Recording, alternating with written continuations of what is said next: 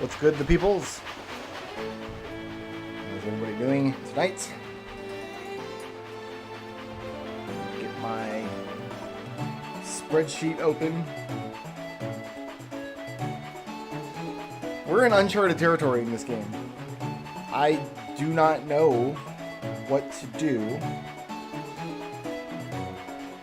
in order to unlock the 2 optional dungeons.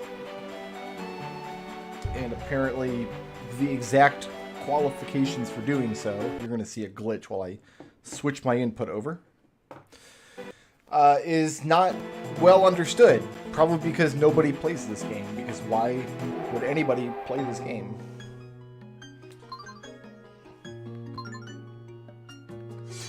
So what we need to do is receive a letter from an NPC named Ferris. Which means this little post box here has to dance. So we completed this side quest for him. This is done. We need to complete another side quest for this same character. After that, he will reward us with a track map that leads us to a mine where we can get a certain kind of ore, and then if we bring that ore to, I believe, Linebeck, I'm going to double check that.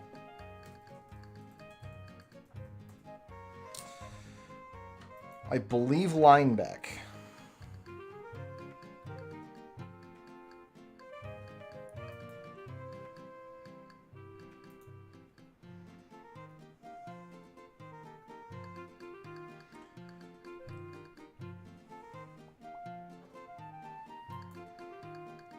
But then Linebeck will reward us with another track going to a place called Lost at Sea Station. Excuse me.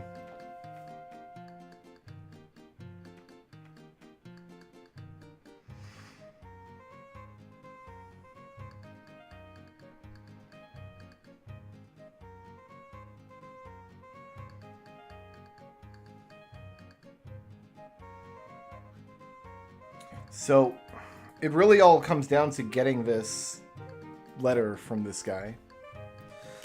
So yeah, the first thing I'm going to try is going to the top of the tower, then warping back down with the teleport circle, and we'll see if that works. If that doesn't work, I guess we're just going to start completing unrelated side quests for NPCs and see if anything shakes loose.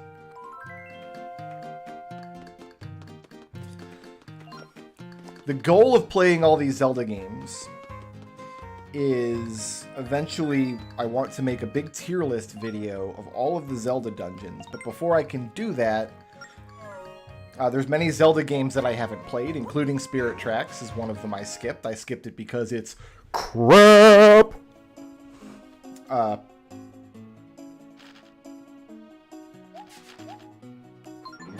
But there are other Zelda games that I haven't played in many, many years. There's Zelda games that I've only played once.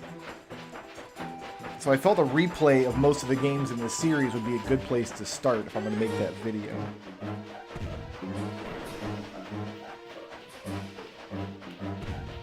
So he's way over there. That's not the encounter music. There's a bomb guy, pretty close music.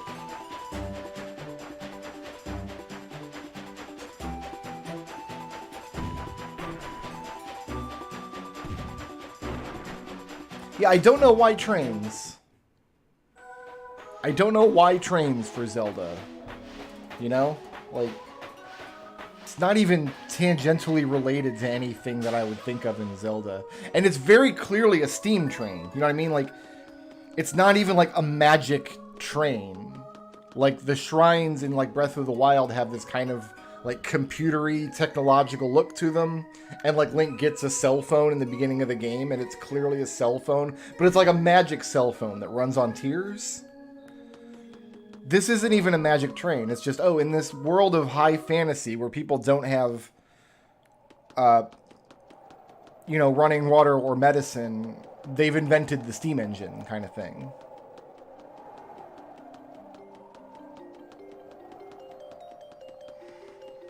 If it were a magic train that ran on magic, then I think it would be fine. More or less.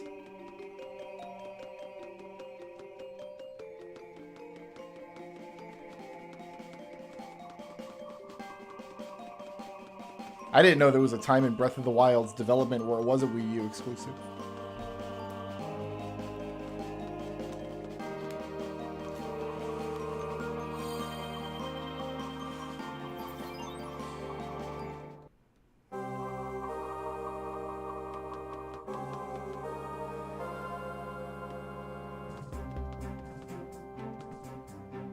Well, I definitely don't want to do this again.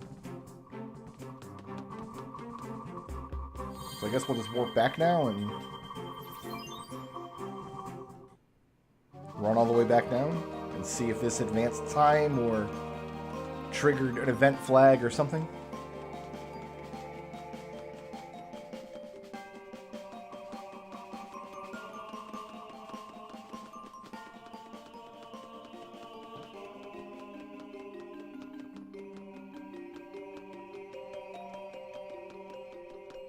I first played Breath of the Wild on the Wii U. I thought it was fine on the Wii U. Honestly, I played quite a lot of it just on this tablet.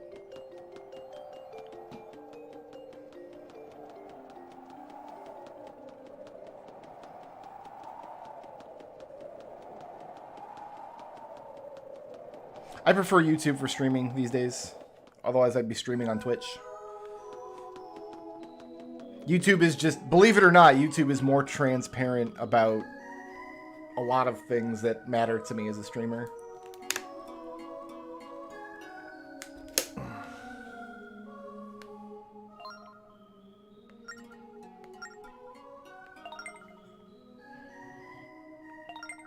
I still stream my D&D campaigns to Twitch. And once in a while, I'll do like multiplayer stuff with other people that I need to stream to Twitch as well.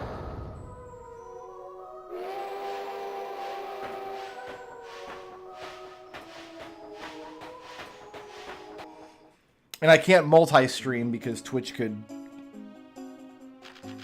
ban my account for doing that. It's against terms of service.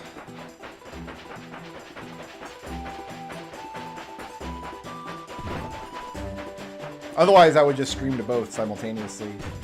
Some people just do that anyway, I found. Like, but I literally signed paperwork with Twitch saying that I wouldn't do that. So I'm not really willing to break the rule on that.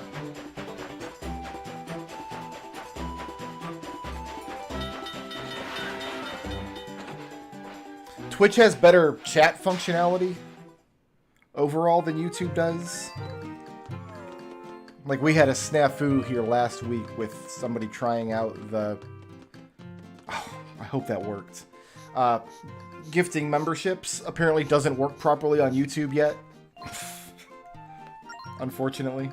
Oh, good. This is exactly the letter that I wanted. Nice. I am an affiliate with Twitch, so it's against terms of service. I cannot multi-stream. I don't think that they would ban my account for it. I think that I would get a letter saying, hey, stop doing that.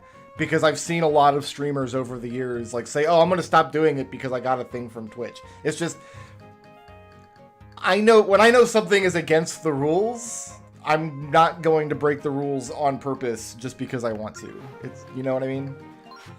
Like, everybody parks there. It's not technically a parking space, but you can totally park there and nobody will mind. I will never park there. I will always park in a parking space 5 blocks away and walk to my house.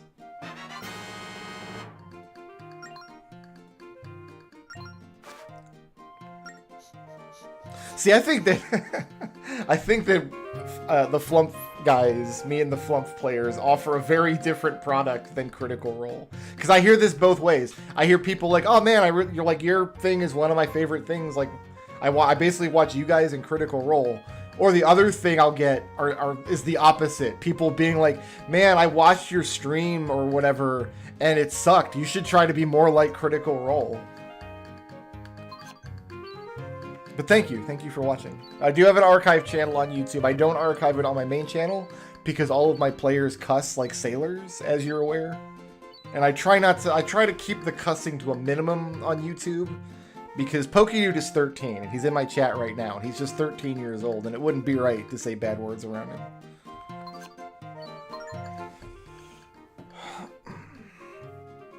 Yeah, you just open up 2 different instances of OBS. Or the way I would do it is I would stream to one platform, and then I would use that computer and run OBS over there to capture the stream and stream it to the other platform. I've done that before for like Let's Racing Time stuff. I did it one year for a Fiesta run. Have you ever seen this place? This is going to be in the Fire Kingdom.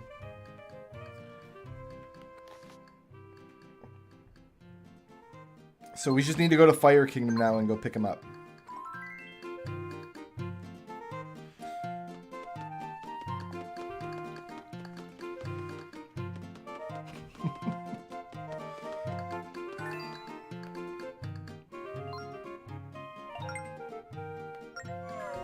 I also find, believe it or not, I get a better chat experience on YouTube. It's much less likely that I'm going to get people in my chat that just want to like ruin the experience. Like on Twitch, it's very, very common to get 1 or 2 new viewers in that clearly don't want to be watching your stream. They're just not happy with anything. They're just there to like be mean to me and be mean to the people in my chat. That doesn't happen as often on YouTube. And I don't know why exactly.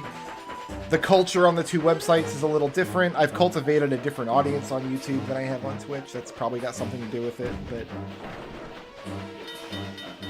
just in general, I just find chat, when I get new people chatting on my YouTube stream, they're always like nice people, and they just want to like hang out and like watch video games, and it's a good time. In Twitch, it's always like, why are you playing this crappy game and you're playing it badly? Like, yeah, I play every game badly. I'm terrible, I know.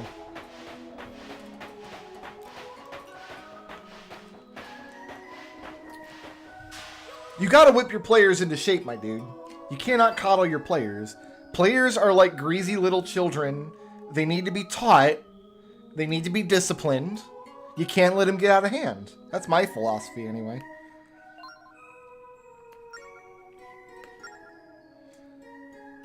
I am exceedingly lucky, by the way, when it comes to D&D, because like I am in a privileged position that I have more people that want to play in my Sunday D&D game than I actually have chairs. So not everybody is in that position, I realize. So he wants to be like up here somewhere. No, he is up here. He wants to go somewhere else.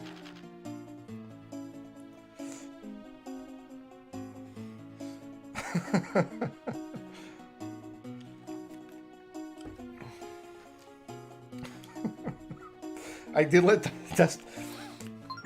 I don't know. I don't think it's correct to say that I allowed Destel to stockpile 4,000 pounds of acid. I feel like he did that behind everybody's back, and we were just all powerless to stop him.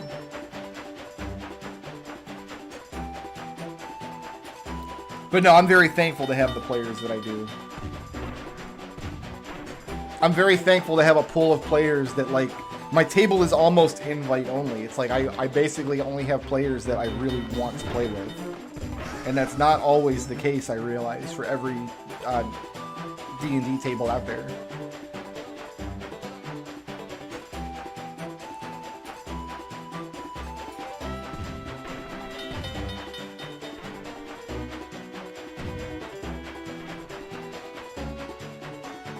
Treble, by the way, in my chat right now, he's the one that actually puts up the archives on YouTube. If you watch through the archives there, that's... Treble is gracious enough to do that work for me so I don't have to worry about doing it, which is very nice of him.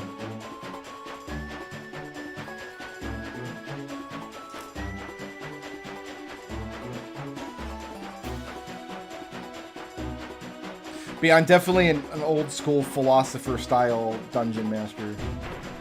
I do not ascribe to... The number one thing that I read on all the D&D subreddits Everybody says this over and over and over. It's like a mantra. It's like something that they just repeat so often because they've heard it now so often that they don't even know what it means anymore. But they say D&D is a collaborative storytelling game. No, it's not. I mean, you can play it that way if you want. But people say this, it's like a mantra to them. They say it in response to like table problems. They say it in response to like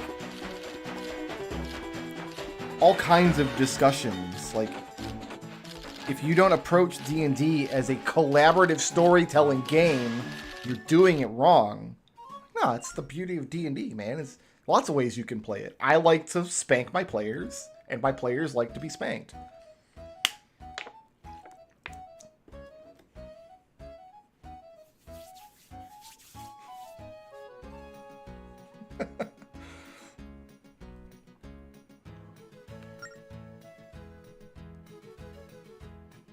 Riot was played by my friend Nick, and at the time, Nick was playing D&D with us, and he was starting a second campaign with some of his in real life friends, and he couldn't play in 3 D&D campaigns. Like, he was running one and he was playing in Flump, but I had no shortage of people that I could ask to come in and replace him. I think Treble replaced him, actually.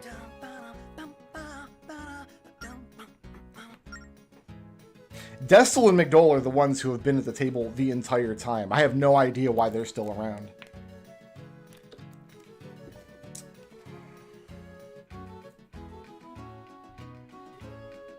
Oh, did Nourishim just make Prompto sing? I didn't see the pop-up.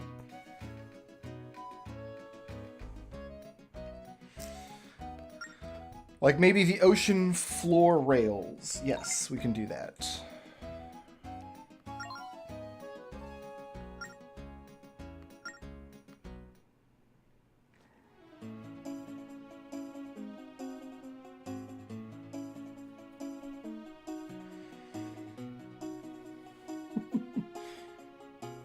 Good night, Pokedude. Thanks for hanging out, man. I guess we'll just go back to Spirit Temple then.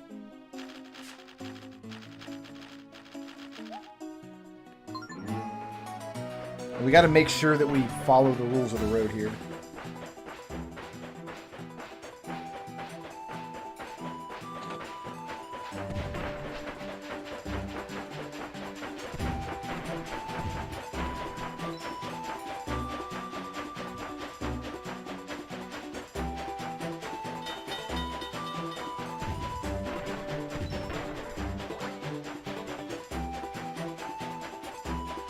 But yeah, it's definitely the most consistent D&D group that I've ever had. We've actually completed 4 campaigns and are in our 5th now. That's unprecedented in my D&D career. I've never completed multiple campaigns with a single unbroken group. We do take breaks. Like, we're in a hiatus right now until about like July. But other than just taking a break, usually one big break in the middle of a campaign and then like one in between campaigns. But we've been pretty consistent.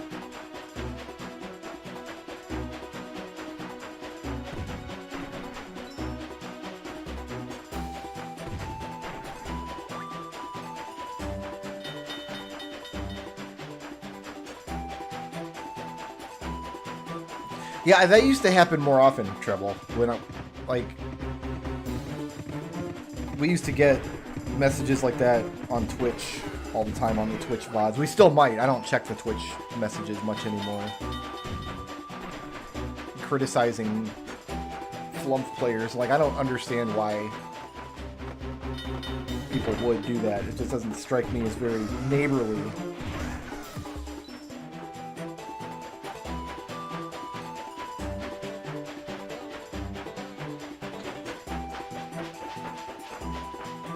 He wanted me to slow down here and then speed back up. I don't know why he wanted me to do this, but he did.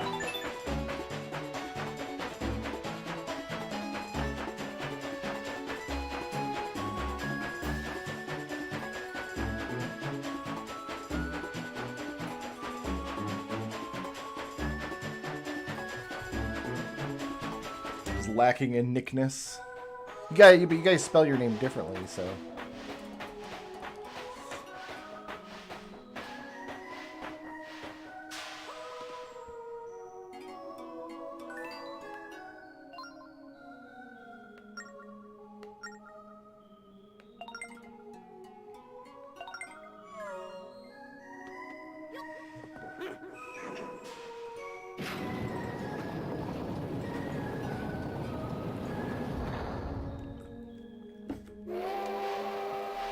There's some great fan art of Gus floating around in our Discord. And right now, Treble is the one running our game on Sundays. He's running the Wilds Beyond the Witchlight.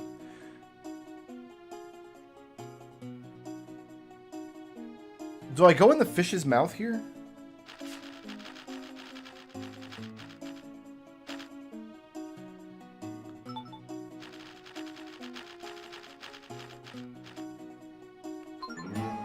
Does he get underwater?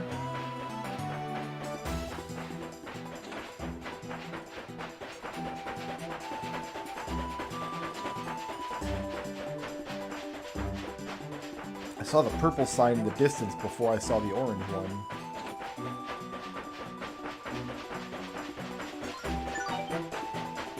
I mean, what am I doing? It was a purple sign. Purple sign means speed up.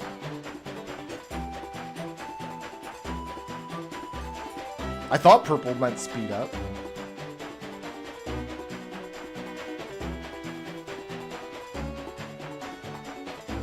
Well, whatever.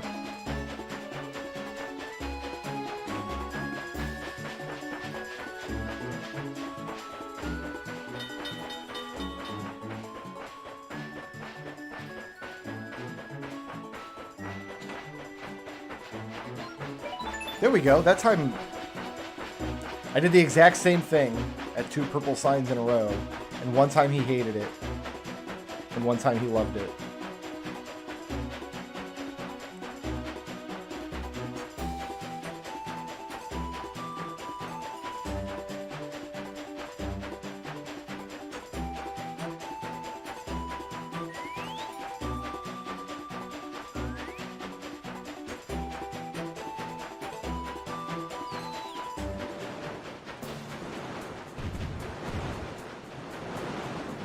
Whoa!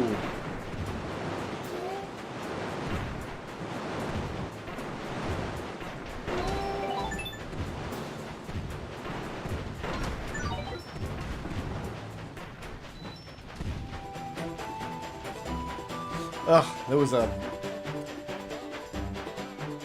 whistle right in the middle of that pirate encounter.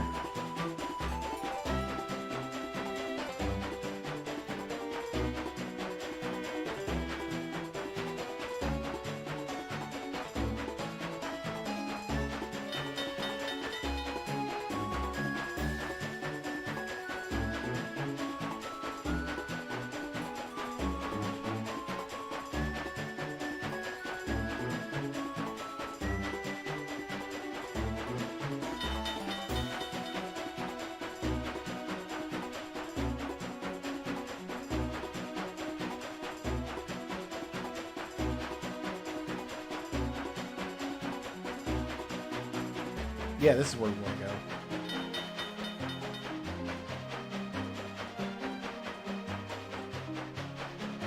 Why did the music change? I looked for pirates, but I didn't see any.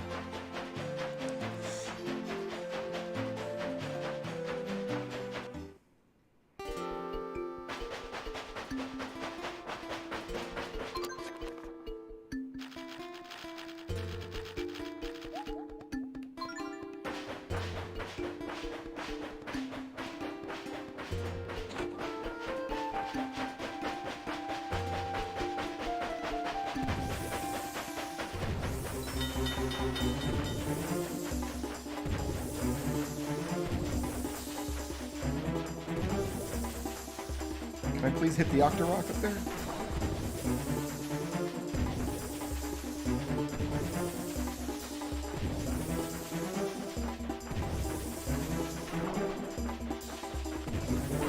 Oh, I guess we had to wait for him to get in front of us.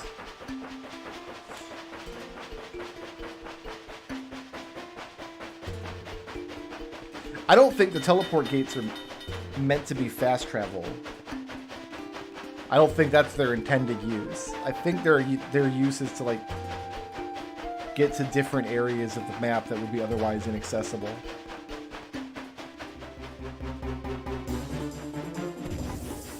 And the reason that we're just not seeing them very often is because we're not doing, like, a lot of side quest stuff.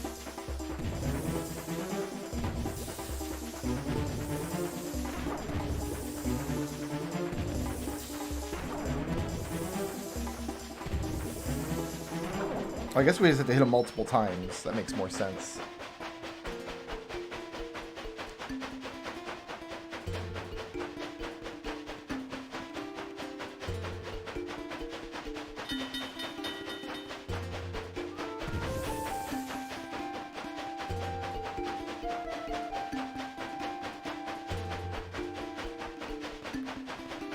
But yeah, my feeling is there is quite a lot of player coddling in the current, like, culture of D&D, and I think it's unnecessary. I think it makes the game less interesting if players get coddled.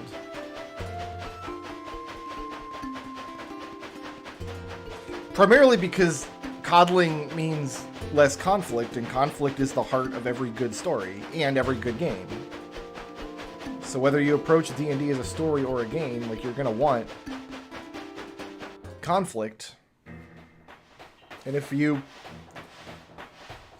aren't willing to discipline or punish or do bad things to player characters, then what kind of conflict are you even going to have?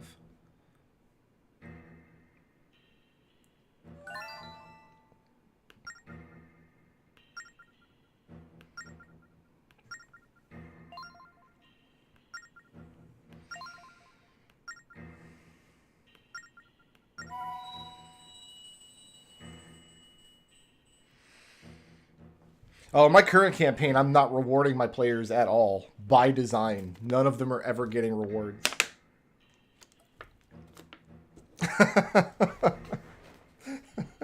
I'm being so mean to my players in the current campaign. I'm going to spend the rest of my life working off the bad karma, I'm sure.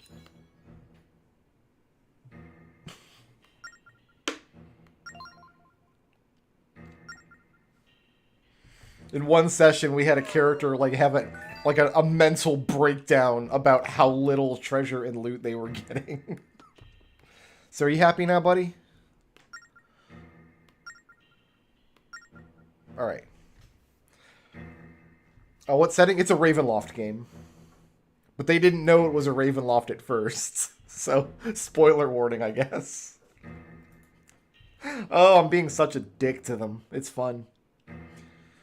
None of them are coming back after the break. In July, I'm just going to come on Sunday and sit down, and nobody's going to be coming back.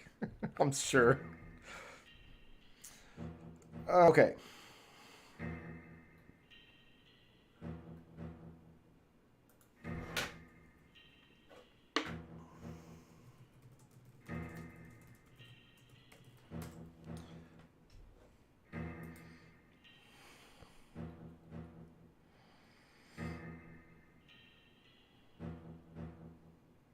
Alright, so I'm going to go up to this dark ore station now.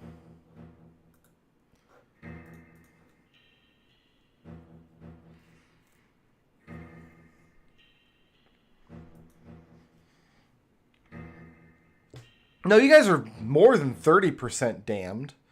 There's 5 party members and 4 of you have some kind of curse. So that's 80%, dude.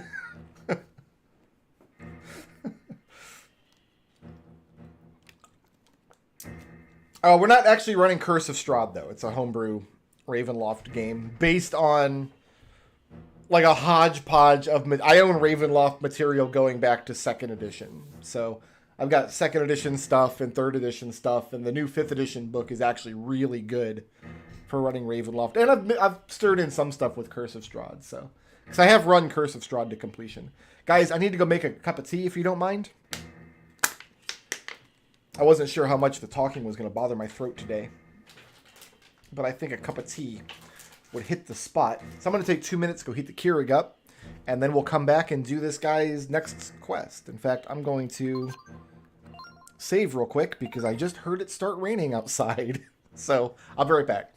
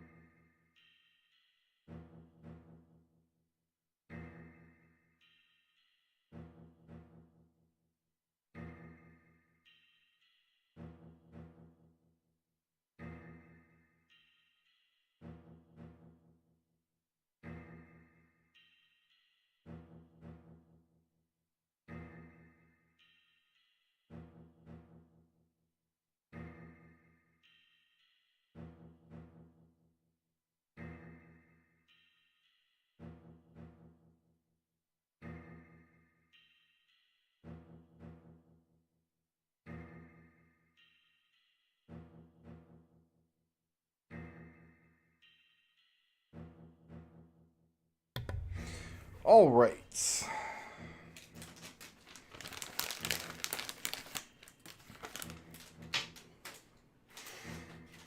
Yeah, I didn't tell any of the players that it was going to be a Ravenloft game at first, because what happens when you do that, I know because I've run Curse of Strahd,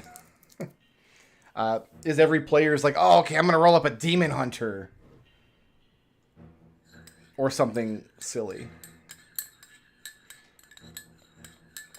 I'm going to be a ranger, and my favorite enemy is every the undead ever.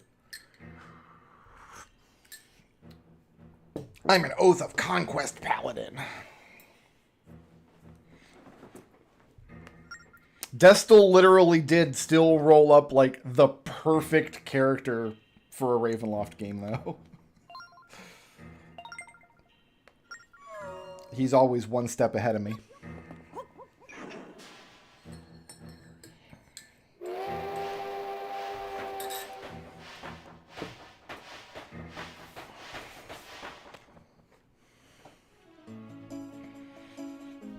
You still would have played Genie, knowing you were going to Ravenloft? See, they're saying that. I would have played the same character. Yeah, sure you would have. Sure. Okay. I believe you. Okay, we need to go back up to Fire Realm.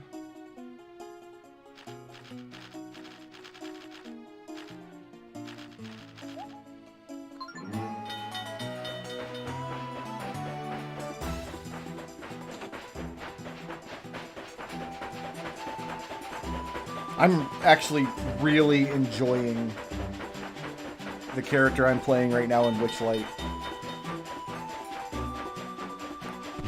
She's one of my favorite characters that I've played in a long while. I always make like a silly meme lord character for the short campaigns during Flump hiatuses. And this one might be my favorite so far.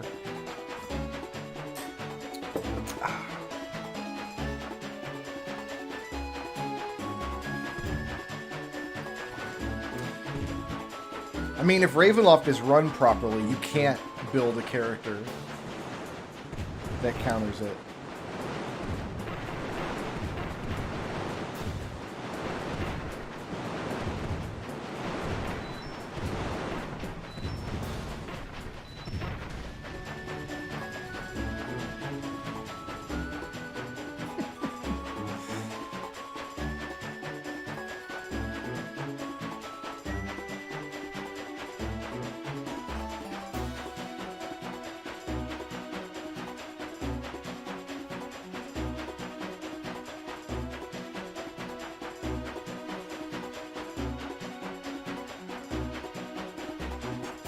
But yeah, we've got 5 players, and 4 of them are cursed in some way right now.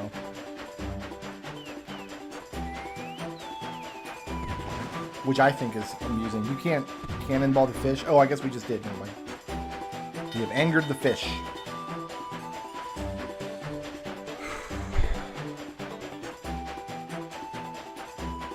My Saturday group, after we wrap up, we're doing a Yawning Portal adventure right now, which I think will take another couple months, maybe.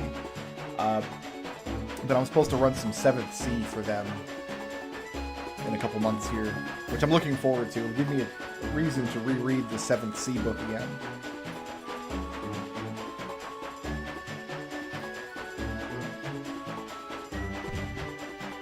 See, it's even worse than that, because I didn't even send them to Barovia. They're in Darkhans. They have to contend with Azalin Rex. Azalin is the worst Dark Lord by far. Azalin was like the original Dark Lord. No, he wasn't. That's not true.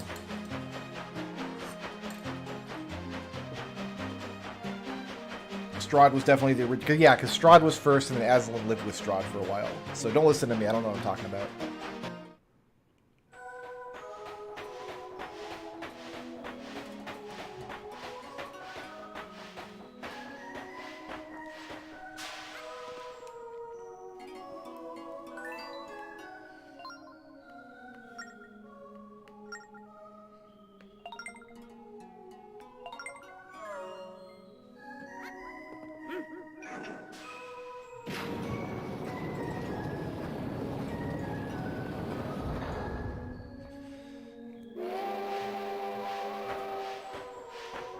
When I ran Curse of Strahd, my players didn't have any difficulty defeating him.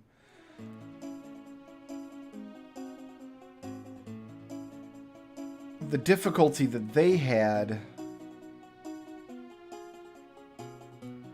was that Strahd almost got away from them. Alright, so where do I need to go?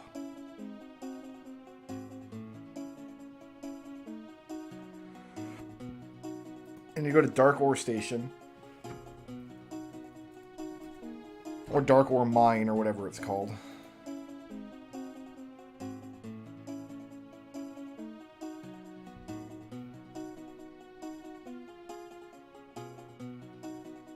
So it's up in the northeast, like where Beetle is now.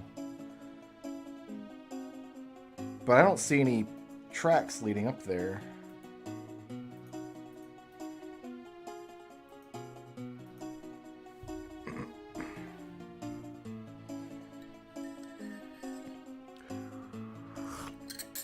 We have to remember that Curse of Strahd, if you run it as written, the player characters are only level 10. Level 10 is the level cap on Curse of Strahd. So a CR 15 finale encounter seems appropriate to me.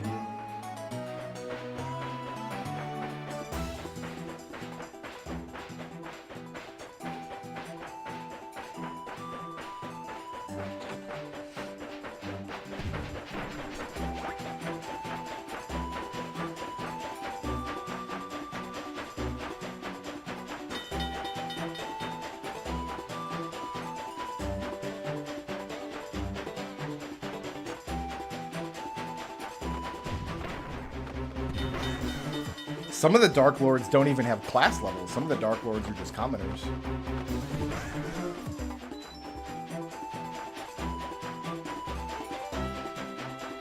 Did I get the Force Gem from Fierce? I thought I did. I completed his... How do I check?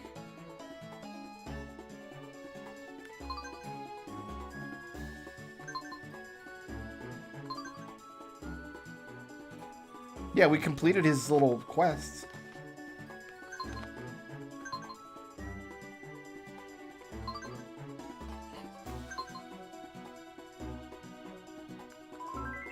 Yeah, I believe Euryxia. Euryxia is usually right about things. Except when he's not, which is all the time.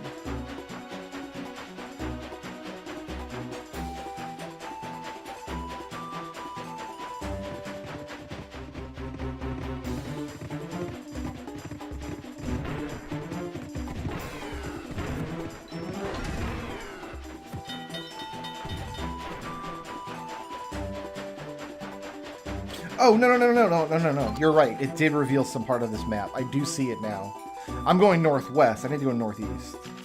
Up here. Which means we could have got here from the ocean realm relatively easily. Actually, that might not be true.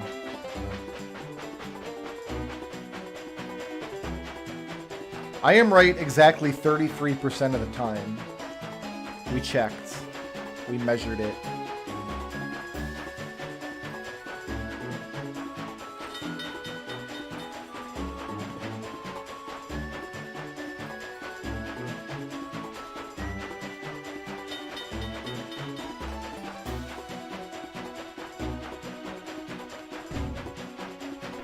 In fact, some of the only... I've read a lot of D&D novels in my day.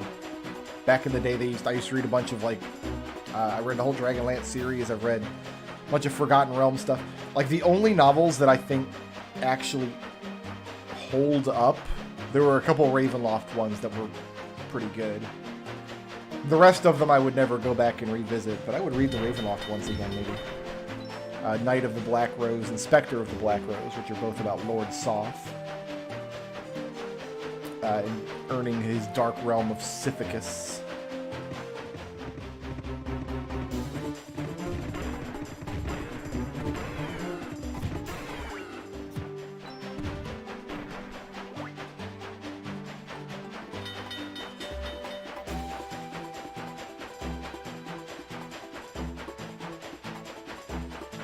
Yeah, unfortunately, they were in legal dispute with the authors of Dragonlance when they compiled their Ravenloft book for 5th edition, the Van Richten's Guide. So there's nothing in there about Sithicus or Lord Soth, which is too bad. Not that I need it, like the 2nd edition materials are easy enough to convert, and I still have access to those. And apparently they cleared up those legal disputes like right after they published that book, because apparently now they're doing Dragonlance stuff again.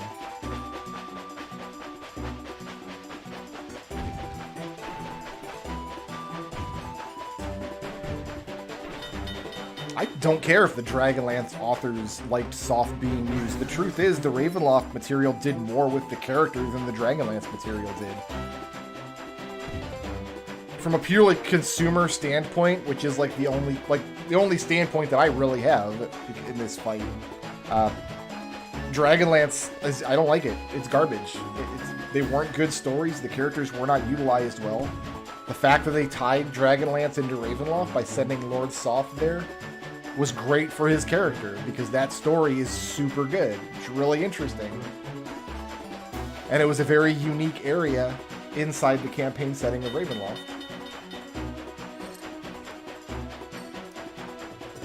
So if the authors didn't like how they used Soth, like, sorry, but lump it, because the world is a better place with those stories.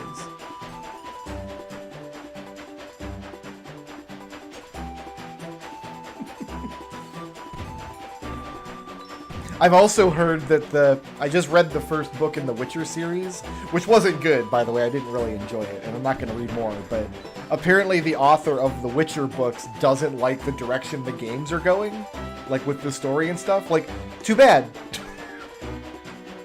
Too bad. The games are more popular than your novels ever were. That's just, we're sorry, but this is the world we live in.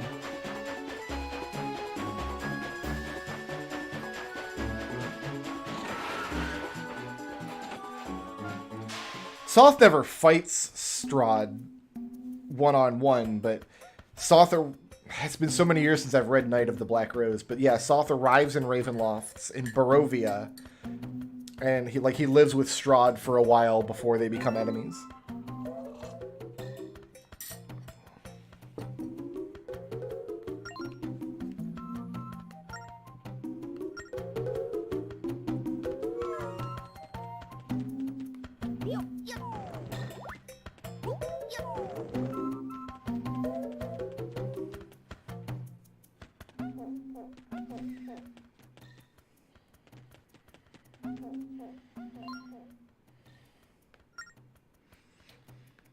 How come you have to play as a literal child in Zelda games?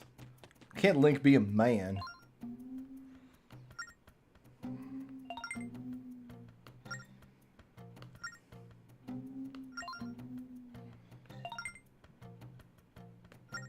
Okay, I do want to buy some.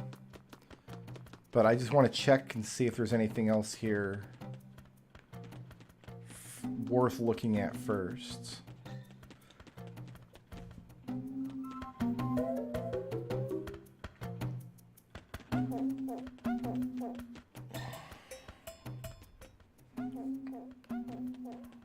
Yeah, if the Dragonlance authors didn't want them to use Soft, they should not have signed whatever contract they signed that gave them the rights to put the character in other materials. Like,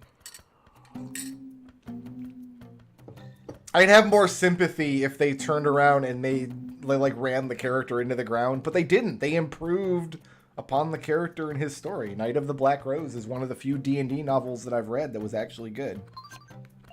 I'm going to save here in case I screw this up. And if I do screw it up, I can just reload the save rather than train all the way back here. So the deal is that this dark ore deteriorates in direct sunlight. So it's going to evaporate on our train because our train is being driven by an 8-year-old who is too stupid to throw a tarp over it or something.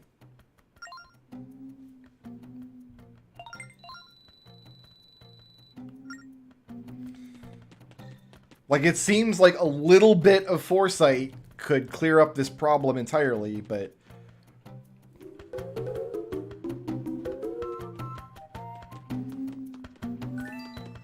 we have to get this back to Linebeck before 5 of it melts. Yeah, I'm not going to be reading the new Dragonlance book. I'm not convinced it will be good.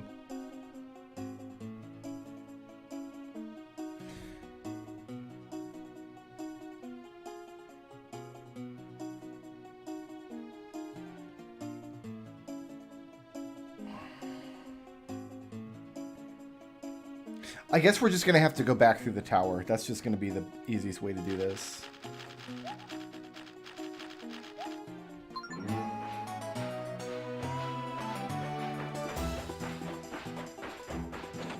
Oh, you mean the source book? Because they're publishing more novels too, I think. Aren't they?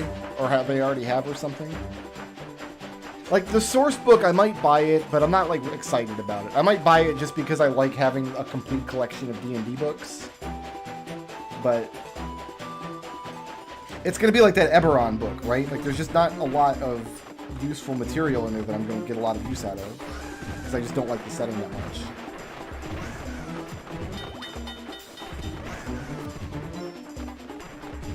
I'm already down to 6 of this ore. Nope, I'm down to 3. What are they doing? Are they eating my ore? They are eating my ore. And we're like 6 feet away. Like, we're already... Okay.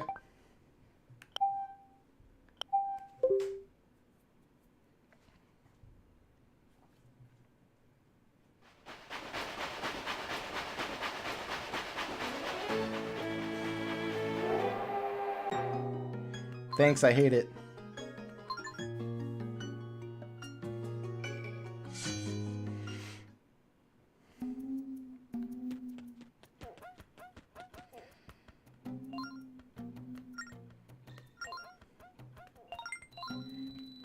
Throw a tarp over it, Link, you big dummy.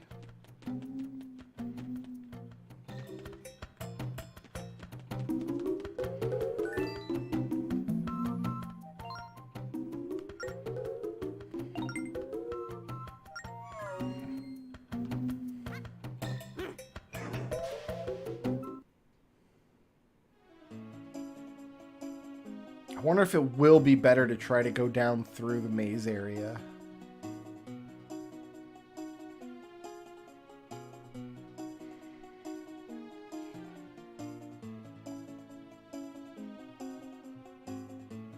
You know what? Let's try it.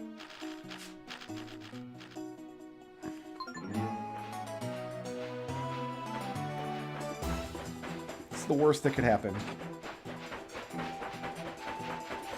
If we get through the maze area, we'll come right down into the ocean realm without having to go all the way across Fire Realm.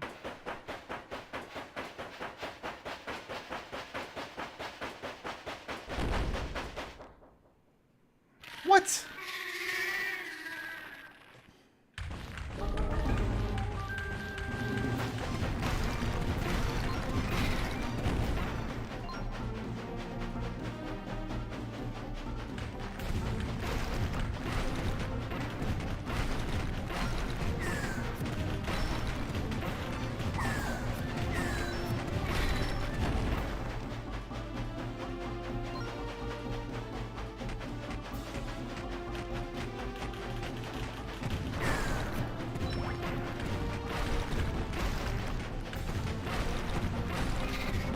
I didn't realize this guy would respawn at all.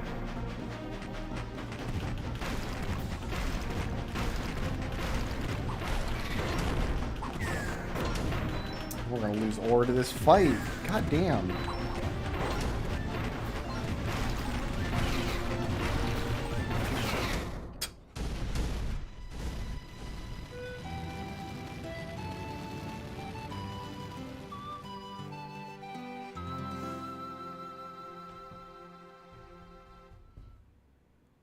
So,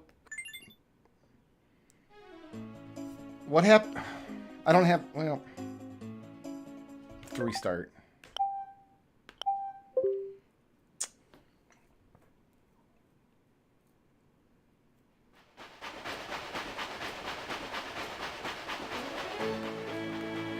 Should I go fight the guy first then? And then hope he stays dead when I go buy ore?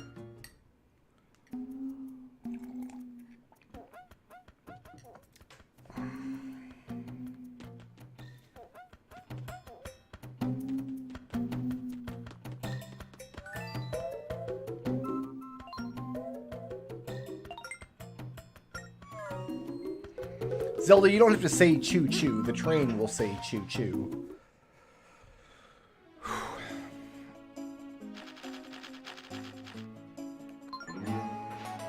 He only spawns when I have ore. Well, god damn it.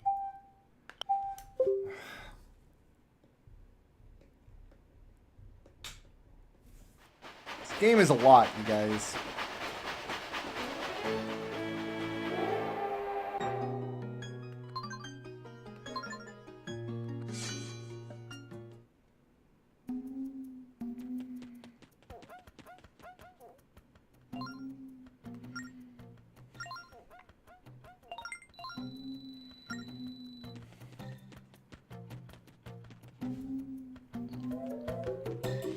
For the record, this is the worst Legend of Zelda game I've personally played. I have not played the CDI games, to be fair.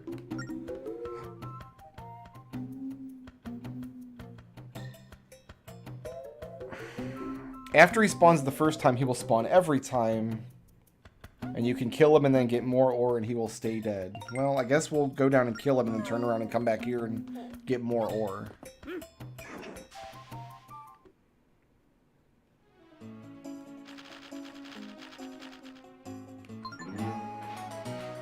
It's gonna take me all night just to figure out how to get this dungeon open, isn't it?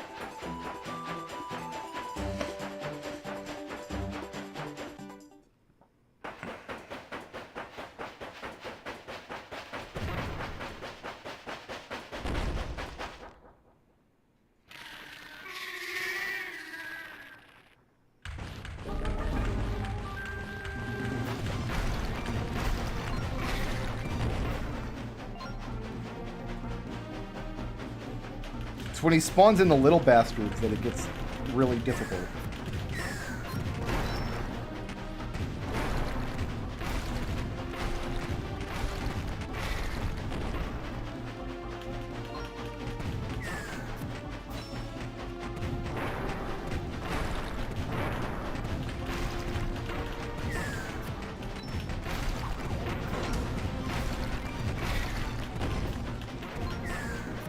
Okay.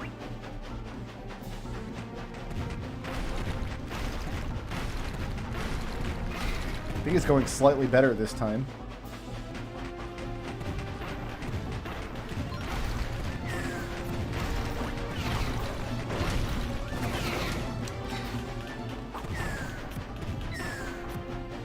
I spoke too soon. Well, no, we're getting hearts back.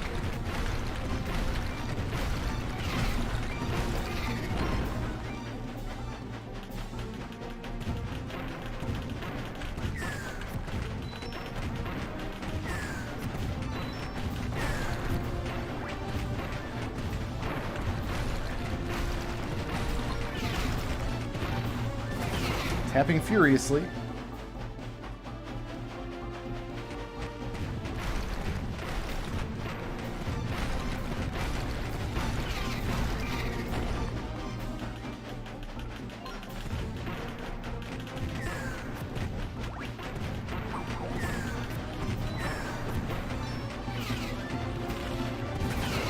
Okay, well, that time he didn't even show me his eyeball.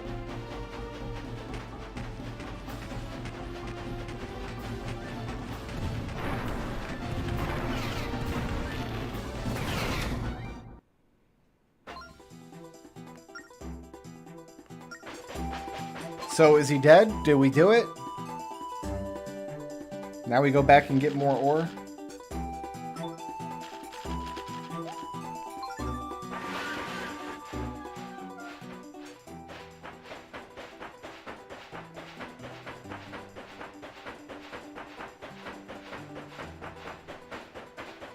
My problem isn't hearts, my problem is losing ore.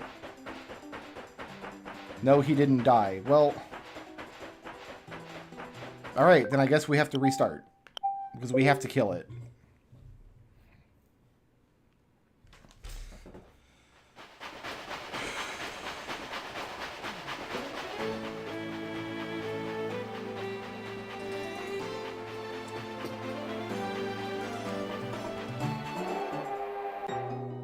Our reward for doing this is going to be a crappy dungeon.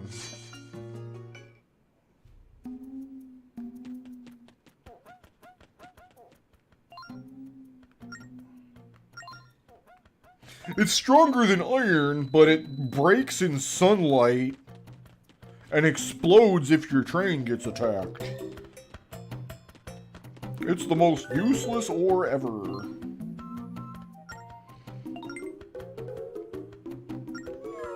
I don't even know what the dungeon reward is. I didn't look it up. I don't even know if this dungeon is going to go on my list of dungeons.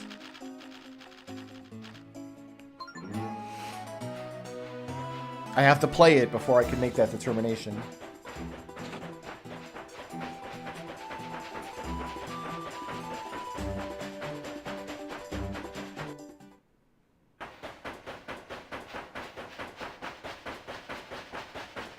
Like, I would think at minimum it has to be a heart, right?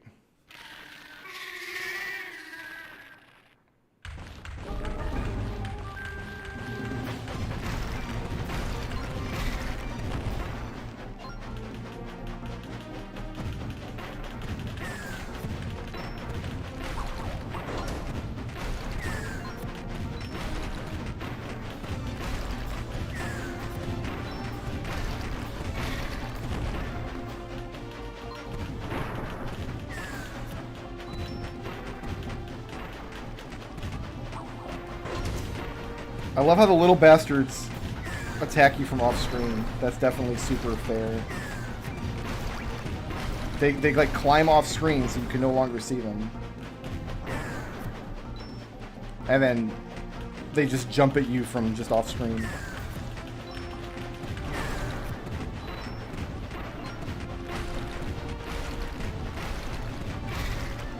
It's definitely a cool way to design a boss fight, bro.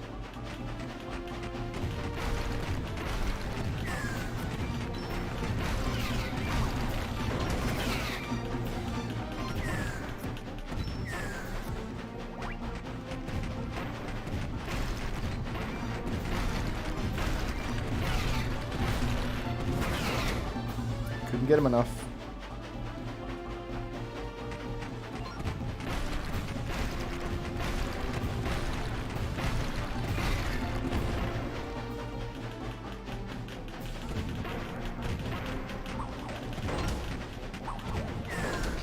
God damn it.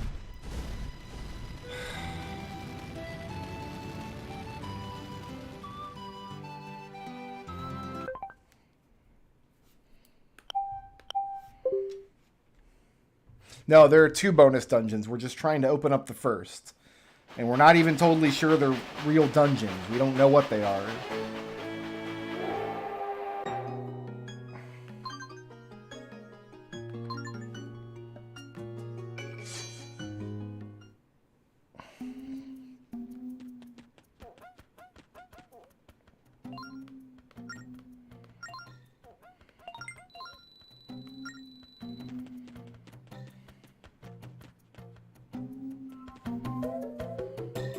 Hearts isn't the problem.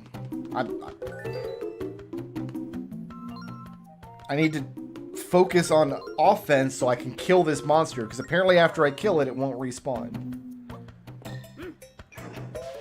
I don't care how much damage I take, as long as I get the boss killed, but if I miss too many shots, you don't get to kill the boss before you leave the tunnel.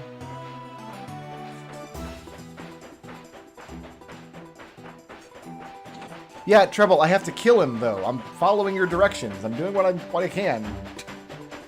I have to actually kill this boss. I understand. I'm working on it. Doing the best I can, man. It sucks. I don't know what else to tell you. It sucks. This fight sucks. These controls suck. This monster sucks. It sucks that he can attack you with his ads from off screen. It sucks that the train goes around corners, and when it does, it changes what you're aiming at. Everything about this sucks.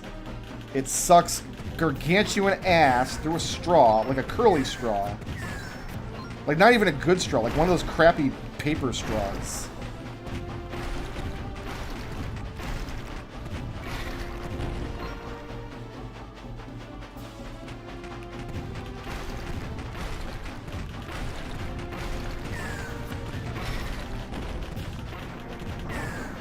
Okay, I got both of them there.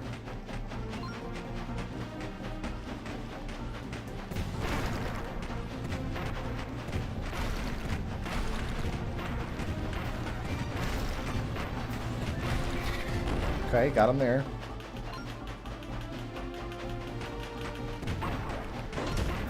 Yeah, see, then these guys just attack me from off-screen where I can't actually damage them.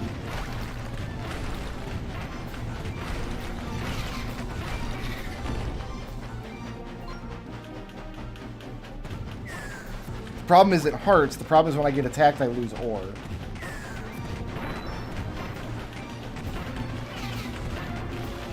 And now he's in an attack phase where I need to use these exploding barrels on the wall.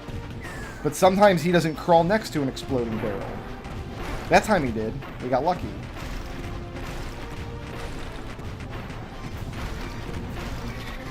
But sometimes he's crawling on the opposite side of the cave from where the barrels spawn.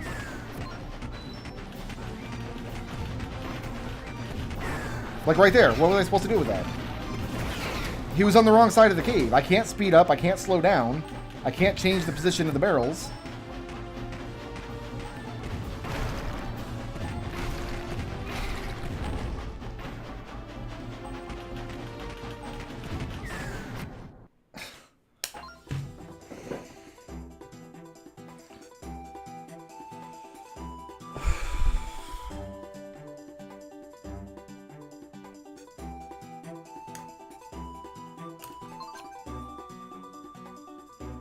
So why shouldn't I restart then? Unless like does the damage persist? Like is he half dead now?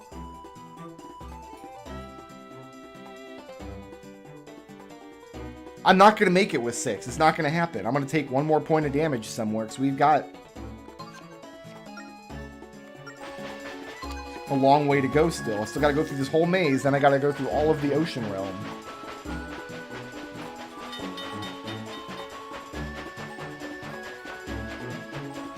And I don't know my way through this maze. I was planning on losing a few ore just figuring out my way through this maze.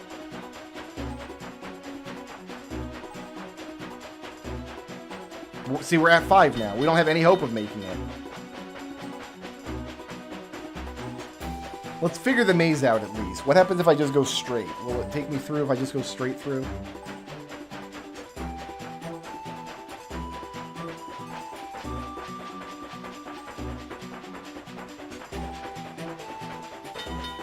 No.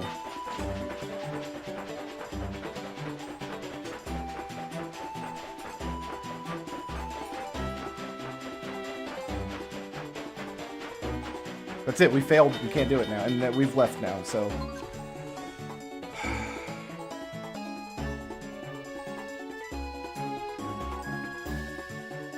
Didn't I take a teleporter? I've got no friggin' idea, dude. I have no idea. I wasn't planning on coming back to this idiotic maze a second time. So I do not know. Urgh! See if we can find instructions for the maze at least.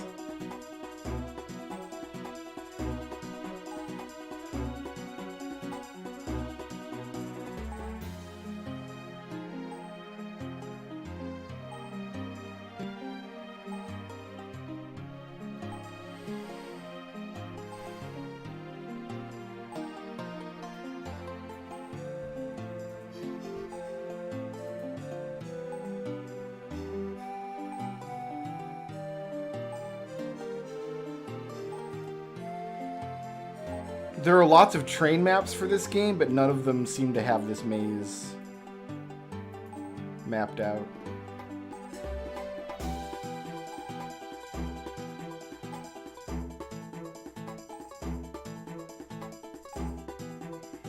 And even after we get through the maze, we still have a lot of Ocean Realm to go through, which means like pirate attacks and stuff.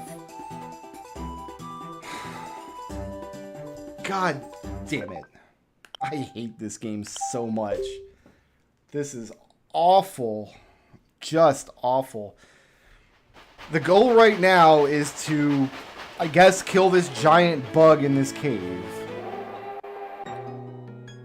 Because unlocking this bonus dungeon is like an 18-step process, and every single step is more god-awful and annoying than the previous one.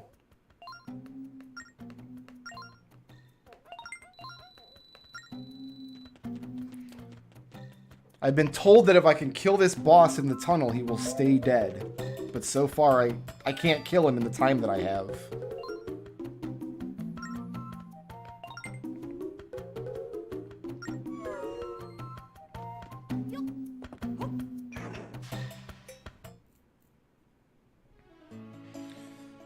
I can't hit him 40 times. That's just not gonna happen, dude.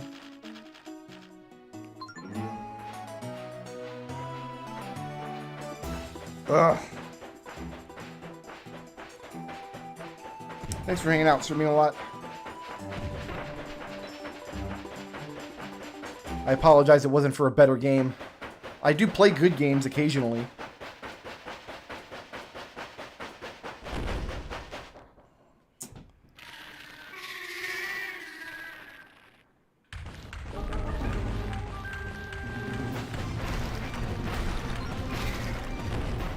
So 37 hits left if he's got 40 hit points.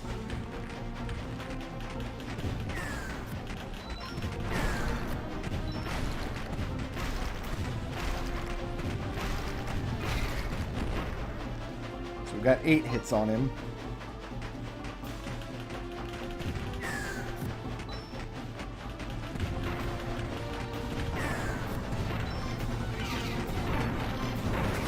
None of those barrels did anything to him. I blew up like 4 barrels in a row there. None of them did anything to him.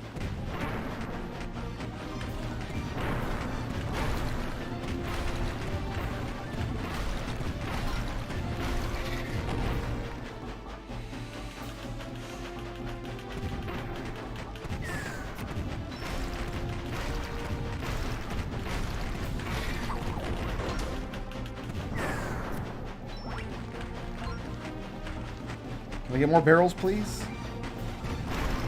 God, that was lucky.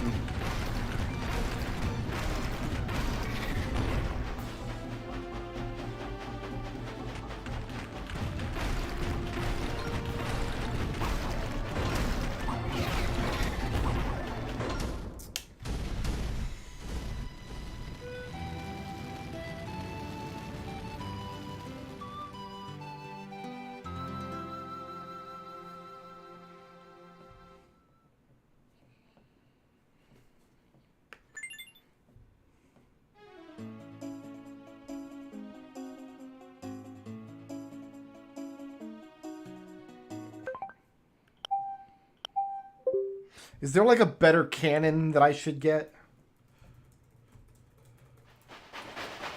One that does like more damage or something?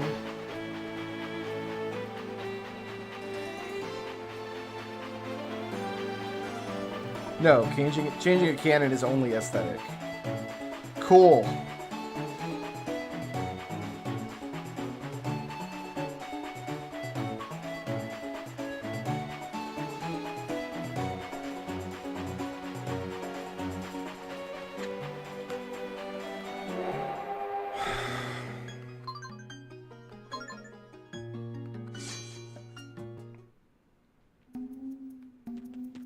All right, buckle in for just a boring, awful stream, I guess.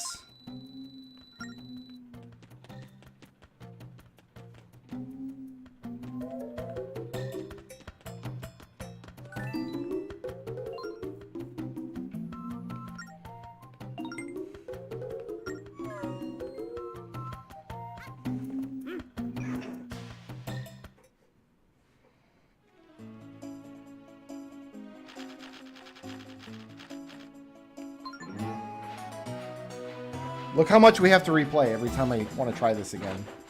Even if I just ate the money loss and continued, I would still have to start all the way back at this station.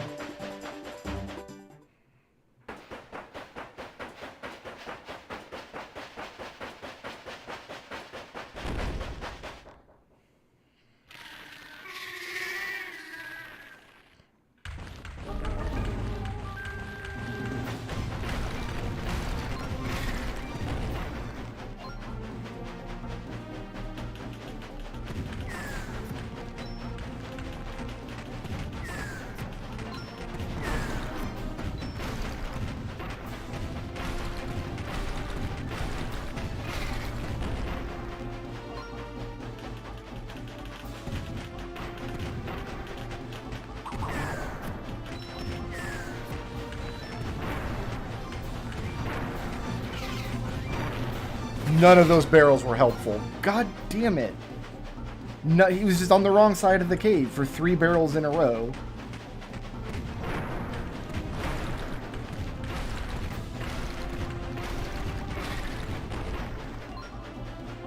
I wish Zelda would shut her goddamn mouth. She is not helping.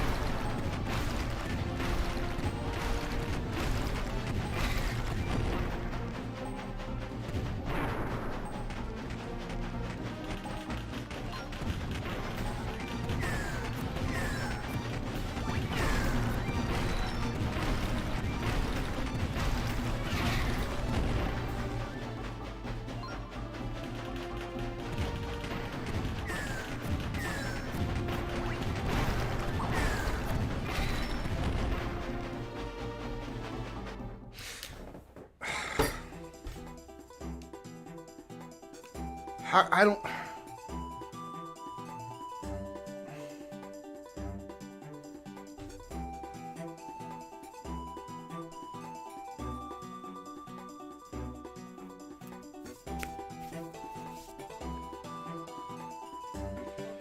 I don't think I can fight it better than that. That's the best fight that I think I'm capable of. I don't know what else I can do to make the fight better.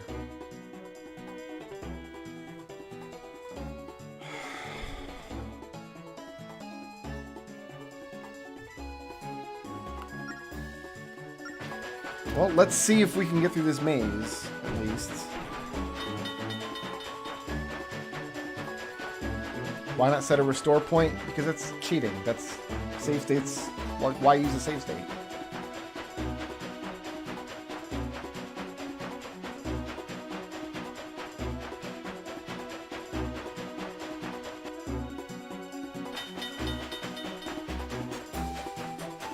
Wait, this isn't where I wanted to be. Hold on. God damn it. What happened? It didn't follow the route to where... Well, you know what? I screwed it up anyway, so it doesn't matter.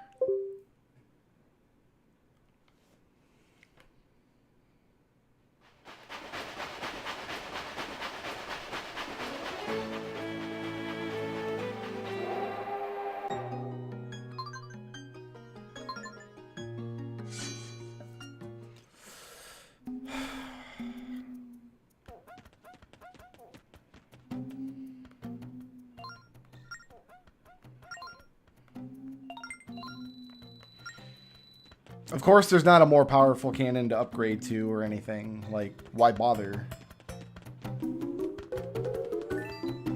I don't think I can fight it better than that. I know I made a couple of mistakes, but you should be able to make a couple of mistakes, right?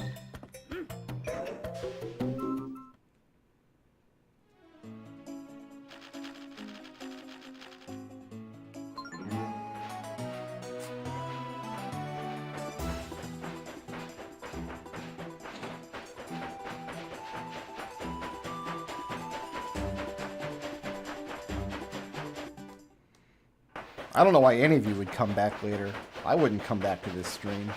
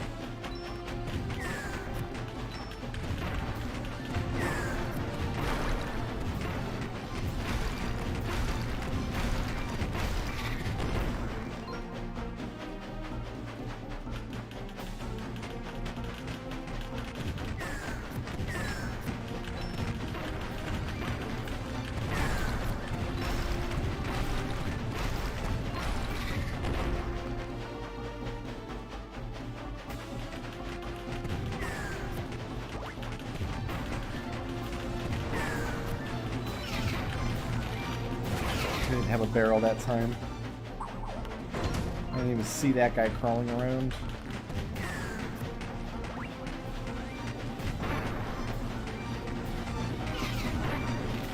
The barrel was on the wrong side of the cave. There's nothing to be done about that.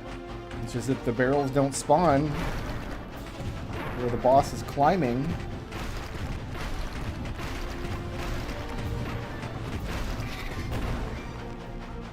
You can't speed up or slow down. You can't alter where the barrels appear. As far as I know.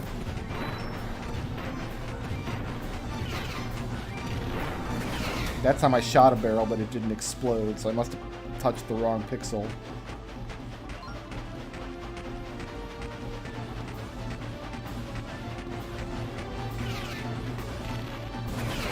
All the barrels were on the other side of the cave from the boss. I waited. I didn't waste a shot. I waited to see when he would crawl next to a barrel, and he didn't.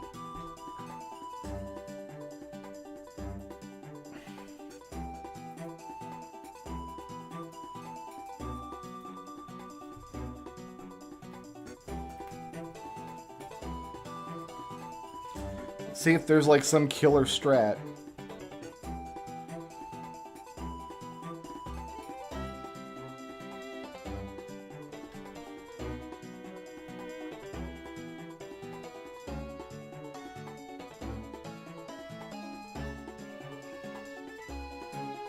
Here's a game facts thread from 12 years ago.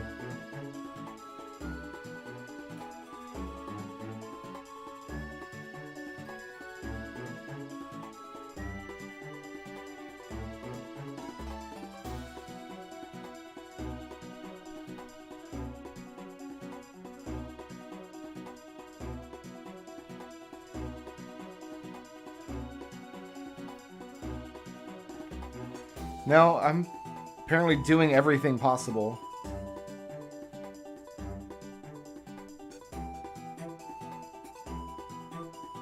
I'm fighting this thing the correct way. It is just going to be a matter of... get lucky.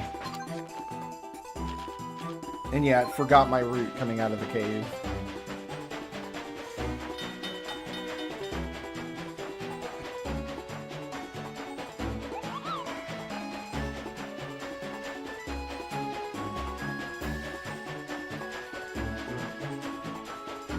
Trouble, thank you for the $5 Kupo chat.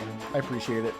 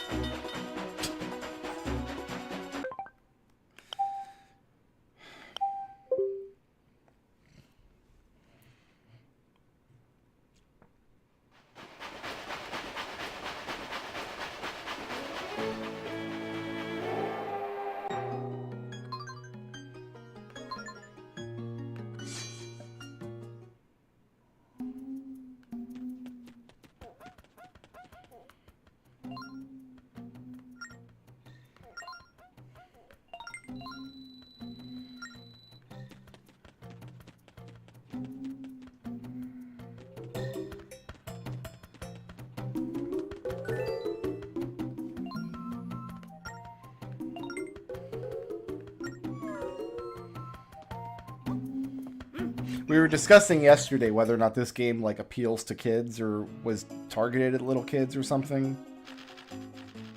And this is the kind of content, like, I just don't see little kids defeating this boss.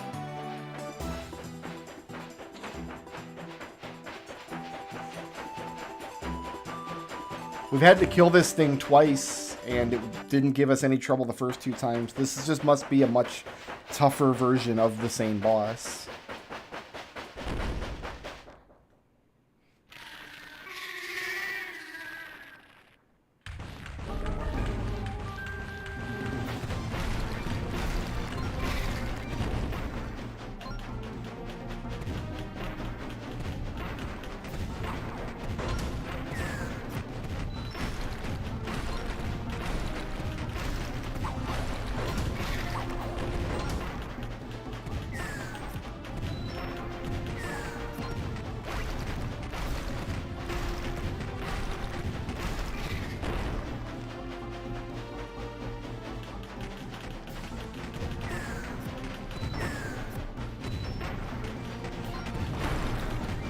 God, that was lucky.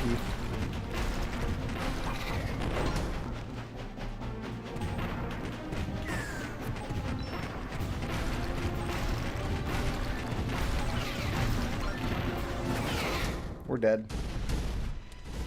How sure are we that this thing can even die? I mean, we've confirmed it. People have killed it.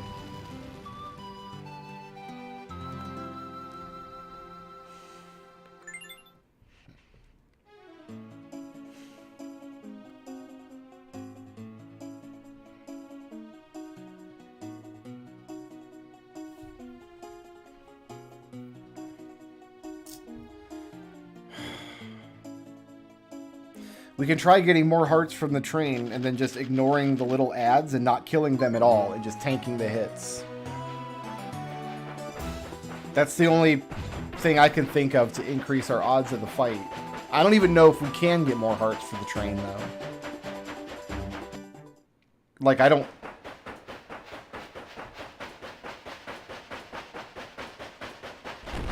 Oh, we still have ore. How did we have ore? I didn't buy any. It must have saved then after I bought it. Well, that's helpful to know.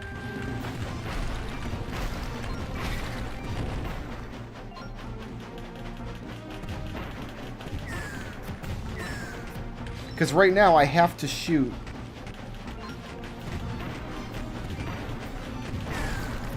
the little ads that he spawns in, or else they damage me. Because I've only got 4 hearts. And when I'm shooting the ads, I'm not shooting the boss.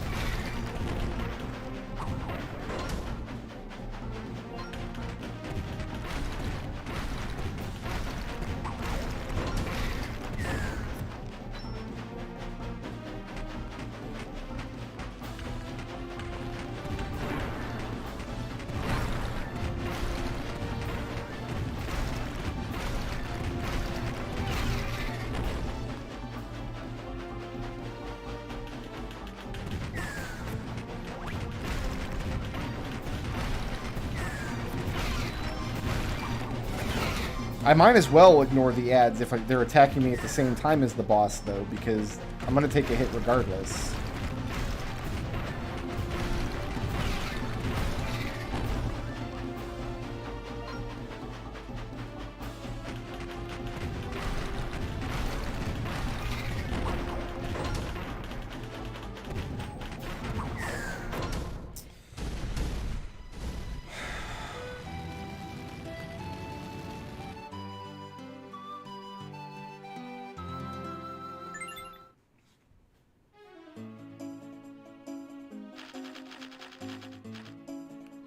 I didn't realize it started to be right here with the ore. I thought it was going to make me like go back and get more ore each time.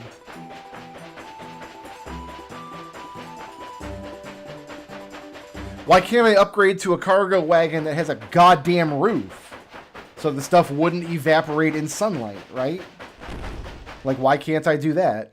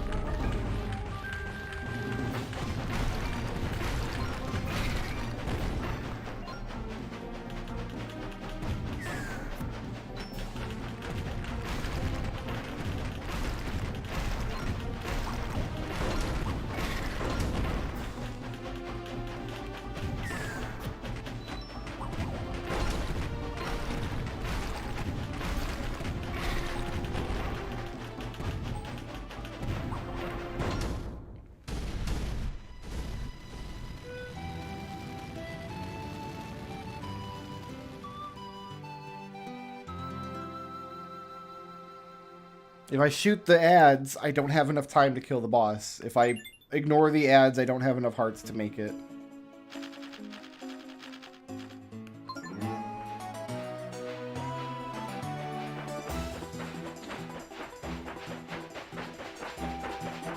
I hate feeling like I'm doing something wrong in this fight, like there's something I should be doing differently, but I don't have the first idea what to even try doing differently. There's so little range of action. All you can do is poke the screen. There are no other interactions except for the whistle, which, well, maybe the whistle is helpful here. I don't know. That's it. You guys have seen my entire range of action now.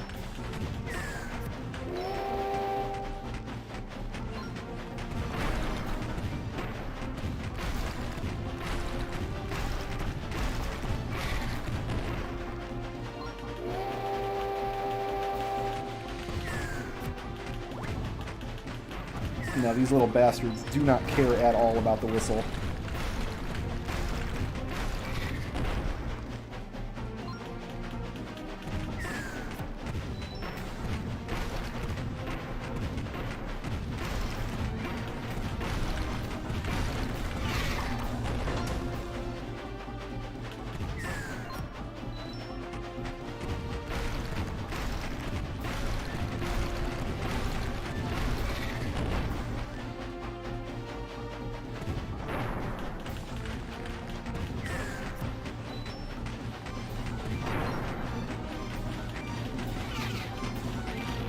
He didn't... That's infuriating. So, okay. He climbs around the wall and his eyes close. You don't have a target. There are these exploding barrels poking out of the walls, but sometimes the path that the boss traces around the side of the cave never comes close enough to an exploding barrel. And if that happens, you just eat the hit. There's nothing, it's just a big block of wasted time and no progress against the boss. You can't speed up or slow down. You have to just, you might as well just shoot all the barrels as you see them.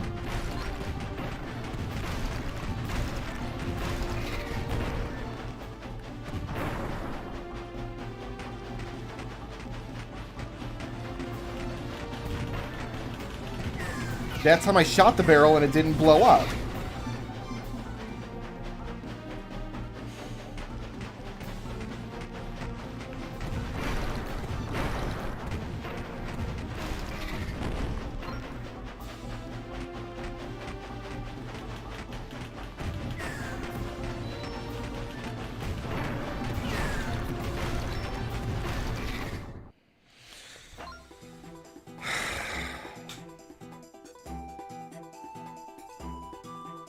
Yeah, increasing my hearts isn't going to allow me to get more shots. What it will let me do is ignore the little ads.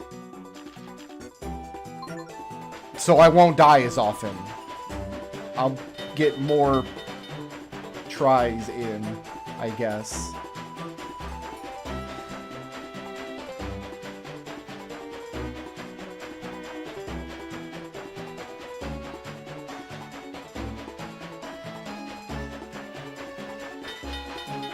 Alright, so if we turn here, we just leave. So let's go straight here. We're going to go to Linebeck now.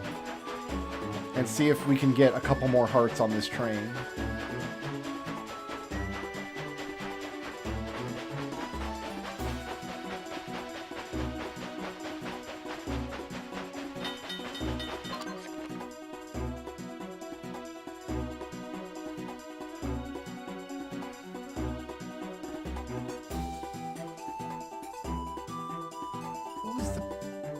That's where we just came from, isn't it? Oh, we had to back up through one of these, didn't we?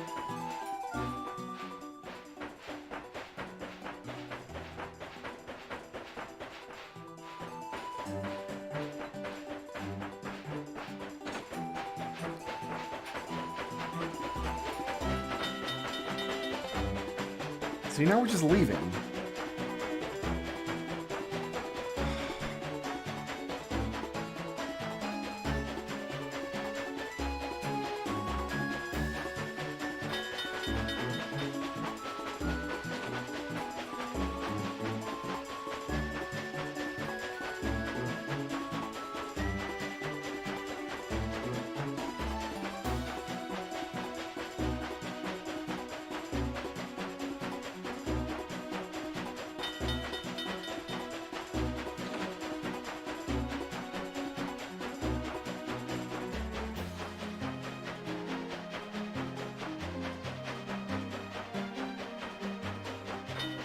And now we're out. There has to be a goddamn solution for this maze.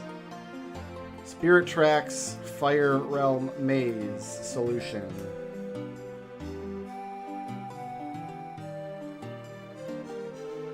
Is this Disorientation Station? No, this isn't Disorientation Station. That's another location.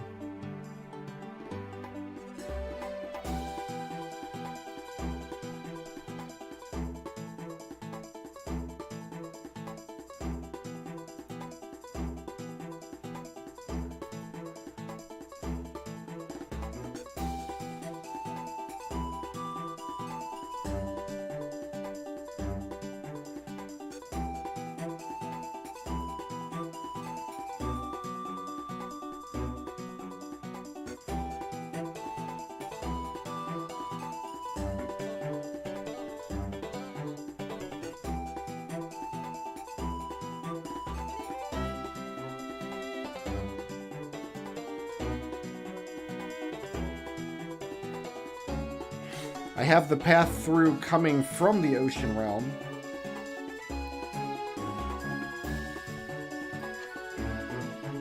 We're just gonna have to do trial and error, I guess.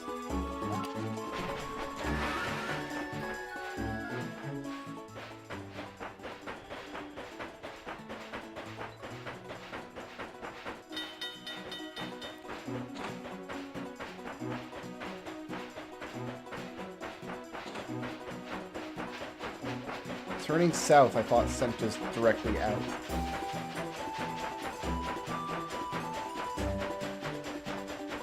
It did. Okay, so what about back? What about going into reverse immediately?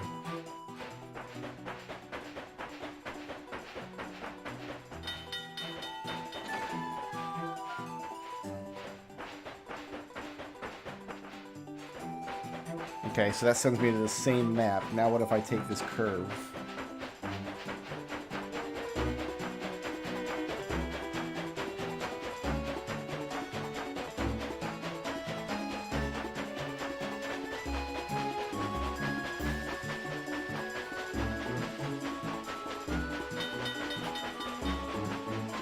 This will hit me back out.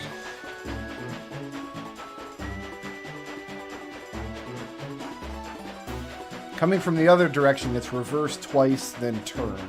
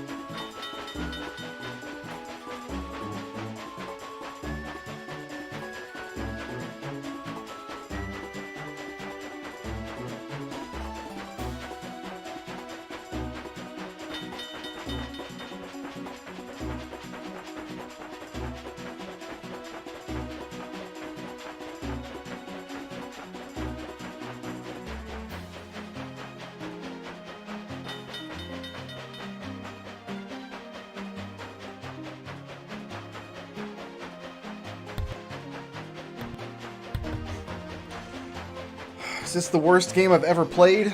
No, I've played some pretty bad games in my day. So this section of the tracks is like a Lost Woods kind of thing. and we need to figure out the correct path to get through. And all the resources that I've looked up on the internet only have the path coming from the other direction. So if we go into reverse, so we're entering the Lost Woods now. We're going to immediately go into reverse. We're going to try going in reverse again. That sends me outside.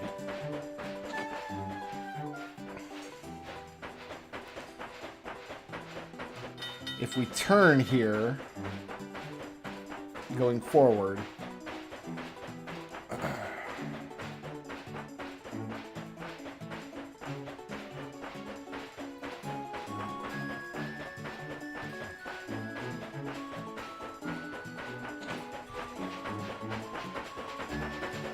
that sends me outside.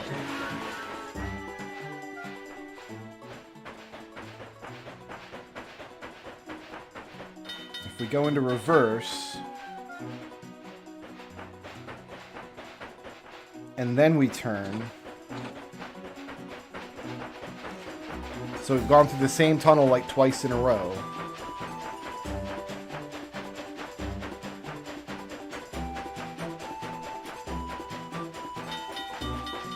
Now we're in a loop. If we go the other direction here,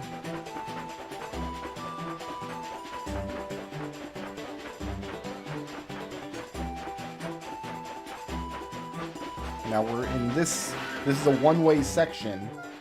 Well, there's no deviation of track, I mean. We can back up through here, or we can go straight ahead. Okay, so this is a new area.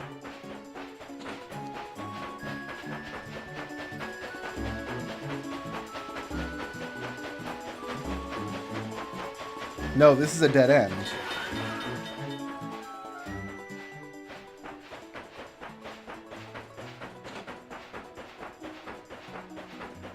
We can turn the train around in here. Oh no, it's not a dead end. We can go through here. Okay. So we do have a north tunnel. On the map, it didn't look like we had a north tunnel. Now we're back in the one-way section. If we were to go straight from here,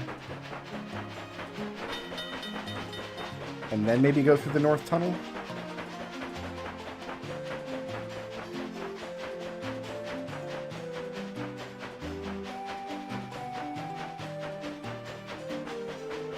Okay, so we want to reverse this area.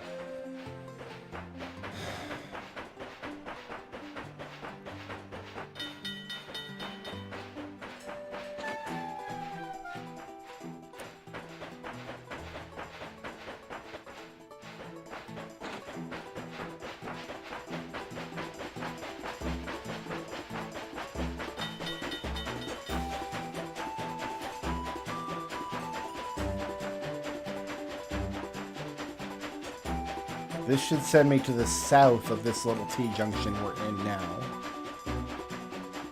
And so it does.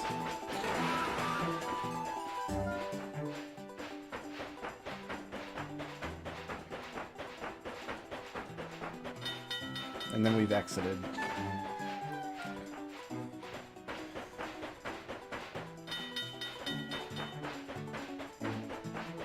So turning here is bad. We want to go through the west tunnel in the first T-junction.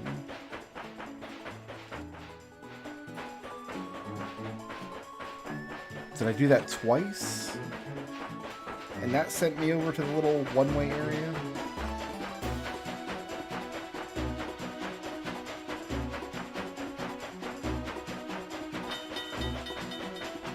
Or not?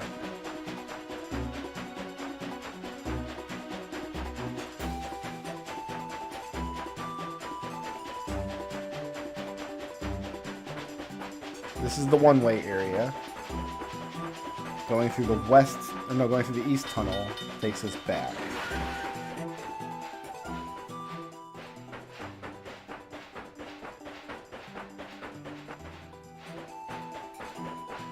Going through the west tunnel takes us here.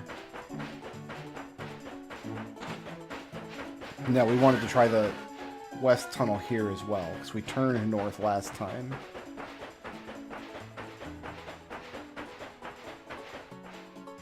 That's it. Okay. So I think I just went in reverse like 3 times in a row. And that got me through. I'm going to forget how to do that, but we'll worry about that later after we get our upgrades and try to get this monster killed.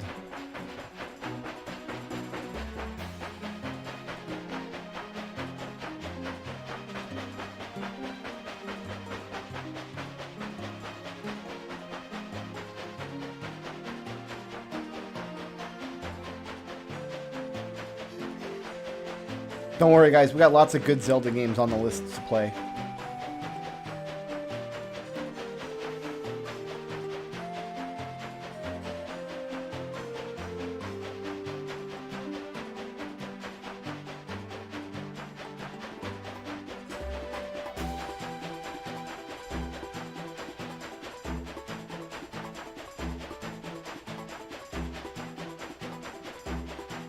So yeah, this path is definitely going to be better because the ore will not be exposed to sunlight for as long. Once we can get this boss killed, we'll be in better shape.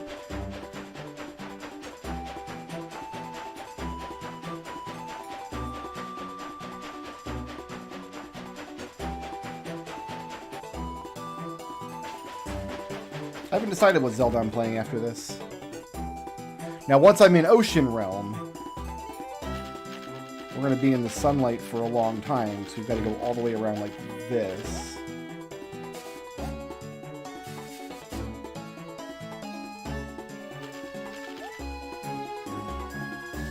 Wait, where's Linebeck? Is he at the ocean sand? What's this up here? I don't know.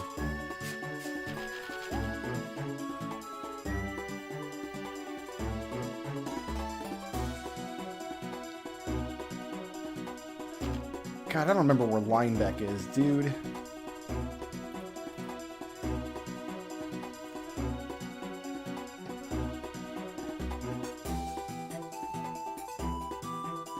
At a location called the Trading Posts. That must be in the Forest Realm, then. That's not even in this area of the goddamn world! Why am I going this way?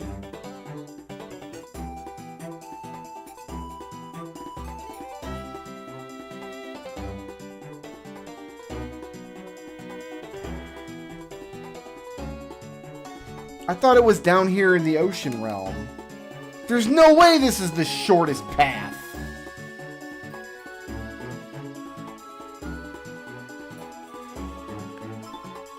There's no way this cannot possibly be shorter than just traveling to the Spirit Temple.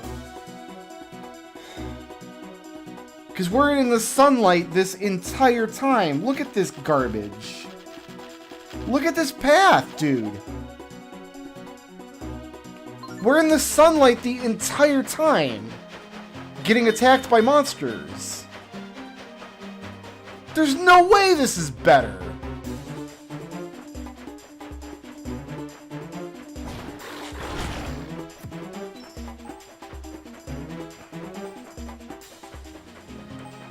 There's no way the ore survives this.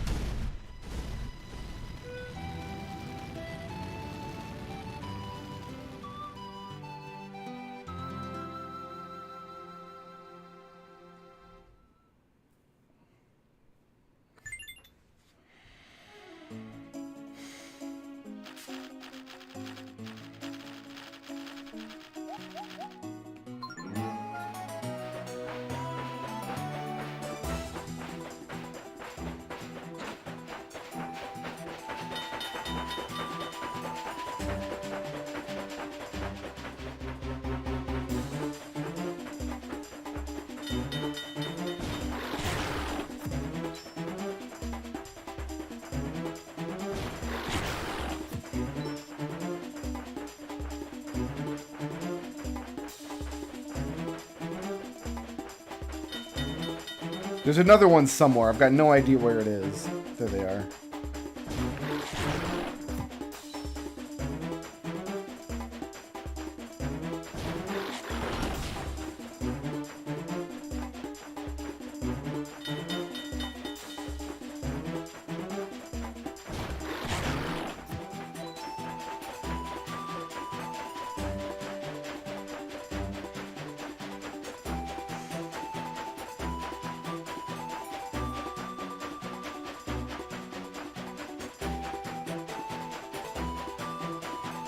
Unless this goes somewhere useful.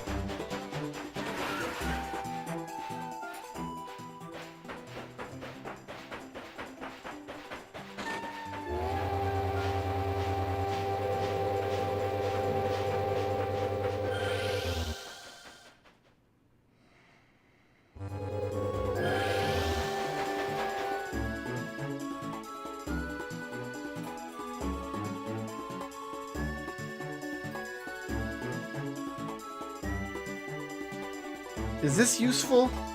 This is useful because it means I don't have to go through the maze, right?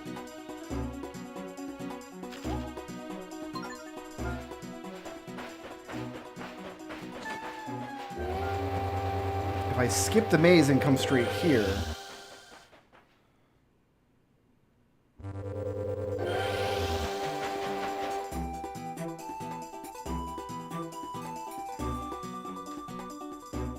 No, that is useful, because I can skip the maze, and then I can skip most of the sand realm, which means I won't have that encounter against all those land sharks. Okay, so that's useful information.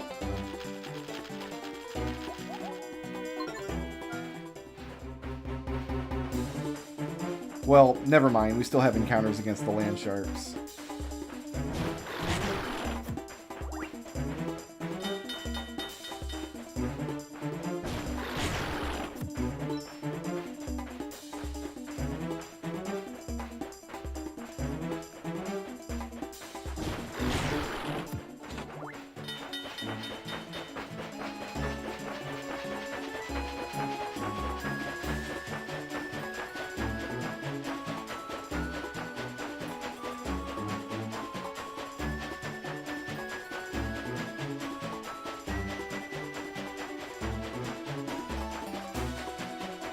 But even this, there's no way that the ore survives this.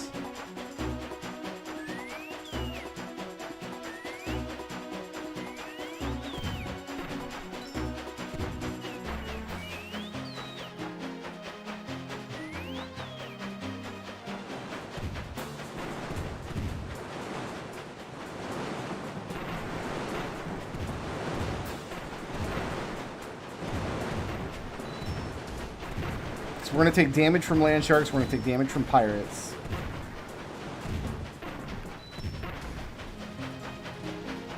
That was a lucky pirate encounter there.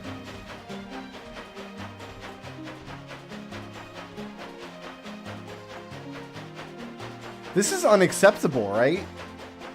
I'm not alone in thinking this, right? Like, this game is just unacceptable. People loved this game. The Northwest goes to Spirit Tower, but Spirit Tower is across the map from... Either way, we've got to cross a map. So, if I'm going to go to Spirit Tower, I might as well just do it in the Fire Realm and skip the boss fight.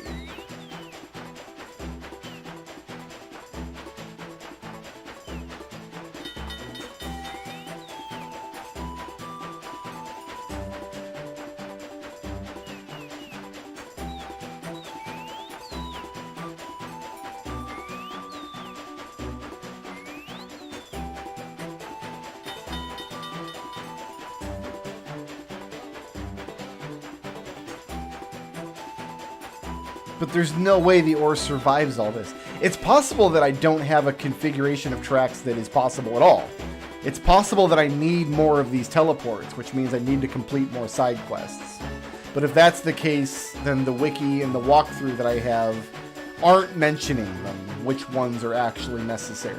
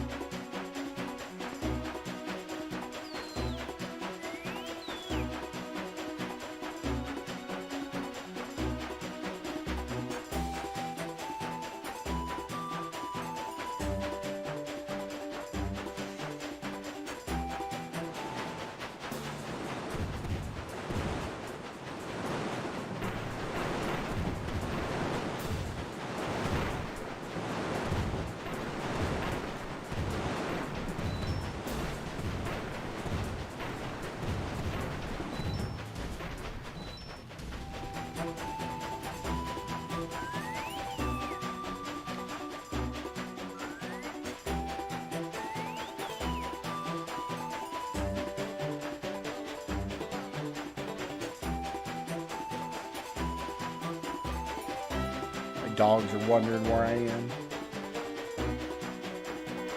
Oh, you be quiet. You're not even the one I like.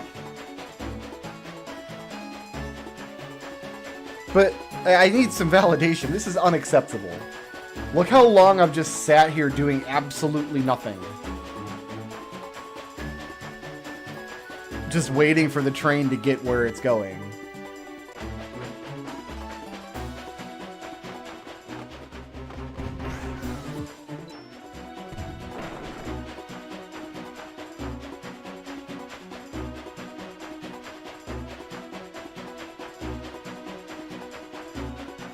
We looked it up on Metacritic. This game has the same ratings as Link's Awakening for Switch.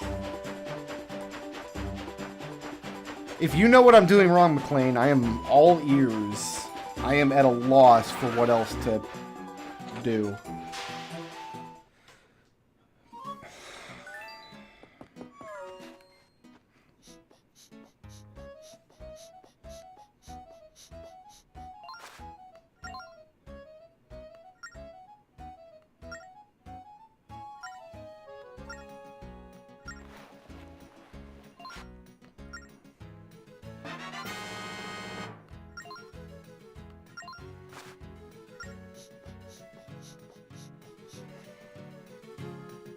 That's a good way to summarize this whole game, though, is like, it feels like you're doing something wrong. The whole game is like that.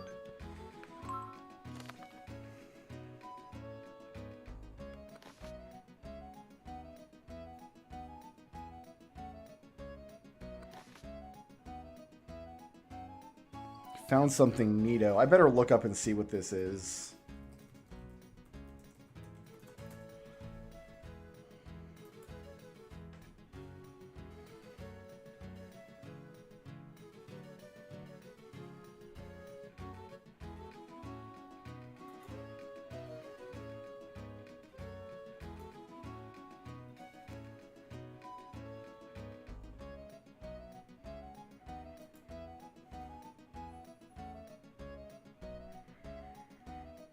God, the Zelda wiki friggin' sucks.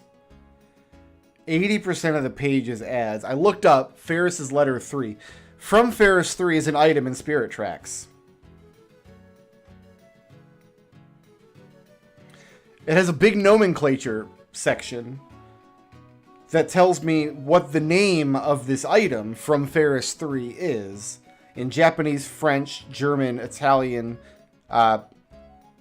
Canadian French, and 2 different dialects of Spanish. See also From Ferris and From Ferris 2. Doesn't tell me what to do with the letter, doesn't tell me where this location is, doesn't tell me it's involved in a quest at all.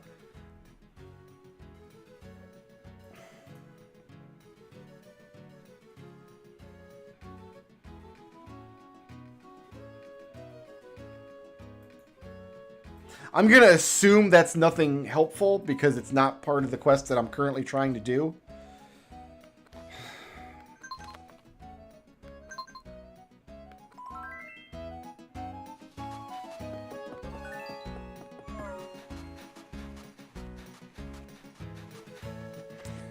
I've been streaming for what, like 2 hours now, and we have made no progress whatsoever.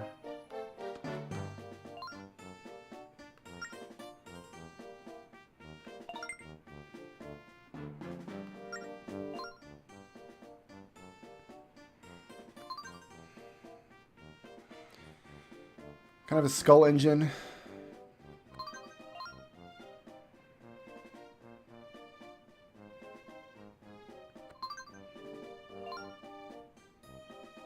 That looks ugly and stupid, but whatever.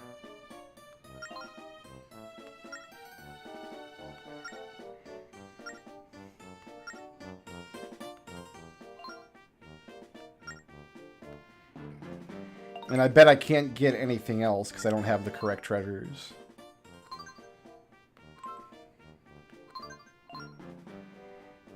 Nope. I can't get anything else. So, okay, that gives me +1 heart to my train, apparently. Just changing any of the cars. So, now we just go back to the boss. And Hope for the best.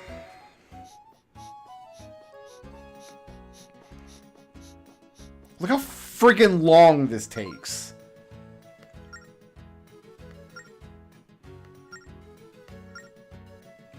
To get this letter delivered. There's no reason for post boxes to exist. Doesn't make any sense. The guy shows up and explains what's in the letter anyway. It takes 48 text boxes.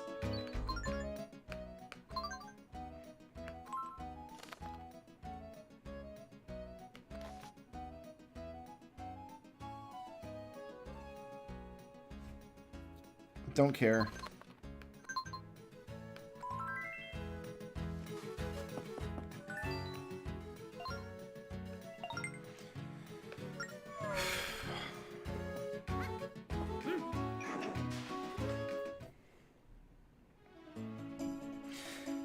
There's no way going through that tunnel, killing that boss, traveling all the way across the ocean realm is shorter than going through the Spirit Temple. It's not possible. Unless there are tracks that I don't have unlocked that make it a much shorter trip. There's no way it's shorter. It can't be. This path, we go all the way across Forest Realm, then all the way across Fire Realm.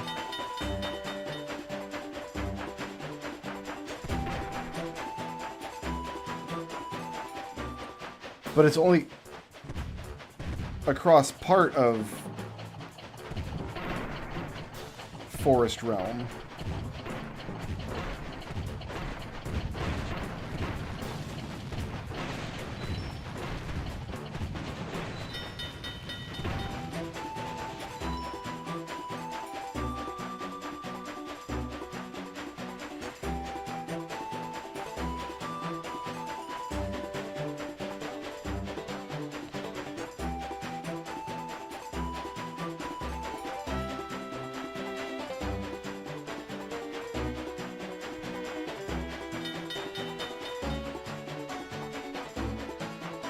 What's the worst thing in every other Zelda game? What do you guys think? What is like the absolute worst thing?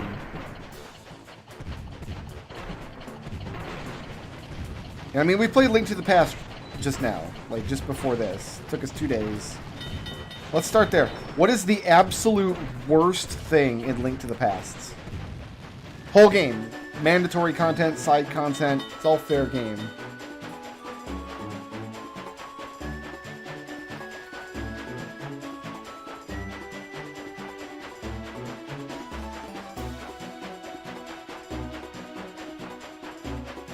I'm having difficulty thinking of anything, honestly. I can't think of, like, is there a single part in Link to the Past that I would even consider to be bad at all, let alone, like, the worst thing? The moth fight in Skull Woods. That's a terrible boss. Nobody likes fighting the moth.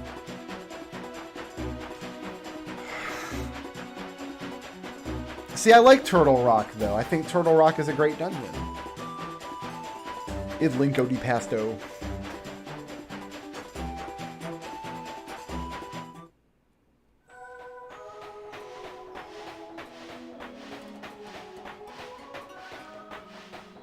What about Ocarina of Time? What is the worst thing in Ocarina of Time?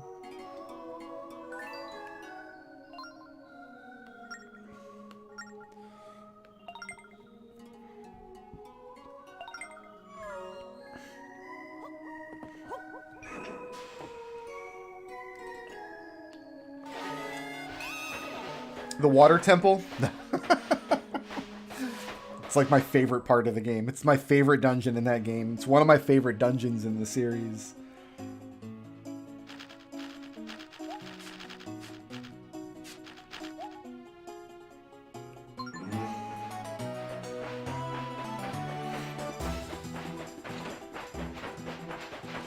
I mean, I agree that waiting isn't fun, but like waiting for your opening in combat is at least a little strategic. Waiting on this train is just dull. Zelda 1 level 6, first quest or second quest? I mean, I guess it's a trick question, because level 6 is awful in both quests.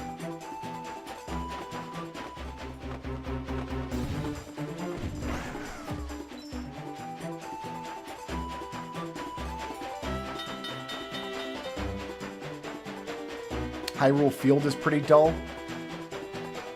It's supposed to be, though. It's like a hub map. All you're supposed to ever do on Hyrule Field is run across it.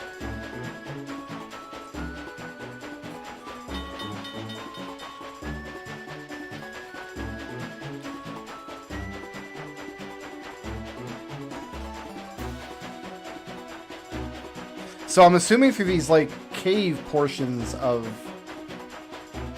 the tracks, we can't lose any dark ore. It's not exposed to the air. Or to the sunlight, I guess.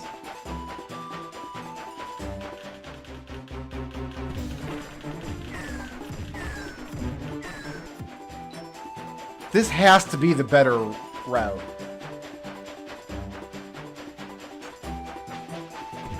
Baseball and then the chicken mini game in Link Between Worlds were pretty rough. I remember not really enjoying either of those things.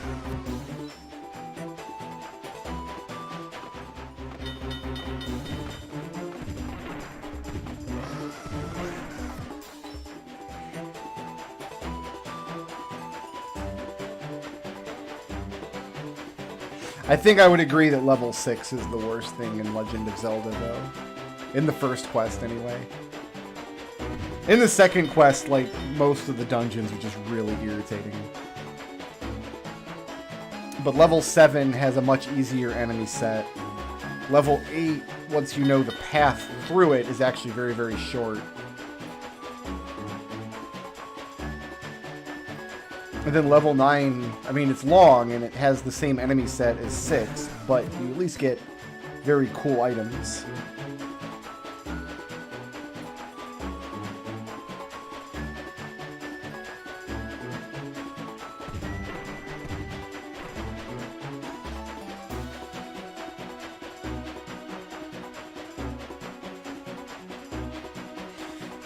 Leave your money or your health.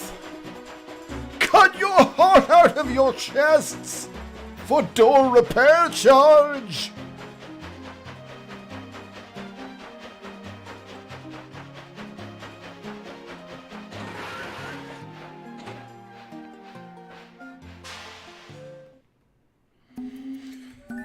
Triforce Hunt in Wind Waker is pretty bad.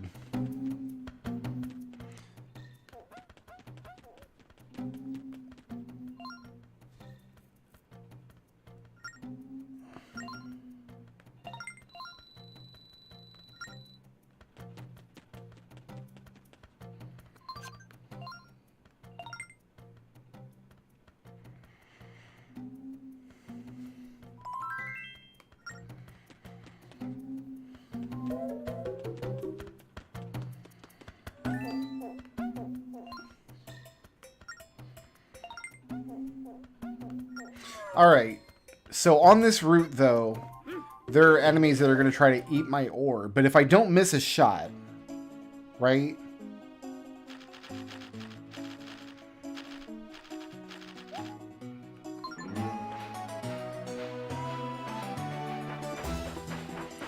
Oh, hunting the bugs in Twilight Princess was awful. The mandatory, like, tier hunts you had to do. Probably the worst. No, just the controls in general in Twilight Princess. Hopefully, I'm gonna try to play the HD version, and hopefully it's better.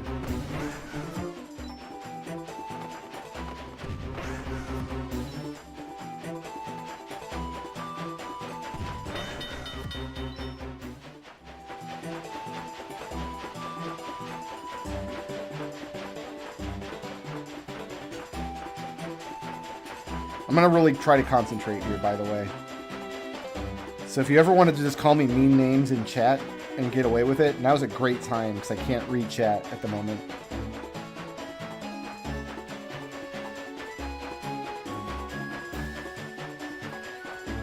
Like, if you ever wanted to be like, Brick Road is an uber beta cuck, now's the time, because I can't see it.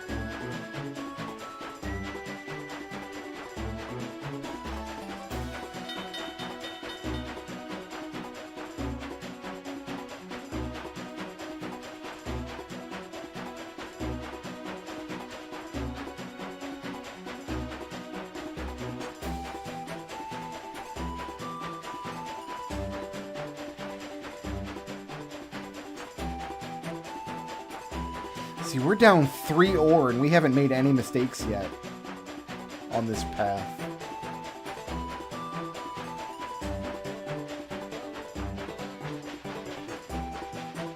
I can't miss a shot in this cave.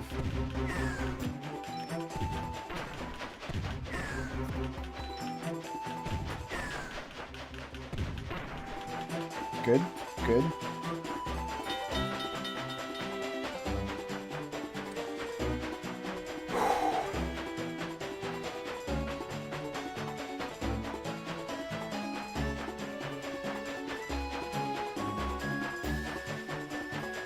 Maybe Linebeck will take less than 5 and store it, and then I can just bring him, like, take a second trip. I wonder if that is in the cards at all.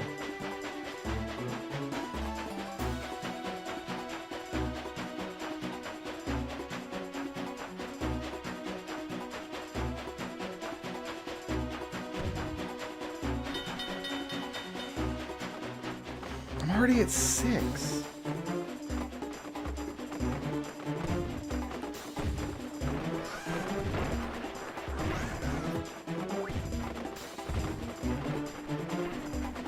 I missed shots here. We got them all eventually, but that was... I'm already at 6. Now we're at 5. We can't lose another one. We can't...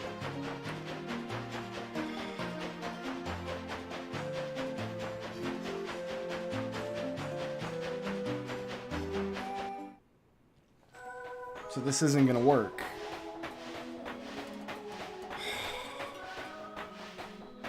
But then the tunnel can't possibly work either because it's longer. It's like...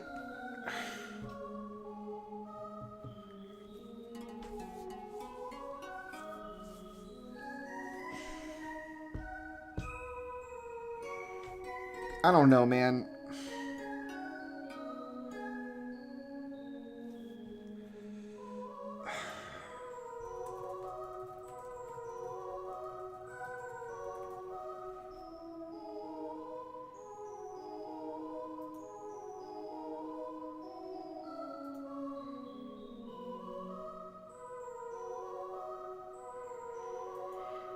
The walkthroughs and stuff are just no help.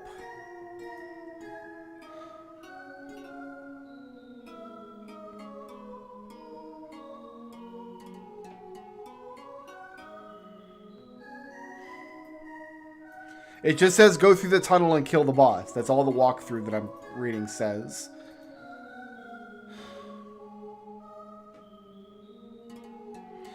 But then even if we kill the boss, and even if we teleport past the maze, we still have to go through the entire ocean realm. It's not going to make it. Going just across the fire realm was a shorter distance, and we lost half of our cargo.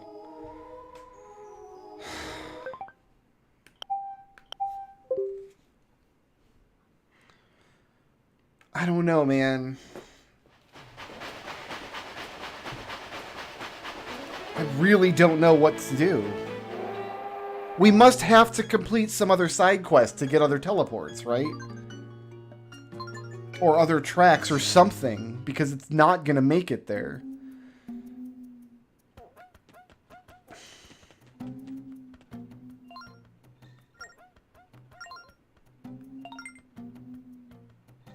Oh, I guess I already have 10.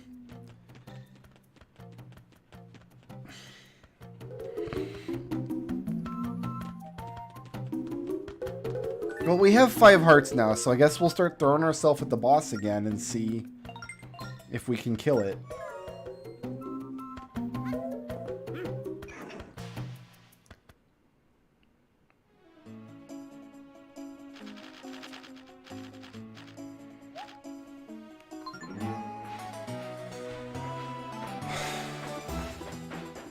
We've been at this for over 2 hours now, I think.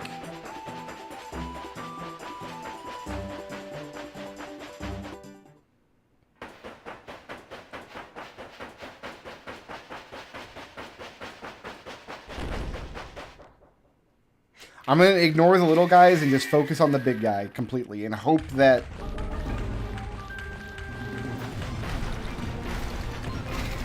we get heart drops from the little guys that we do kill.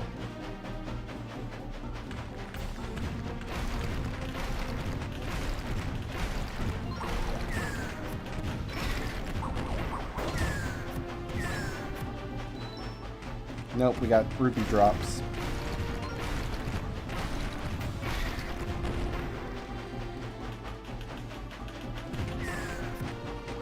There's a heart.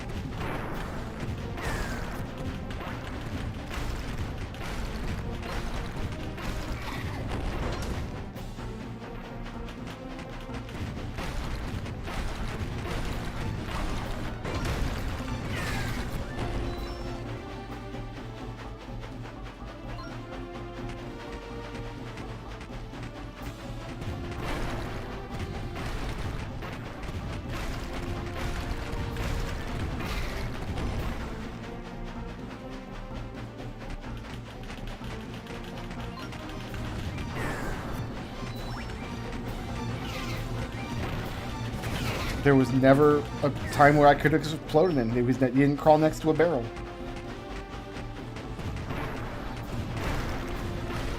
It seems like it's completely random whether or not he climbs next to a barrel and I can attack him or not.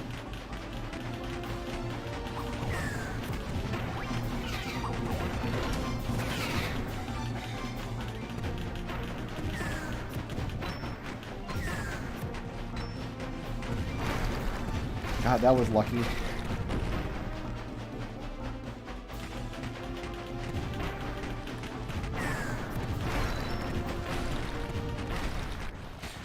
Is he dead?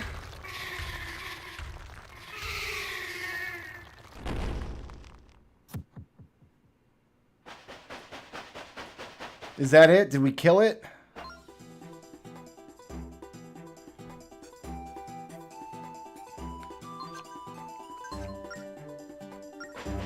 Alright, now if he stays dead, praise Allah and baby Jesus. And look how many friggin' hearts I have! I didn't even need to go get that extra heart. I just had a lucky run that time.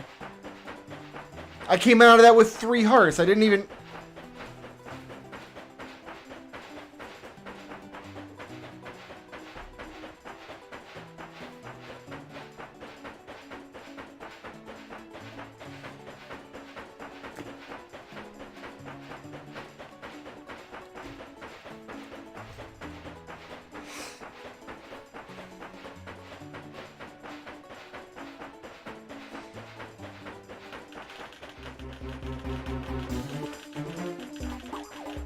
Oh good, these guys were still here.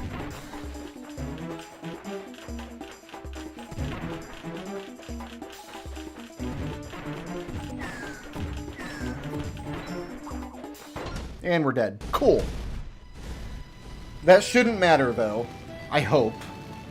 Because we went through a checkpoint after killing the boss, so...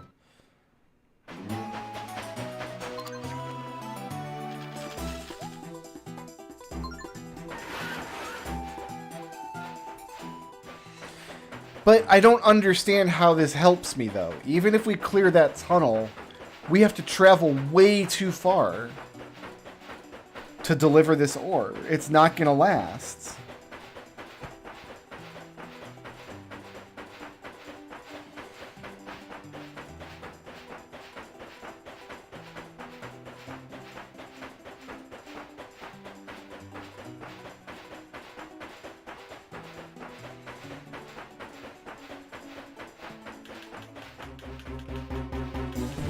And the tunnel's not empty. It's still going to have these guys in it. That can still attack me from off screen and destroy ore that way. Quite a lot of these guys from the look of it.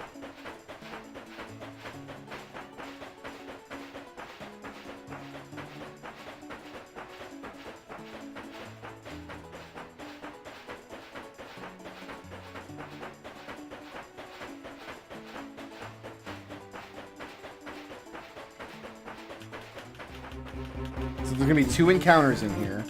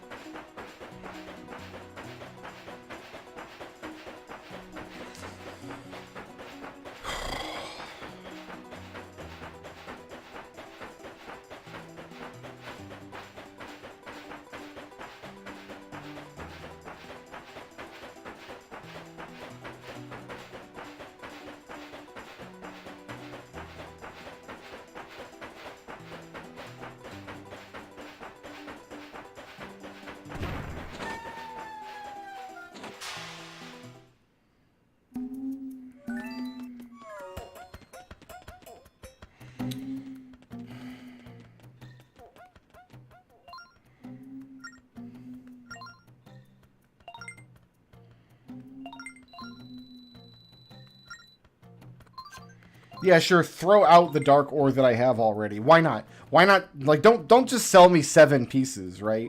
Or don't take back the ore that I've got. Let's just throw it away.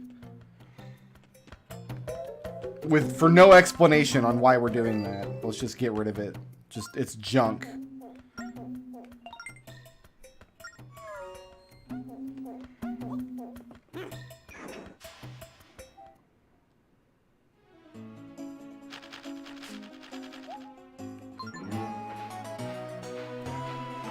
I hate the look of this train. It looks really stupid.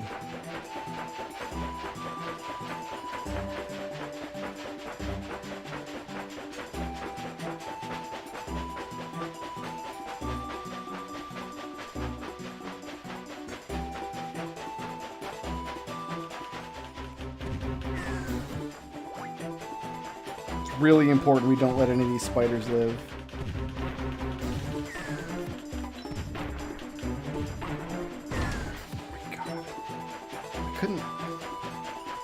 He dive bombed me from off screen. I don't understand what I'm supposed to do. I saw him climb up the left wall. I missed him once. Then he was off screen.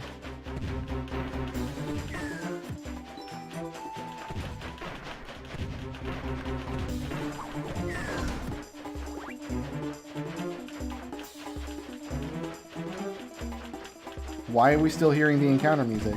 There's a spider there, that's why. We're already down to 8.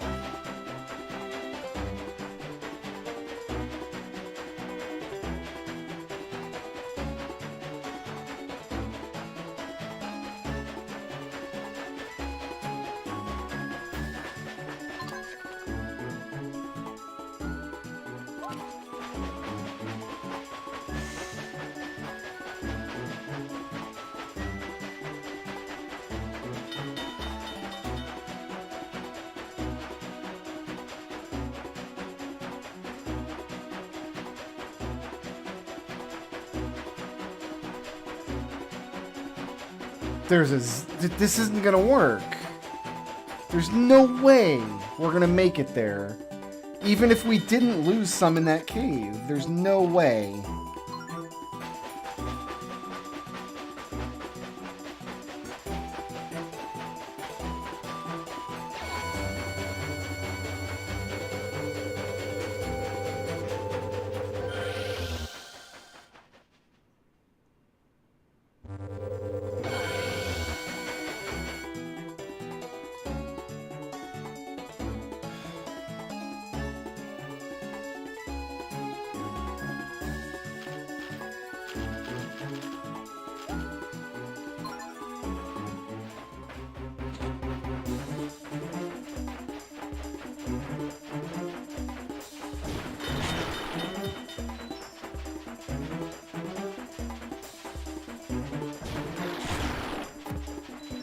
I'm already at 6.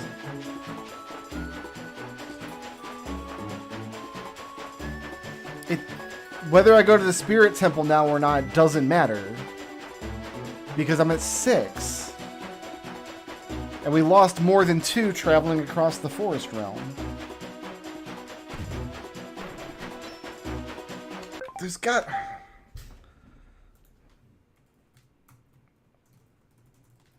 There has to be another lemon portal to take. I didn't mean to close out of the software. Whatever.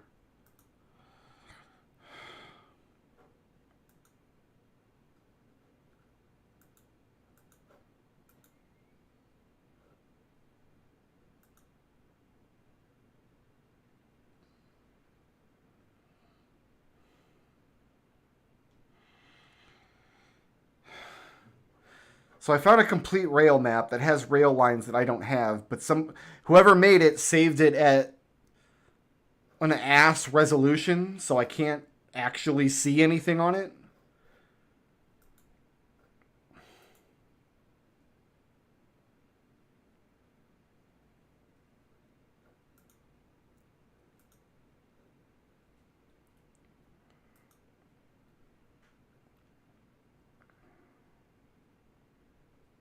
But yes, there is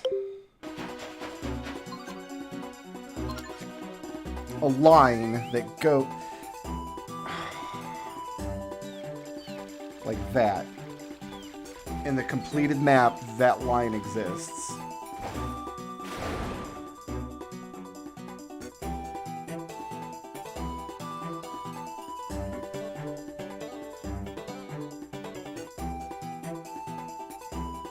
And if we didn't lose any ore to monster attacks, and we played perfectly otherwise, that line would get us there in time.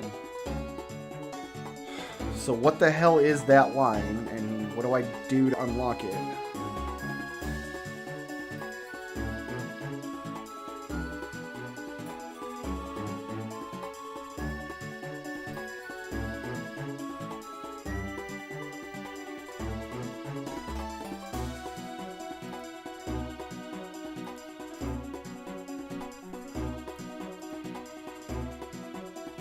Force Gem 14, Snowdrift Station.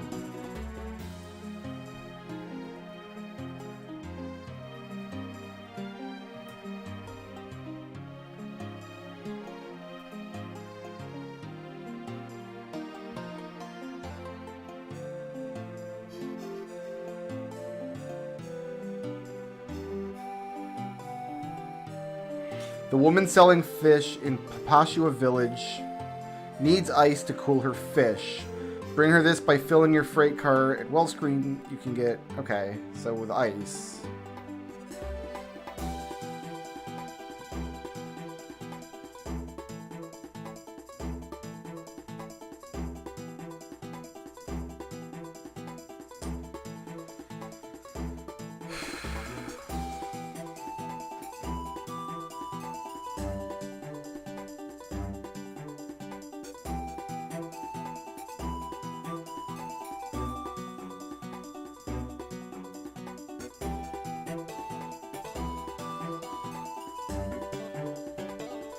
I think that's what this map is telling me.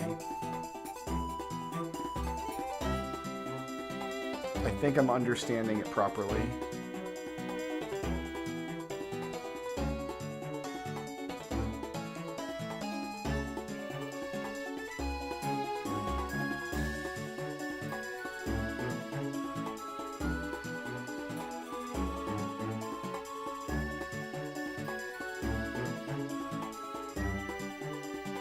I don't see any of the other warps that would be at all helpful.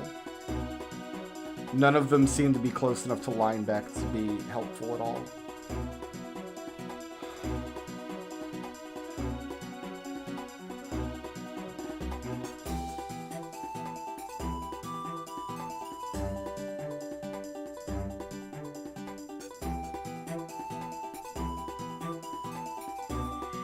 There's a warp point right next to Linebeck, but it's way up in Snowdrift, or where's that? Snow something.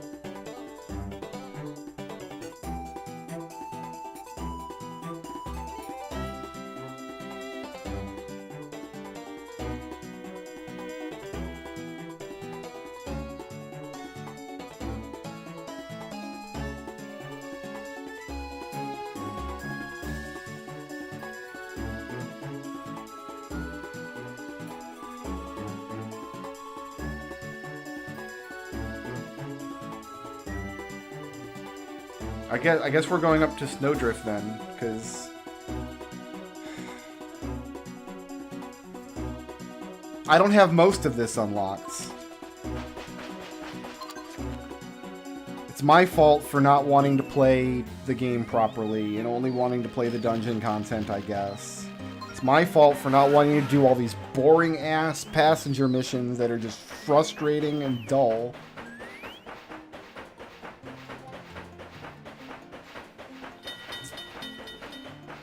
Hold on, I need to close Discord. Discord is popping off right now.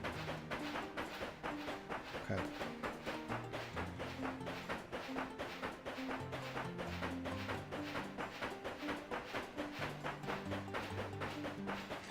So we gotta go buy ice and then bring it to Papashua Village, which I think we can just do... We can bring it down through the forests realm. We should only be melting ice traveling through the forest realm. Because I don't think it starts to melt until we leave the forest realm.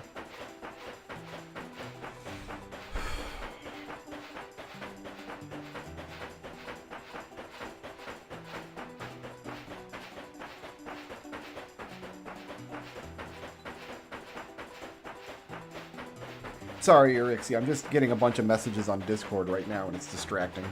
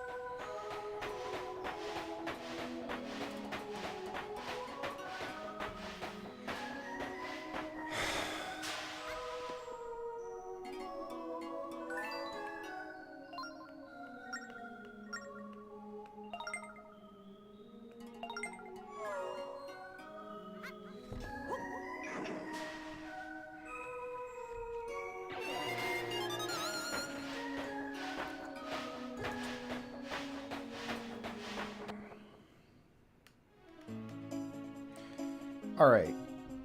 Snowdrift Station.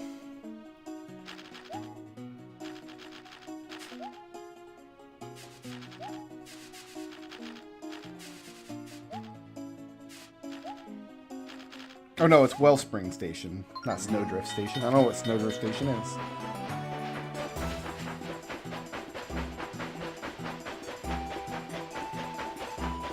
I remember as a kid, the Big Goron trading quest in Ocarina of Time might be the most aggravating part of the game. It's an optional side quest, but the prize is an incredibly powerful sword, like an upgrade for your sword that... It's like getting the level 4 sword in Link to the Past. But it involves a timed trading sequence through a bunch of different locations. And I remember the first time I did it as a kid, it took me like 4 or 5 tries, starting all over from the beginning before I got it right. It was really aggravating.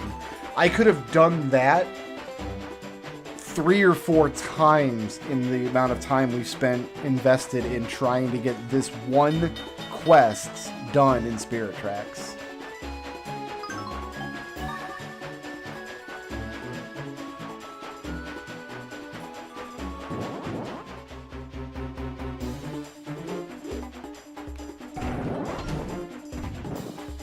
I couldn't avoid that damage. That was unavoidable.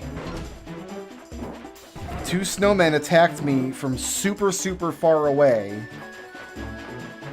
at the exact same time. I can only fire 1 cannonball. I can't deflect 2 shots at once.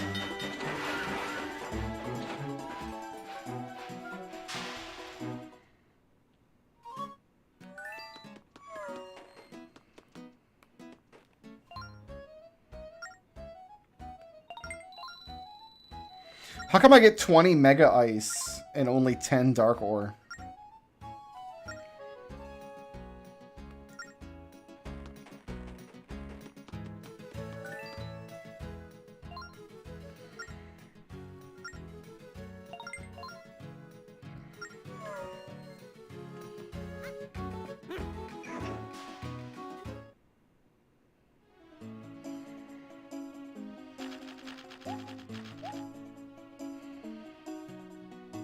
that the path that I took? Or should I go through Spirit Temple? I'm actually not sure.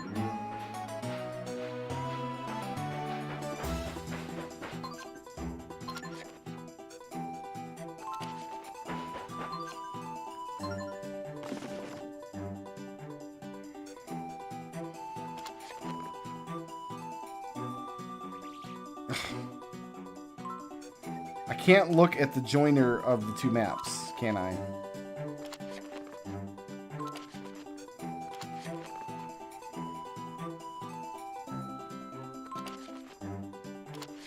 I don't know that it matters that much, actually.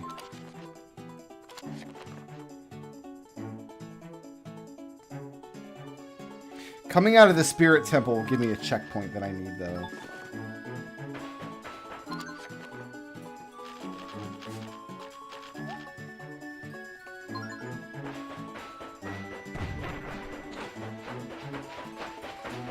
Coming out of the Tower of Spirits.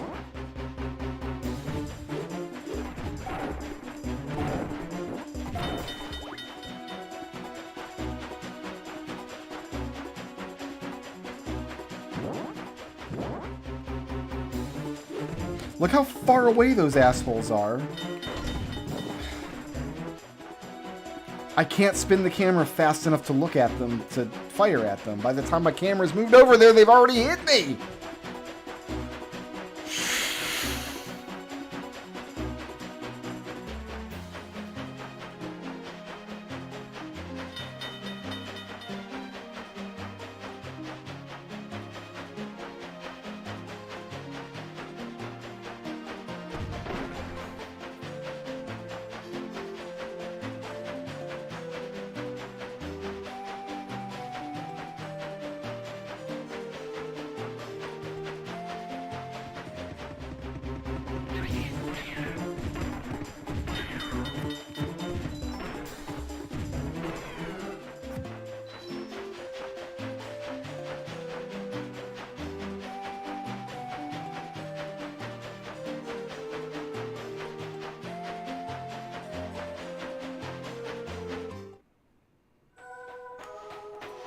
Alright, so once we leave here, it will start melting on us.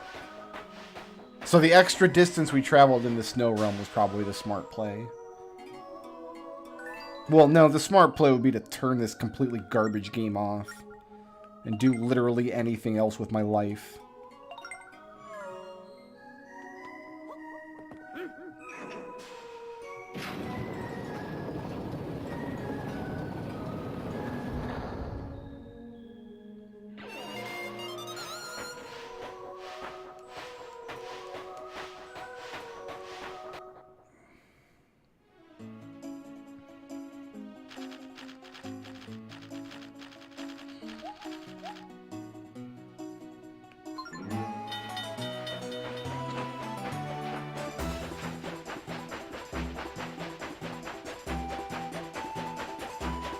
We don't have any bomb carts today. Weird.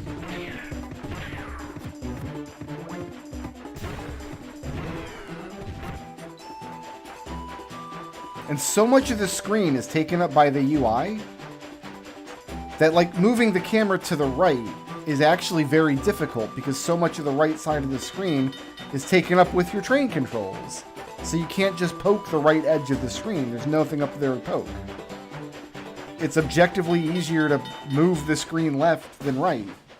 It's, like, ridiculous.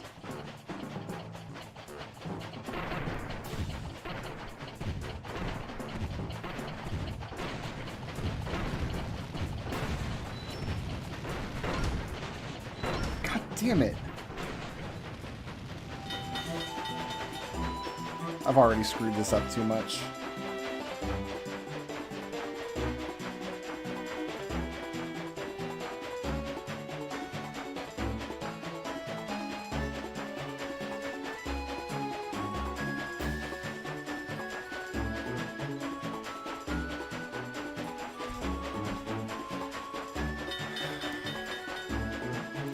I don't know if she needs 5 or 10. I hope she only needs 5. Otherwise, we're not going to make it.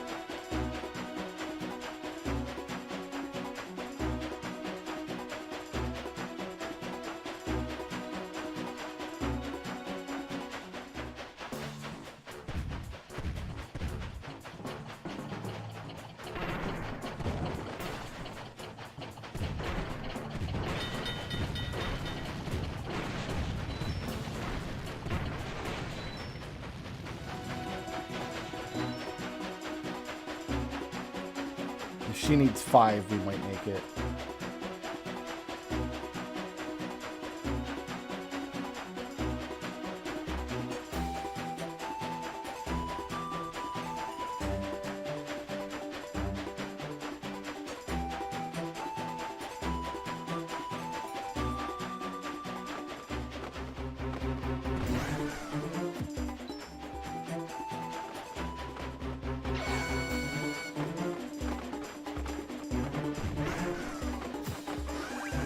No, you cannot use the whistle to scare birds away. You have to attack them. And now all my ice is gone.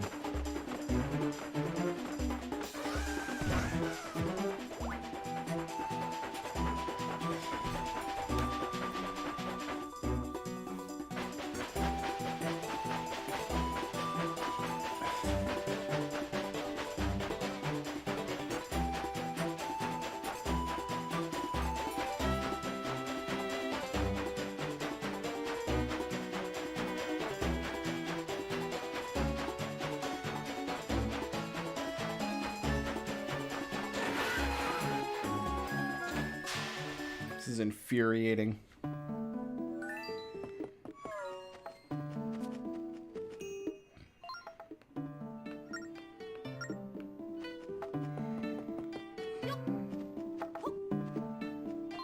This is the fish lady here.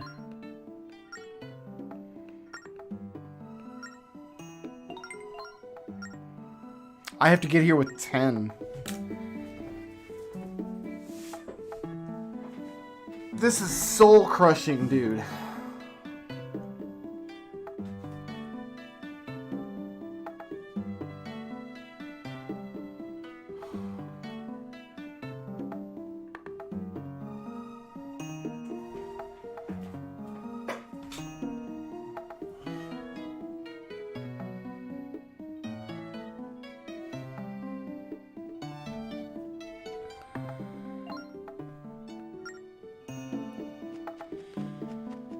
She won't even take the one that I have. If I get hit once on the anywhere on the entire trek, that's it. Game over. No, there's no way to change how to carry cargo. They won't put a tarp over it. They won't put it inside a car. It's just, they stack it up.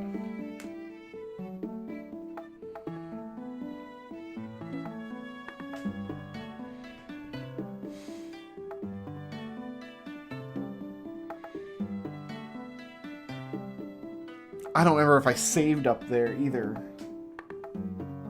Is it even safe to reload a save here? I don't remember. God damn it.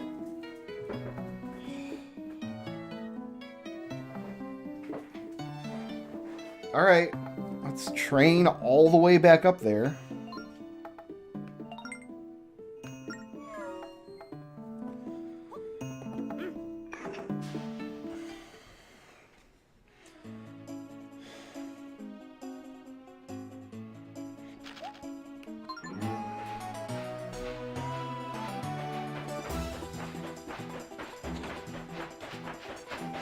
I have to play this mission perfectly in order to unlock the thing that will enable me to do the other mission as long as I play that mission perfectly.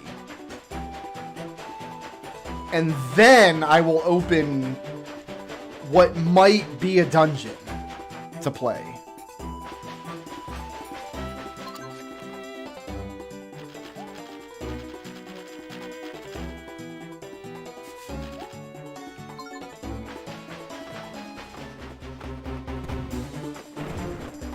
If I miss any shots at all, anywhere, on the entire journey from there to here, I will fail this mission and have to start over from the beginning. There is no room for failure anywhere along this track. And it takes like 10 minutes to make an attempt at it.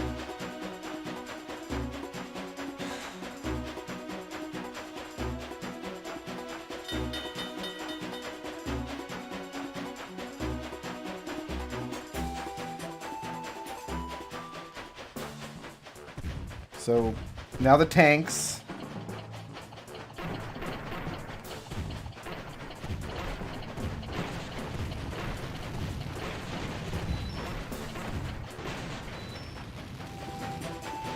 There's going to be another tank encounter here.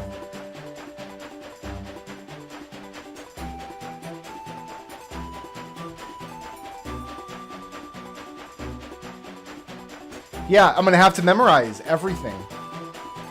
There's no room for it. And even if I memorize it, if I miss a shot, if I tap the wrong pixel on the screen and my cannonball goes wide, that's it. It's over. Like, even if I have everything completely memorized and I know what's going to happen and where.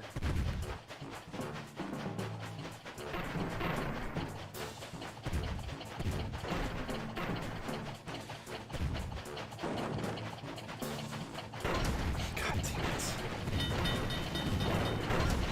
I moved my camera into the perfect position, anticipating these tanks, and then my train went around a curve, which caused the camera to just look at a wide open field.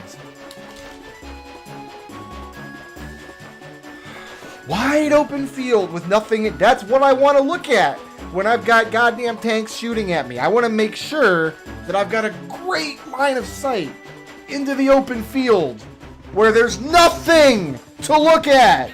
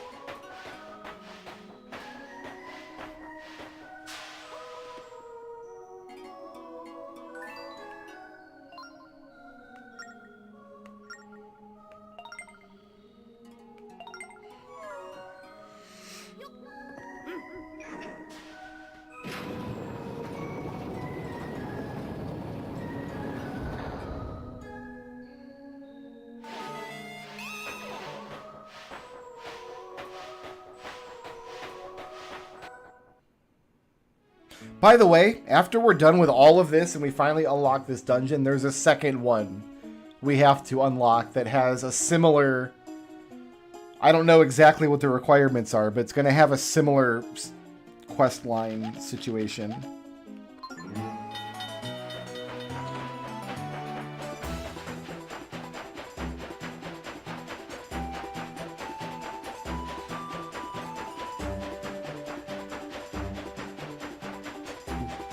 There's some really BS snowmen up here, I think at the T-juncture.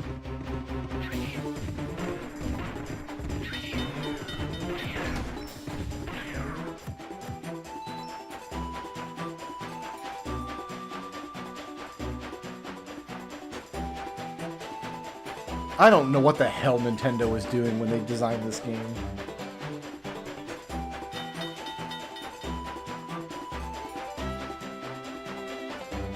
Like up around this corner, was it?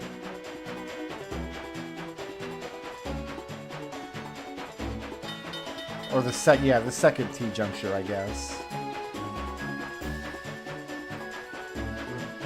Coming around this corner here.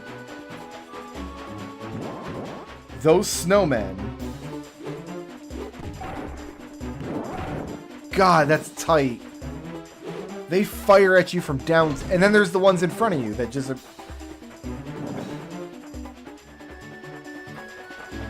Is there even enough time to get all those shots off?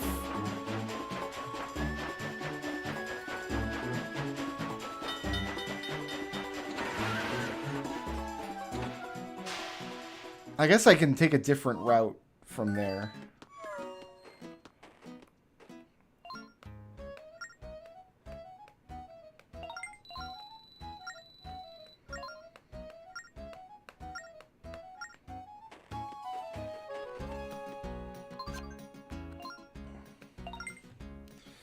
All right. Here we go.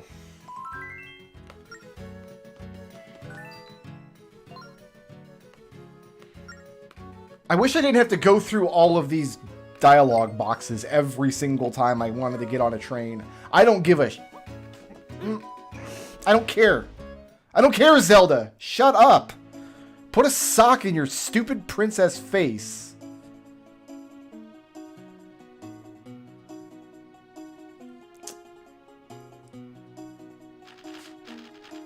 If I go back this way, we shouldn't run into the snowmen. I think.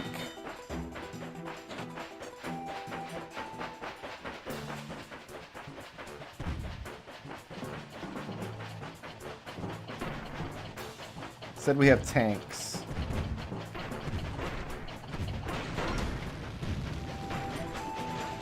Well, starting over.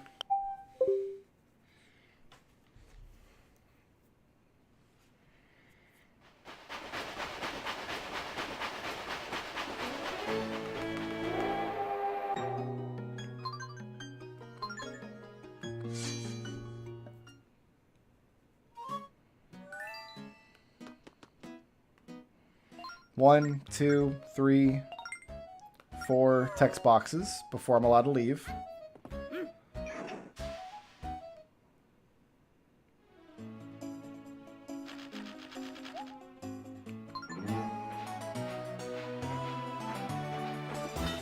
I remember this game getting great reviews when it came out. I've never heard this game have a bad reputation. I never heard much of this game, I'll be honest.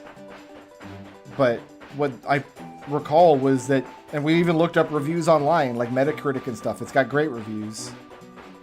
People love this stupid game. I have no idea why. Where are these tanks, dude?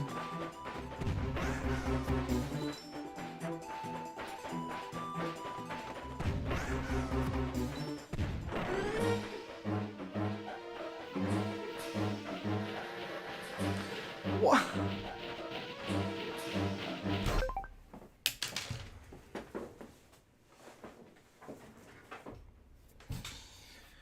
All right, resetting. Nothing I can do about that. Just blow me up. Sure.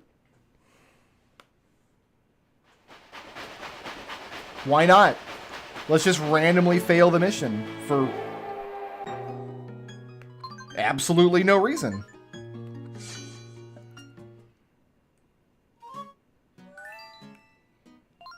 One, two, three, 4 text boxes.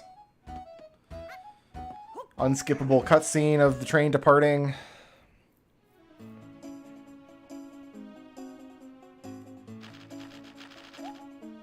There were no bomb trains on the map when I departed. They must have spawned in.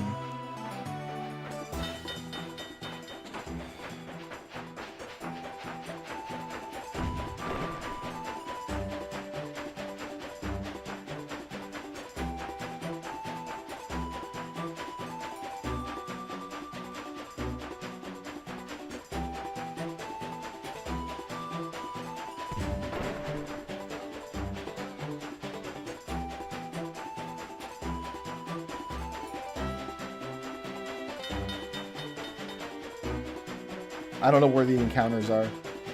The encounters might be random.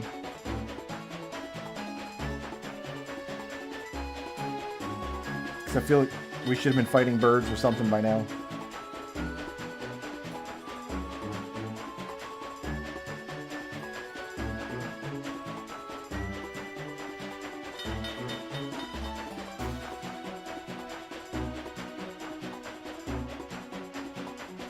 No encounters this time. We just got lucky.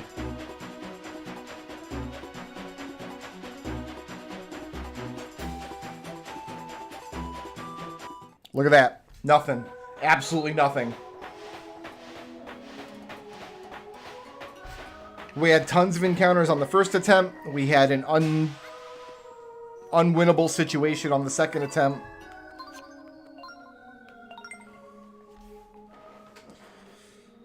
There's nothing for it. We have to just save every single leg of the journey.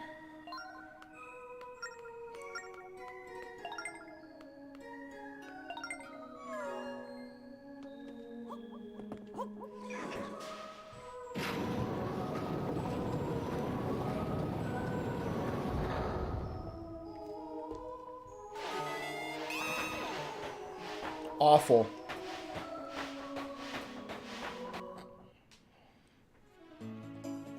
The problem is there's nowhere we can really save along this leg of the journey.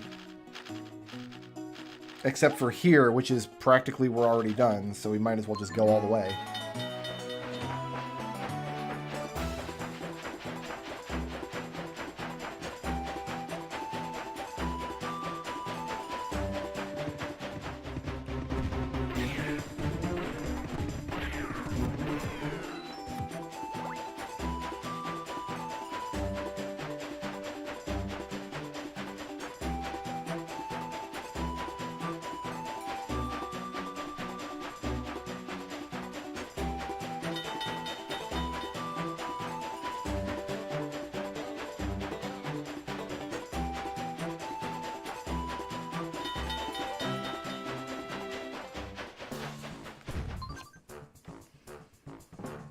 They're up to my left, right?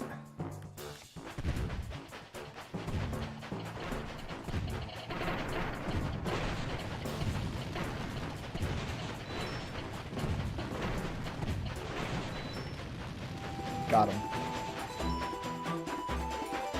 I had to pause the game to look at the map and see where the enemies were there. Otherwise, I would not have had time.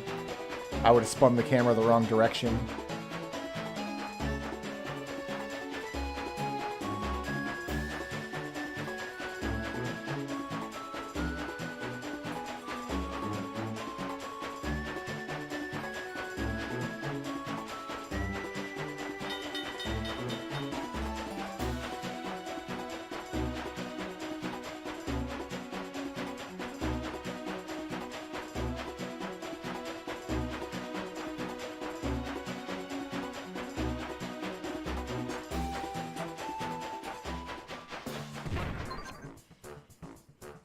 Now they're ahead to my right.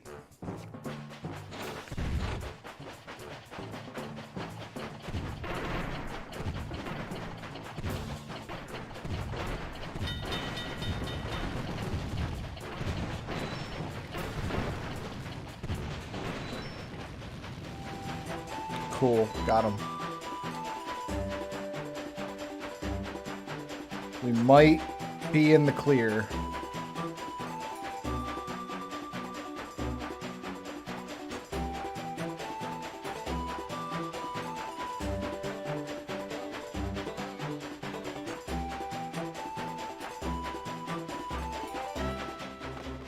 No. Okay.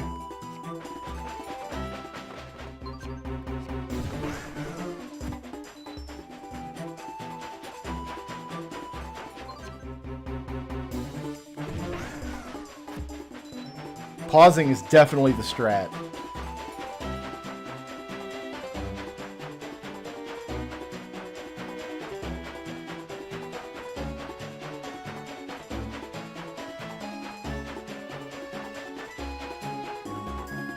We are just barely going to make it.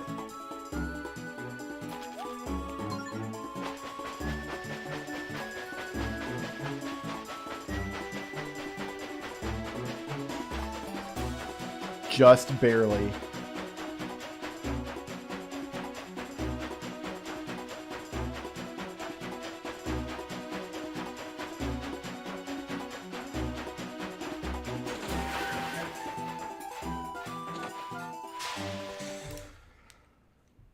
Okay, part one.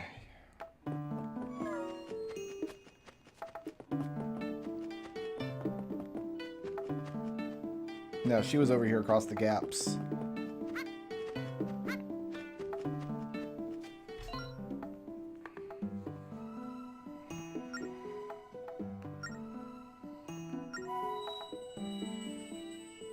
So this force gem will give us a rail that we need to get the dark ore to line back.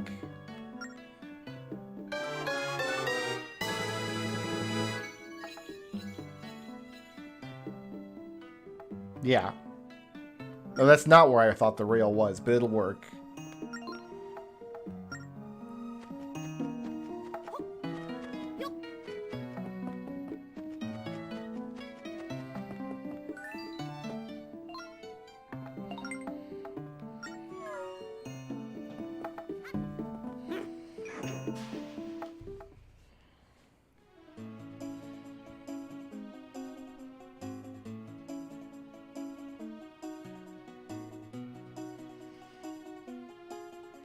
puts us at a straight shot to the temple.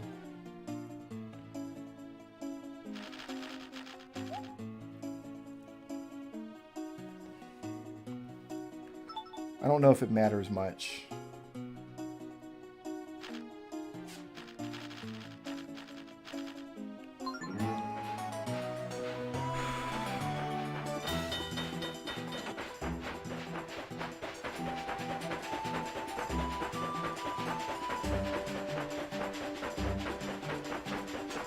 God, are we even gonna have time to do a dungeon tonight? If I finally get this friggin' place unlocked? Off to my right.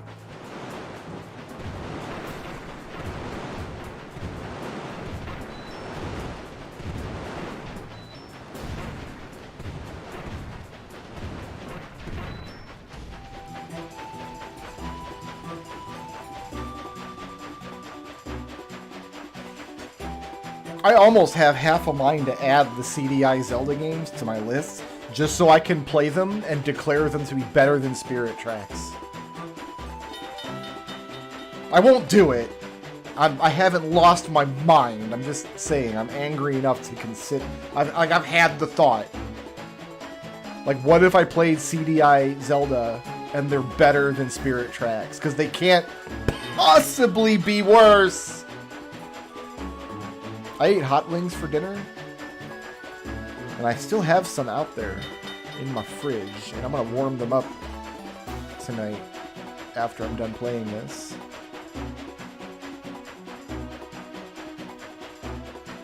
And they're going to be delish.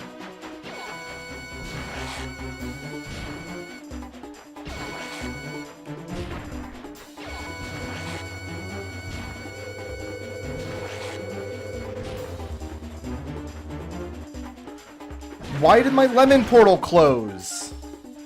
I hate this game. I hate this game. I hate this game so much.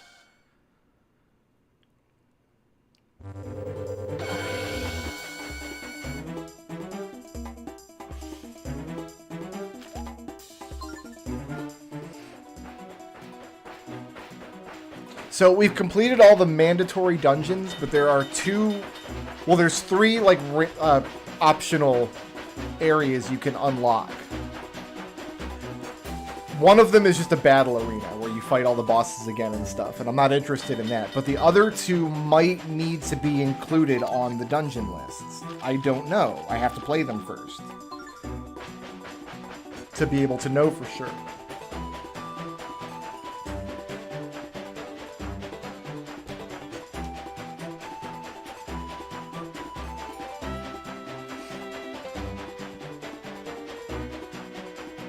In order to play them, I have to unlock them.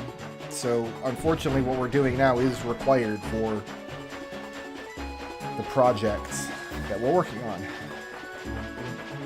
which is to play all of the Zelda dungeons. It's entirely possible we might get to these areas and they're not really dungeons at all. Or at least not substantial enough to be included on the list.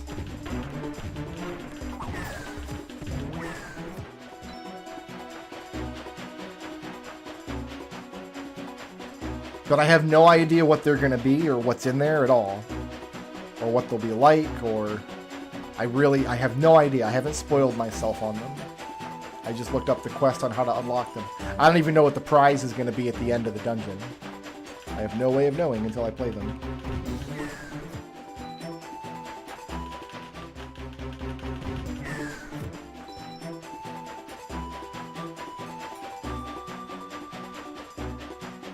You're helping just by being here and offering moral support, my dude. That's all you got to do.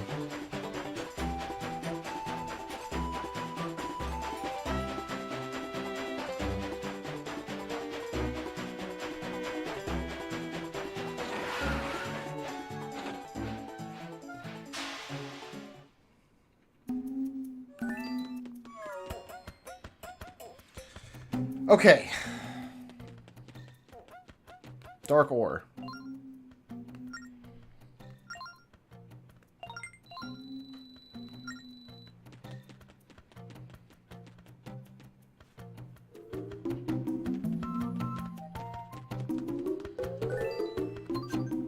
Save.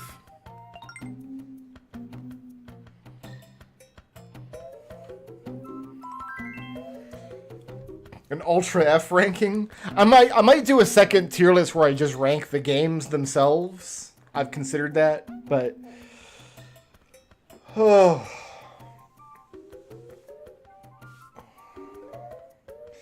We had 16 games on the list. This is number 2 of 16 that we're playing. I'm gonna wait until at least game number 10 before I decide to play Phantom Hourglass, I think.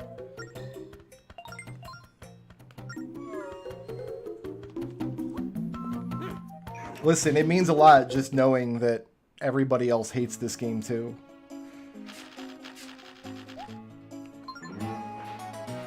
This is irrational, and it shouldn't be the case, but when you're streaming a game live, it's actually really frustrating to have, like, a hardcore fanboy of the game in the chat, like, cheering it on. It shouldn't be irritating, because obviously what people like is subjective, and everybody likes different things, and obviously you don't want to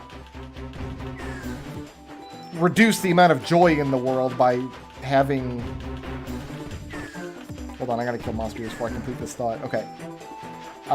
Like, anybody who does enjoy this game, I'm glad that they do. I'm glad that they have the game they like. I don't want to argue for a world with less joy, but it is, I know from experience, it is much more frustrating to stream a bad game when you have the fanboys in chat.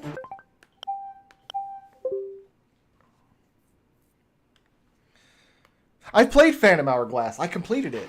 I played it when it first came out. I haven't played it since, and it's been well over a decade now, but the reason I didn't buy Spirit Tracks was because I found Phantom Hourglass to be really underwhelming.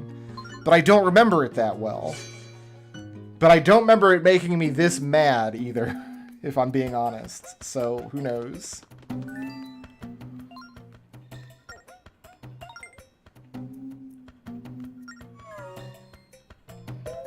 Yeah, we'll wait till, like, game 10 of the series before I even consider Phantom Hourglass.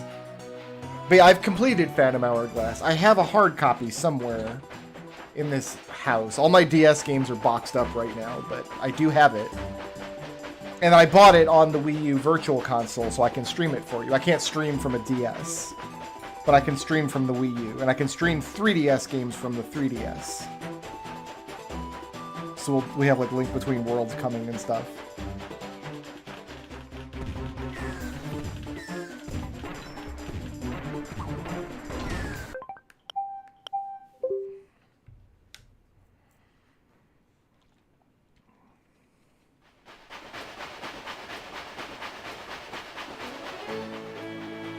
If you guys want, real quick, since I know we got some new eyeballs in chat here, give me 2 seconds.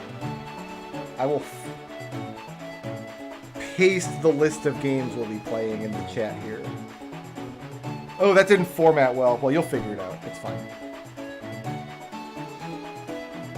Oh, I can't paste the full list of games. Well, okay. I will paste the list of games in 2 sections, in case you're curious about what we'll be playing.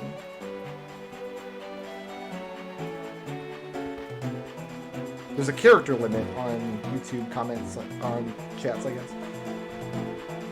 So that's all the Zelda games we'll be playing. 16 games. This is the second of 16.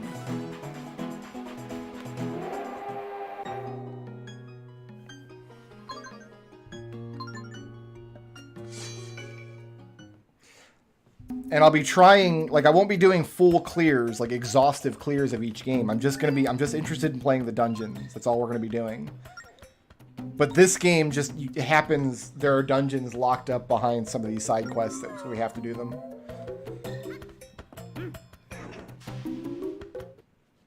There's at least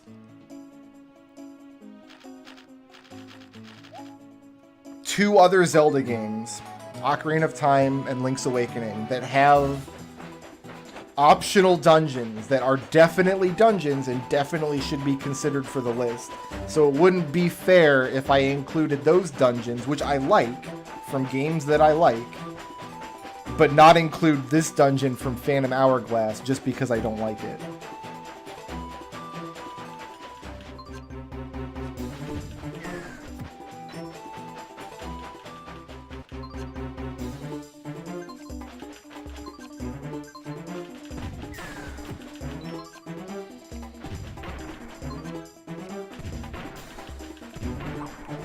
got him at the last second. Whew.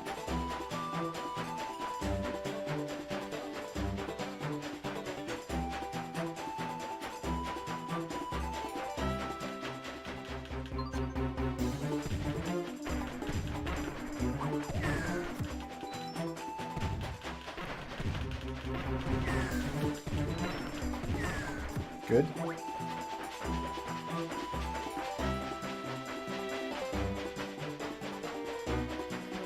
I'm not going to keep a separate mini dungeon list, though, and the main reason for that is, in all good conscience, the Shrines of Breath in the Wild would count as mini dungeons, and I'm not interested in, first of all, not interested in completing all 120 of those. I'm not sure if this counts as a checkpoint or not. I am going to save... No, I'm not. I'm going to wait till we cross the line here.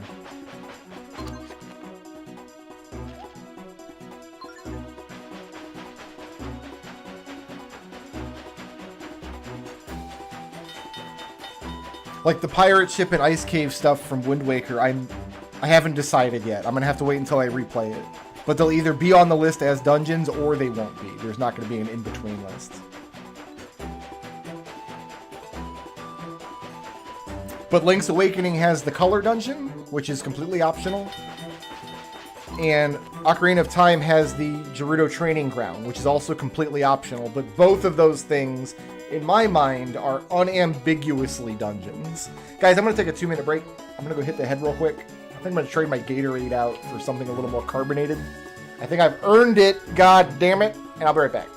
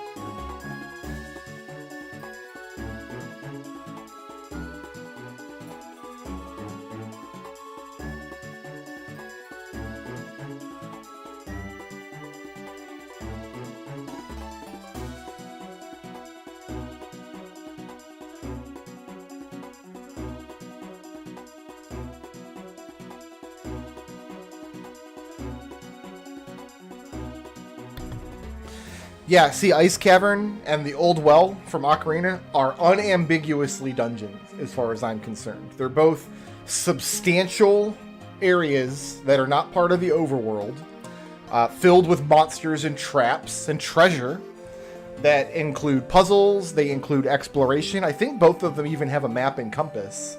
And they both have prizes. They both have treasure that's required to finish the game. As far as I'm concerned, those are unambiguously dungeons. The only thing they're missing that other dungeons in that game have is they don't have boss fights.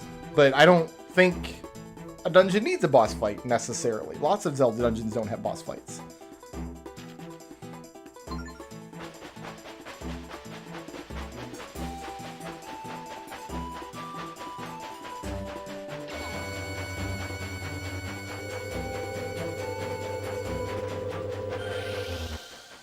Okay, hopefully we can get through here without pirate attacks.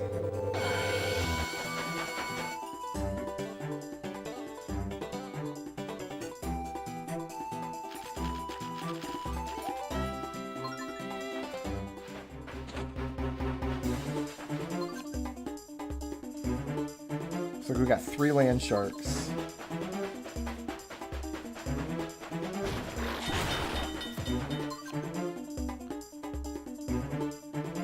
The other 2 are behind me.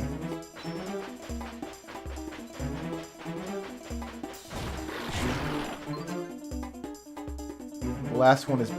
Hold on. In front of me now. Oh, I guess we got them all. Okay, cool. Save state? Never! I do not use save states, unless I do.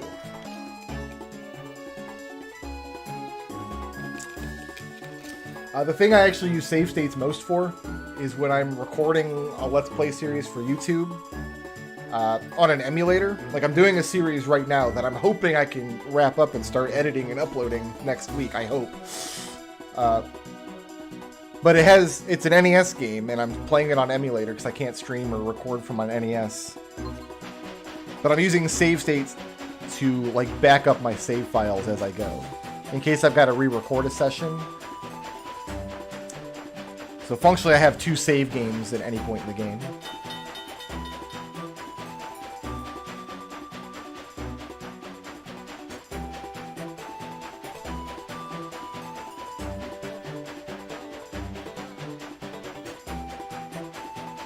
I don't know what this place is, and I'm not stopping.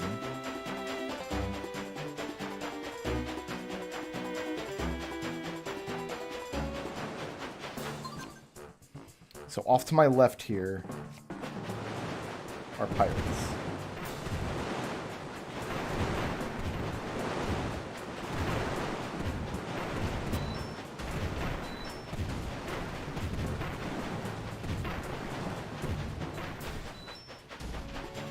Good. Oh god, this is going to be real tight. We're at 6. Are we gonna make it?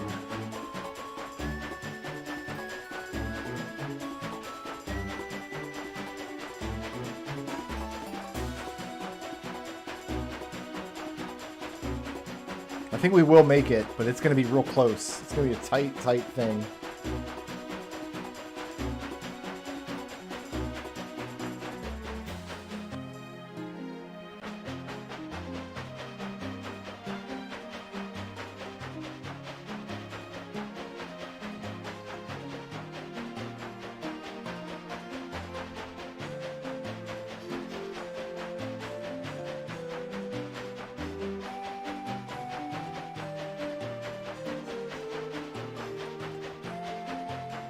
I can't make... Damn it! I cannot make the train go faster than that.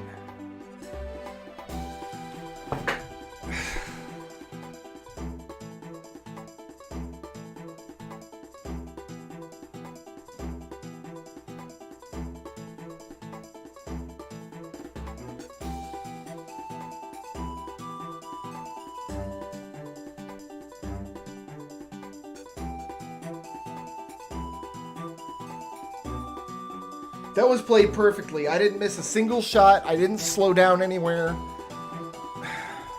We're like 20 feet away.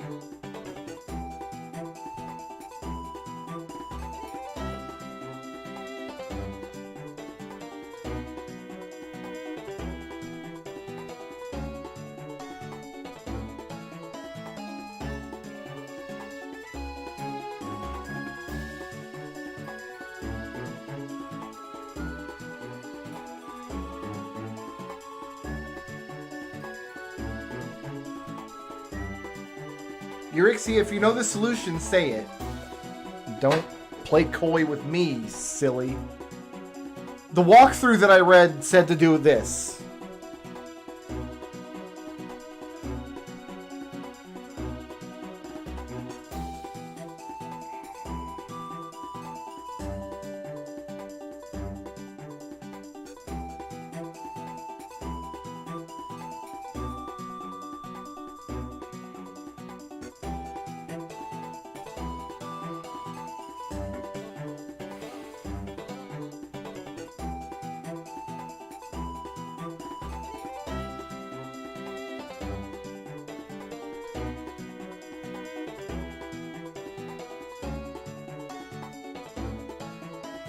Will he take what I have?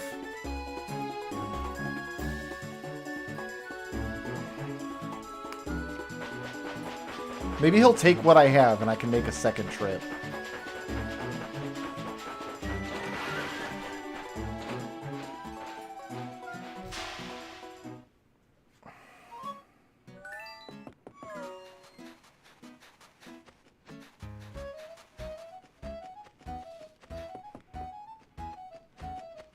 I don't have a teleporter south of Lineback, dude. There is no teleporter south of Lineback. That would have to be unlocked with another side quest somewhere. And who knows where that side quest is, or whether it has prerequisites, or whether I've got to run myself stupid doing it. There's not one there.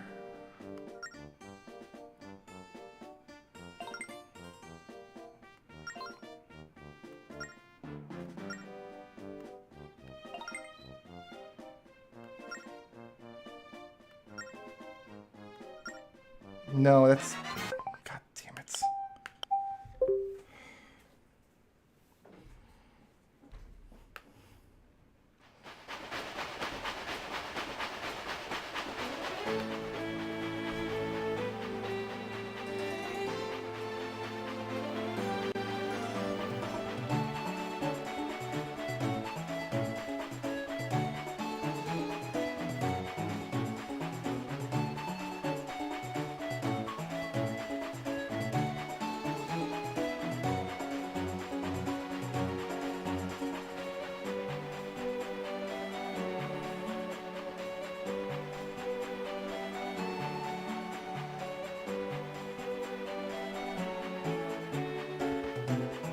Yeah, I see the teleporter you're talking about on my map, but I don't have it unlocked.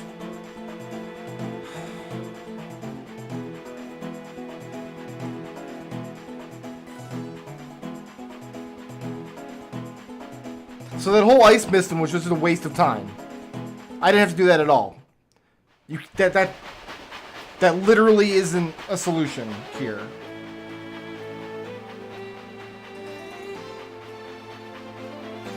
Alright, so now what completely BS side quest do I have to do?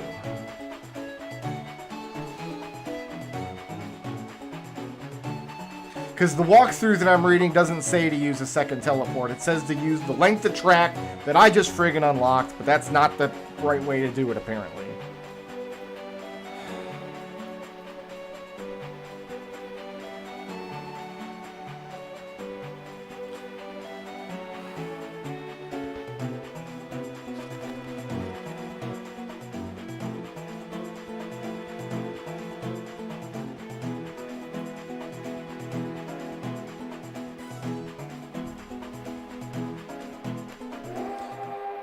Could I have made that trip any shorter at all?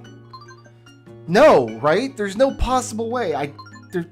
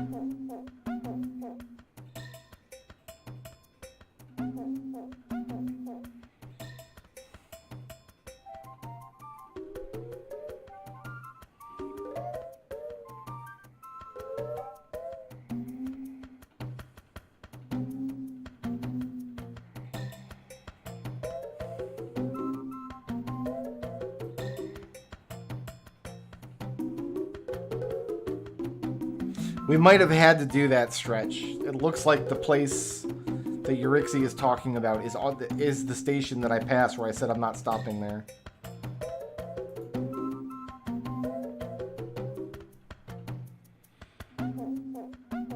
Who's the asshole who wrote this walkthrough, by the way?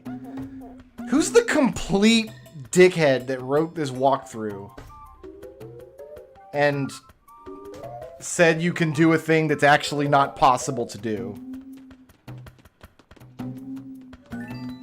Who's the dickhead who designed the game this way? Where you can do everything 100% perfectly, but you'll always fail the mission with one orb.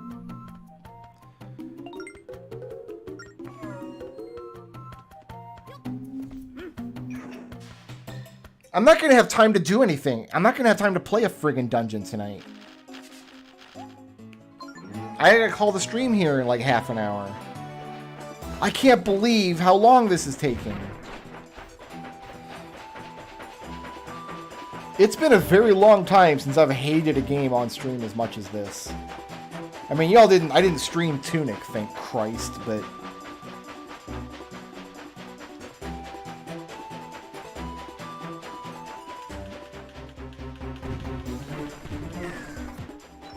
I played that perfectly. Perfectly, the whole trip. We saved scum where we had to, and I failed by one piece of ore. That had to be deliberate design. That's not design that happens accidentally, by the way. That's something that happens deliberately because the designers wanted it to happen that way.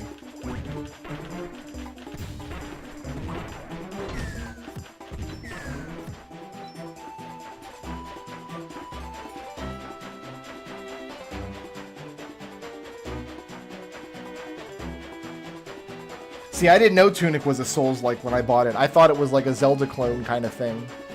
It looks like a Zelda clone. It was marketed like a Zelda clone. I went on, you know, all the buzz and stuff. I didn't want to read too much about it because I knew I didn't want to get spoiled on it. But yep, when I got a copy of the game, oh, it's friggin' Dark Souls, because every game is now.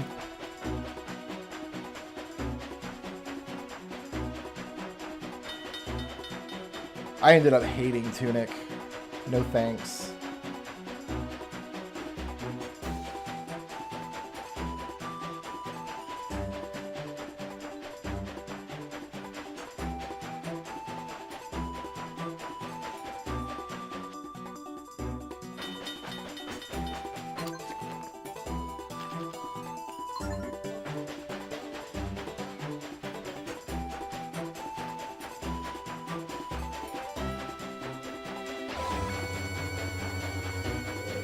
Did my horn change sound because I got a new locomotive?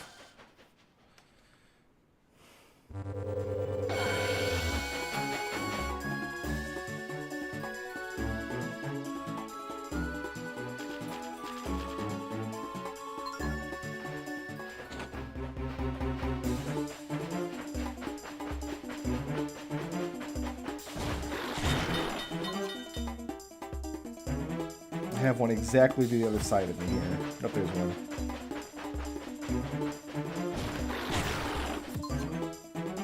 That might have been it.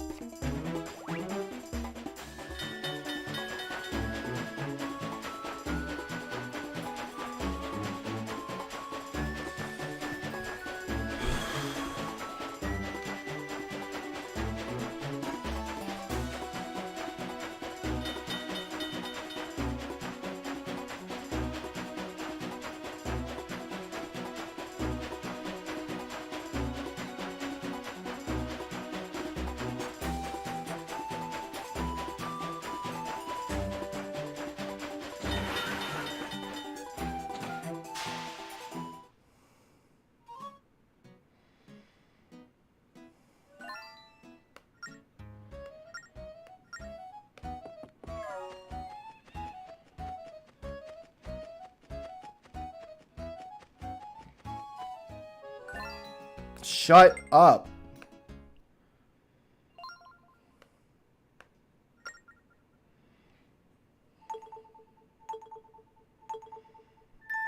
Start what? What am I doing?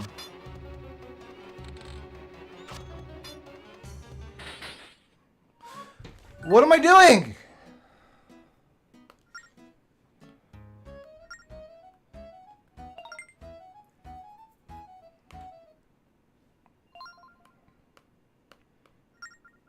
Help. That's all the instruction you get. Okay, so I've got a bow equipped.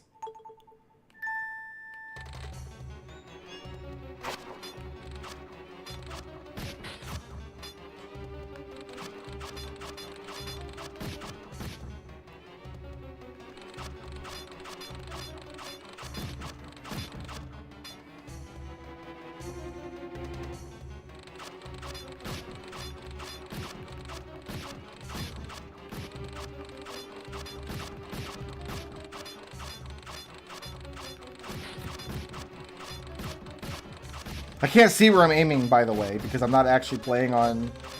Like, the screen isn't actually oriented above me. I'm just guessing as best I can.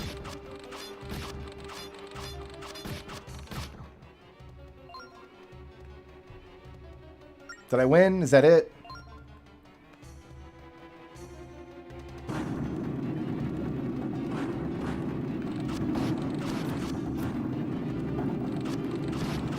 At least now they're coming onto my screen.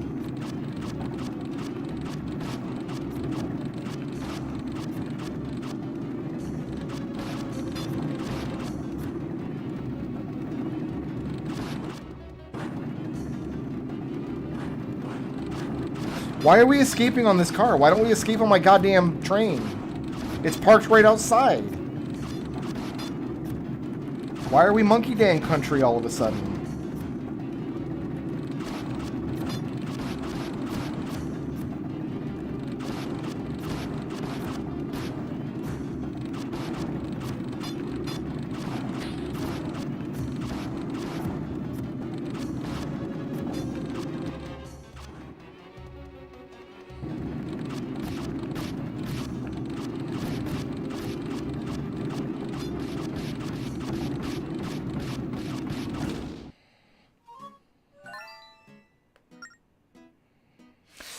Oh my god.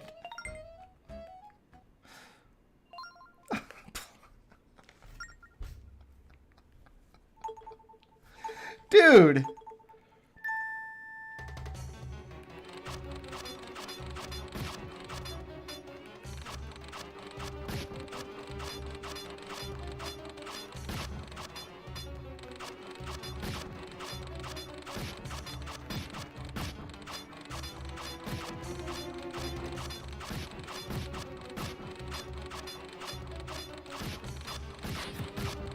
If we escaped, how come the guy we were with didn't escape? Like, did we hand him back over?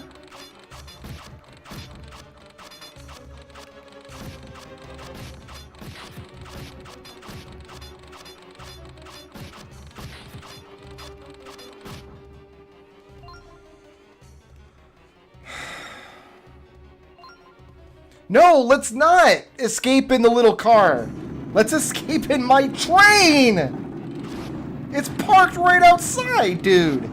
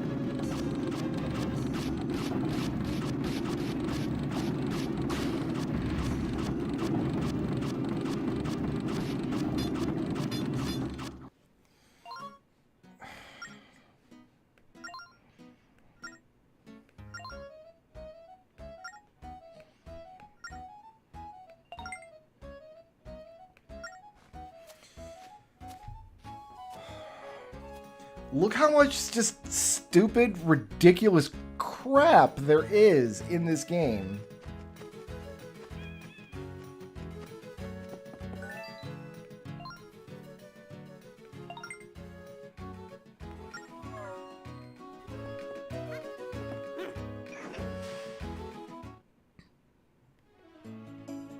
At least we don't have to go very far.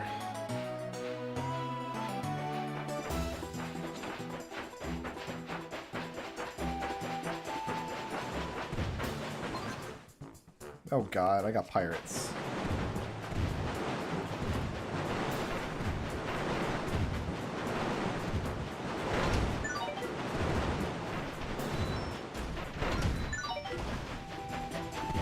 I guess we got them all.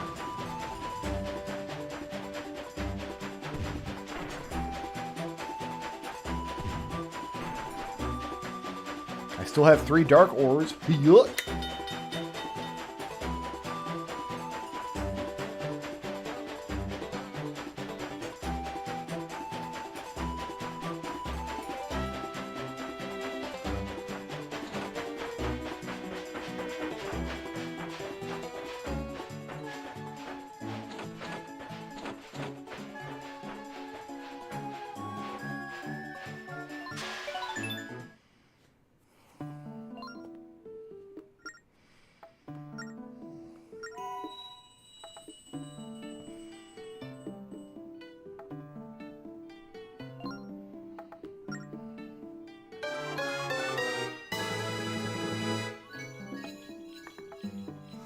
All right.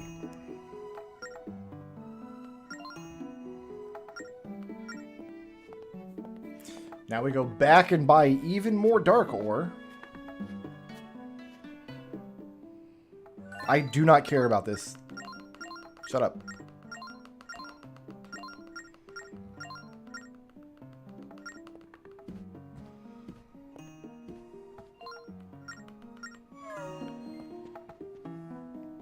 Could not care less about you idiot people.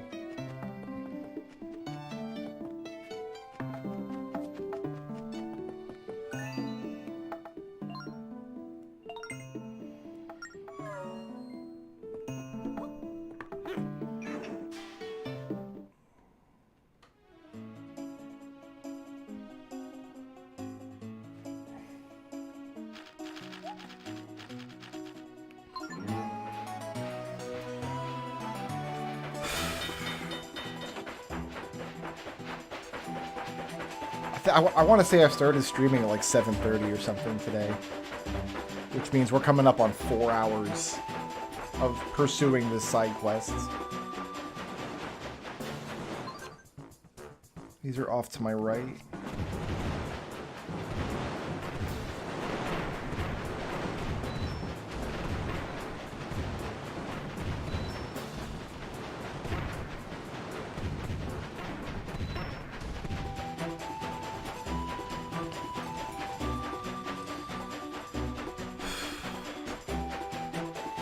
No Zelda side quest should take 4 hours to complete. That's just the God's honest truth. Why do the pirates build a train station? Why? Why did the pirates build a train? You tell me. Why did those pirates build a train station?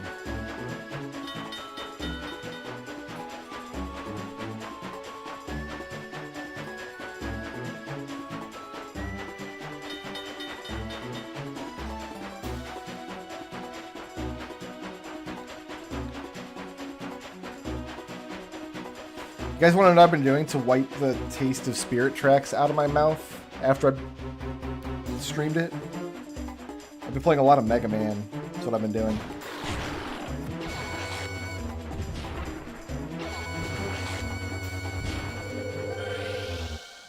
Through the lemon portal. Hurrah!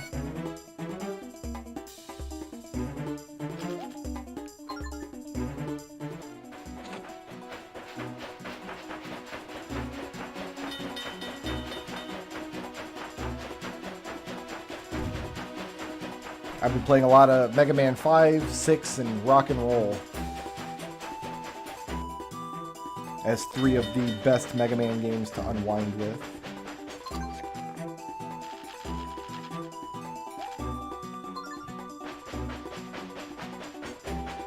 Legend of Mana would be a good game to unwind with, too. My Switch is still hooked up out in the living room, though. I haven't brought it back in yet.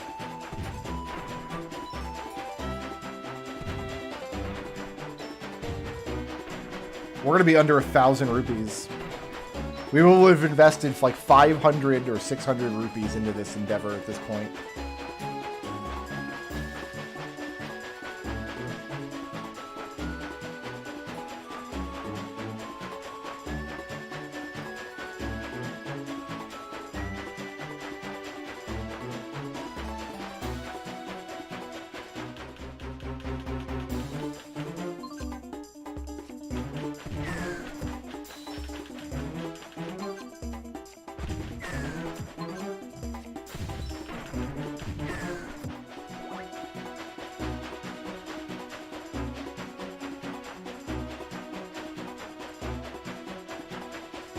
I have not played Skyrim in years. I played it to completion twice. The first time as a magic archer, and then the second time as like a pugilist.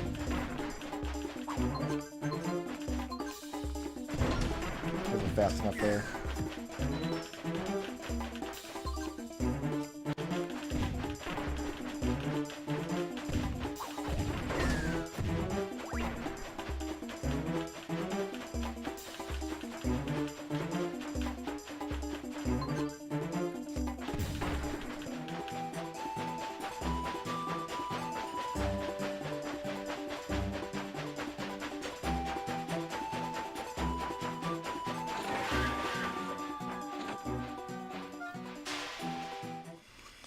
By the way, I hate this game. I don't know if you guys picked up on that or anything, but yeah, this game is... I can't legally say words that describe this game.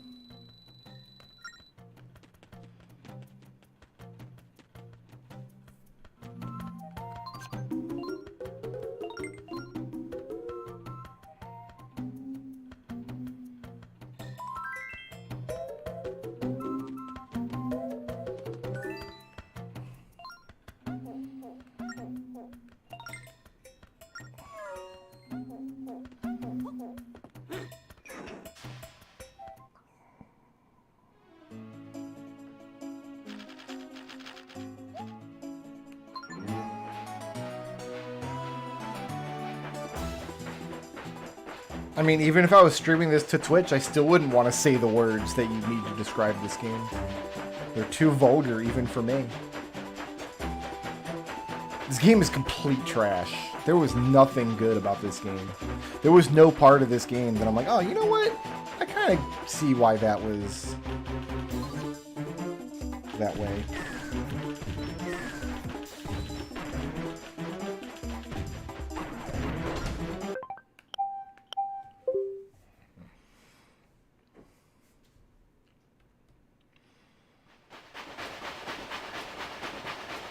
Every dungeon was, at best, mediocre. The best dungeon content in this game was just very tepid. And the dungeons have been the best part of this game by far. That's not an exaggeration.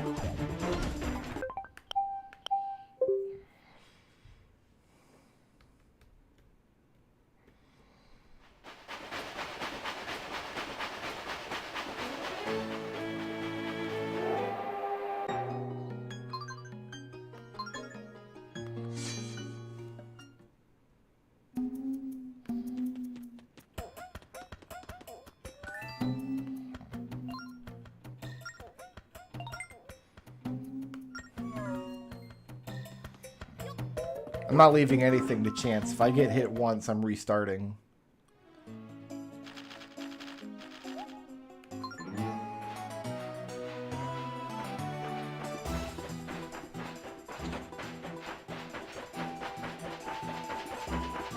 This whole situation could be completely avoided if we just loaded this crap into the passenger car, which has a roof, or just threw a tarp over the top of it and tied it down.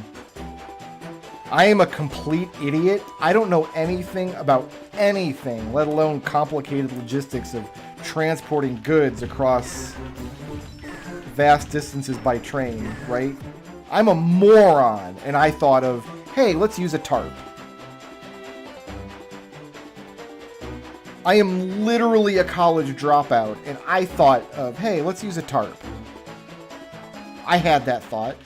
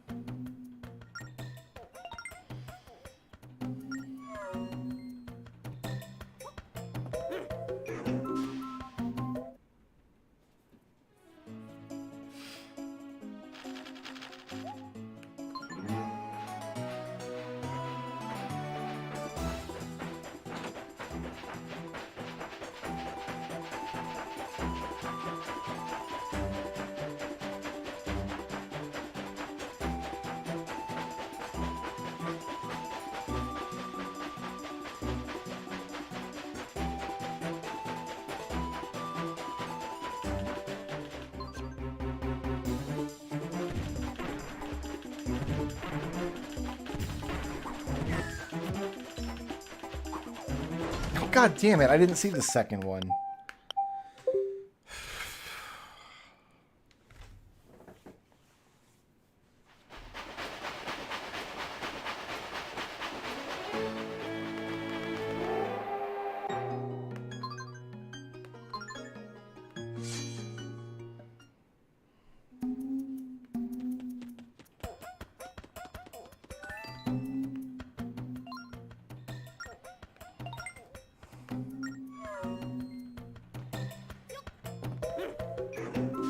Yeah, there should have been an NPC, like, oh yeah, you'll never make it there.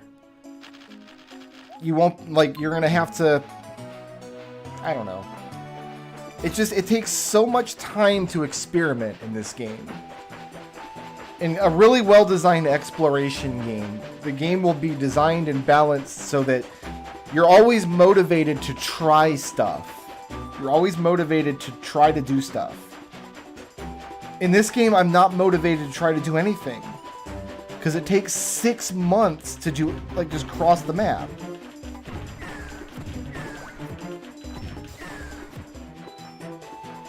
It takes so long to go back and forth, even between two places that are relatively close together.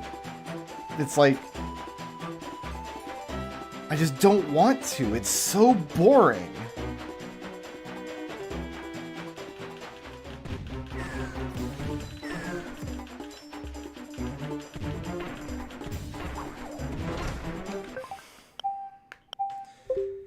I get that Hyrule Field in Ocarina of Time has this reputation of being like the most boring Zelda map because it's just this big grassy field where basically nothing ever happens and you only ever cross through it on the other way to other stuff. But it doesn't take more than maybe 90 seconds to get from any point on Hyrule Field to any other point on Hyrule Field.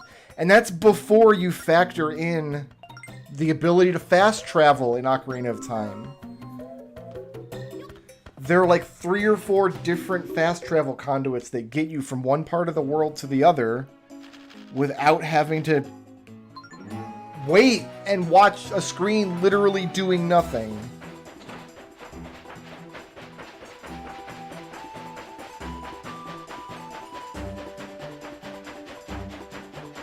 That was what? 10, 12 seconds of my life just training to this cave every single time I want to try this mission. Another 12 seconds inside the cave before the first monsters show up. And the monster encounter isn't interesting, it's just tap the right part of the screen or you die. Oh, you tapped the wrong part of the screen? Sorry, try again.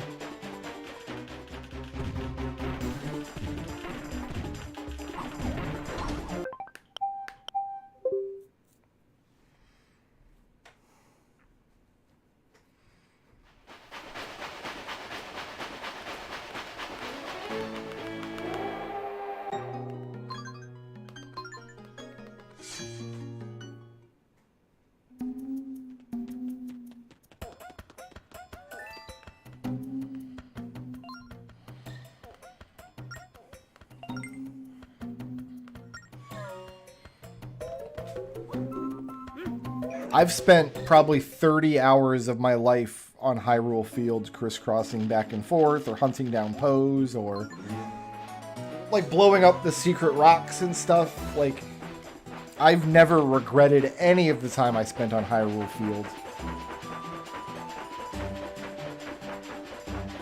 Anybody who says Hyrule Field is too boring, like a stain on Ocarina of Time, has not played Spirit Tracks. I guarantee you that.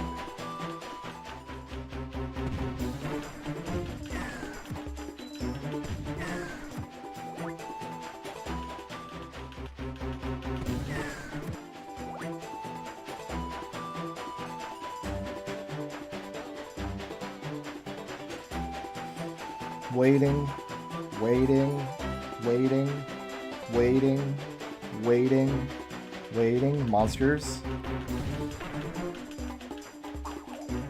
Restart.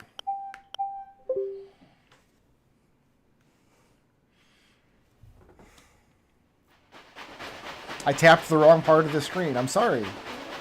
I thought I was tapping the right part of the screen. I thought the part of the screen that I was tapping was where the spider was going to crawl to in the time that it would take for my cannonball to reach it. But I was wrong, and now I have to restart.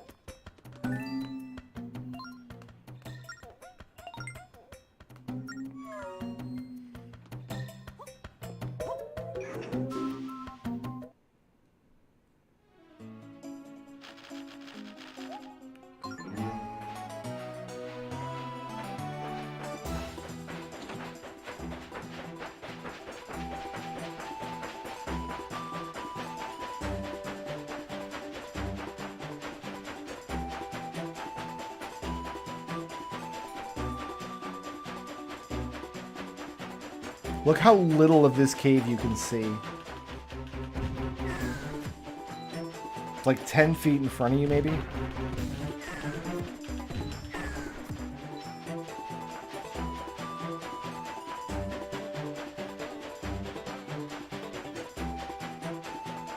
Waiting. Waiting. Waiting.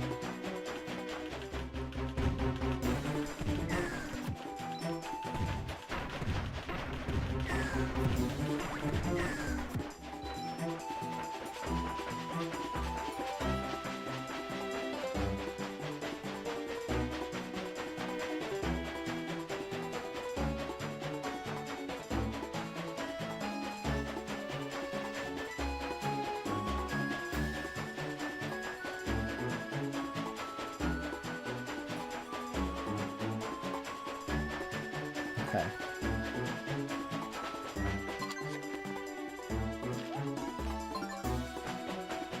Pretty sure we get a checkpoint at Ocean Realm, but to make use of the checkpoint, I think we have to die, not actually reset.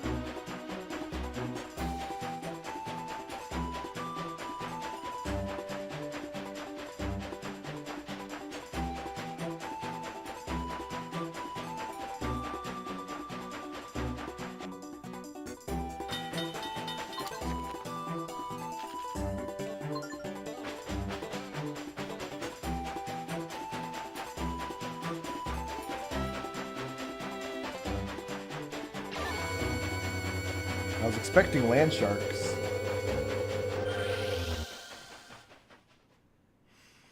I don't know if going through the lemon portal gives us a checkpoint or not.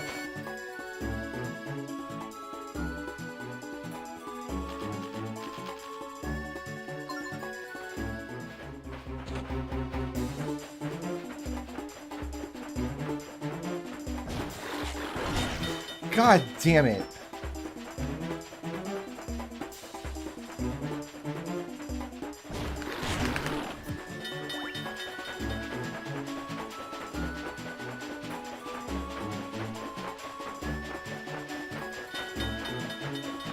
I should just get myself killed now, right? Like, there's no point. There's no point.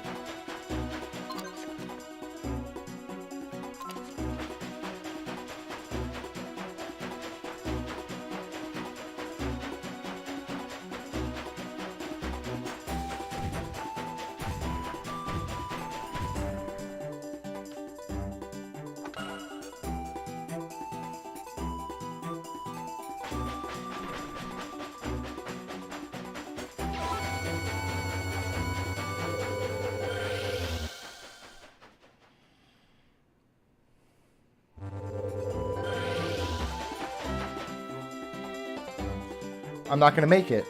I'm not gonna friggin' make it! God! Ah!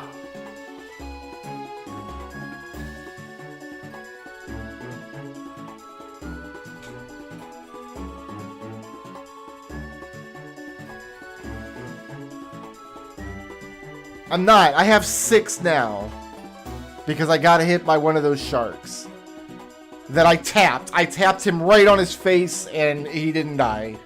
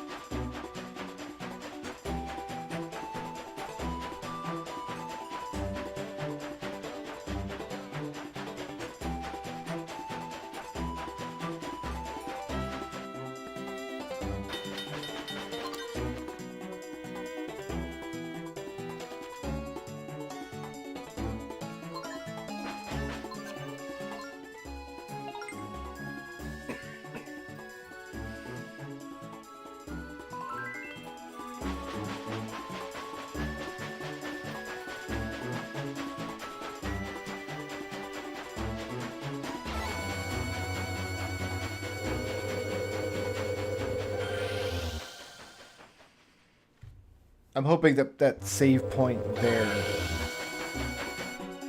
will be helpful. I don't know if it will or not. There's no way to know without trying it. Worst case scenario, it's not helpful and I gotta train all the way back up there manually.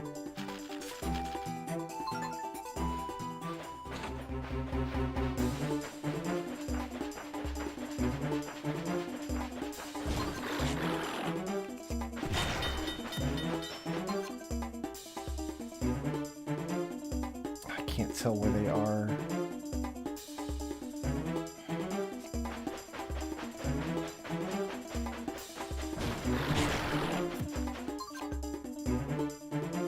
One more? No.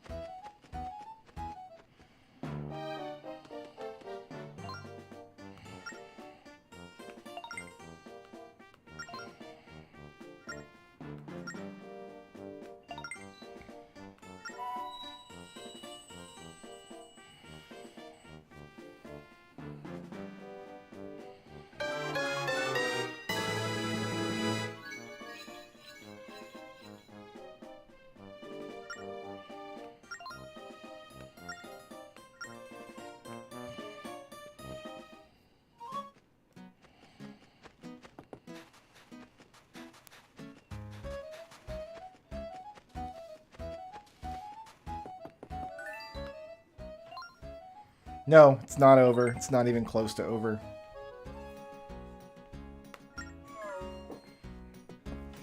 There's still a ton more of this game left. I got no enjoyment or relief from completing that mission whatsoever.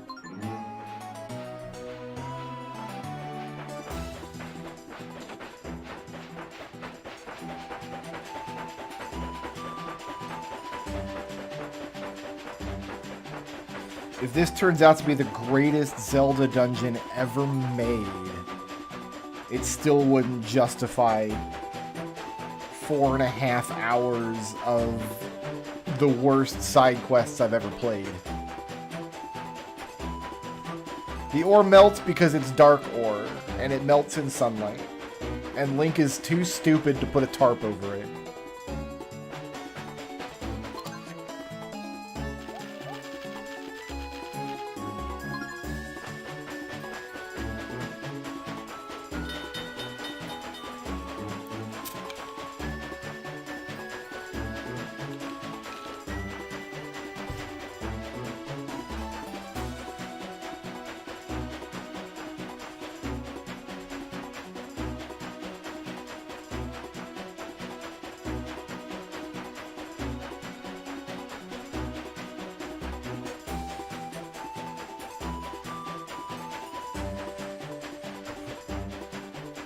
Yeah, put it in the passenger car. That's an excellent idea.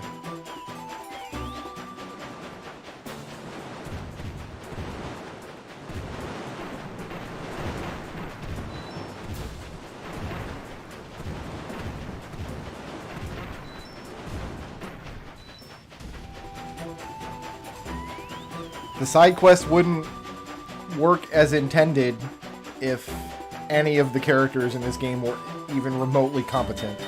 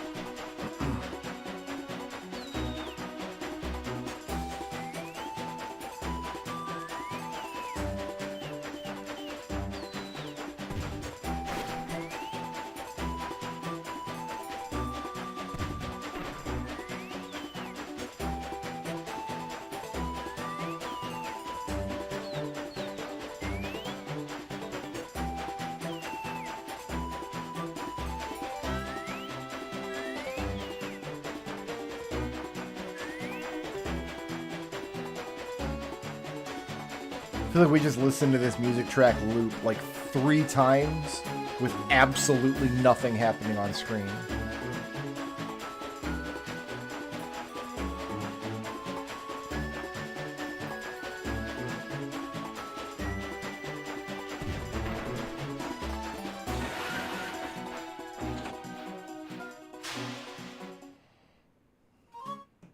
Lost at Sea Station. This is finally it.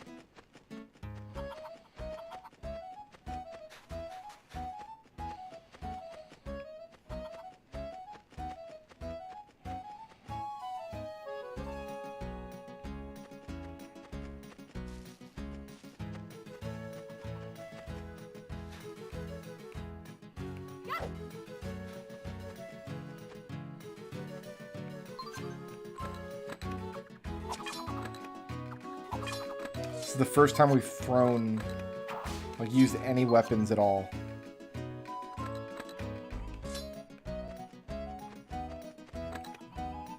That's not sand, really?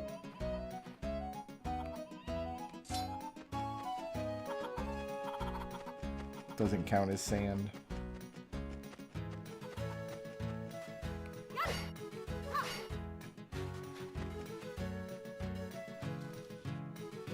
Okay, well.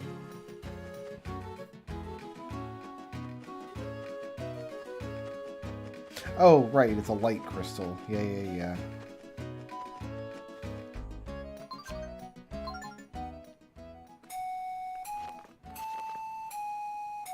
Purple down to white.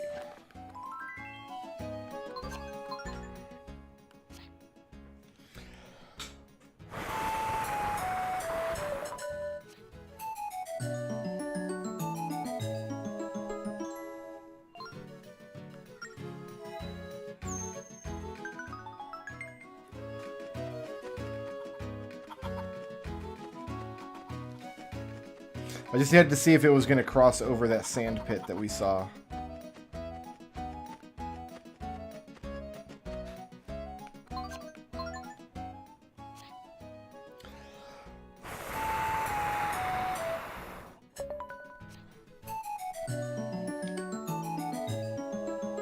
I hate this game.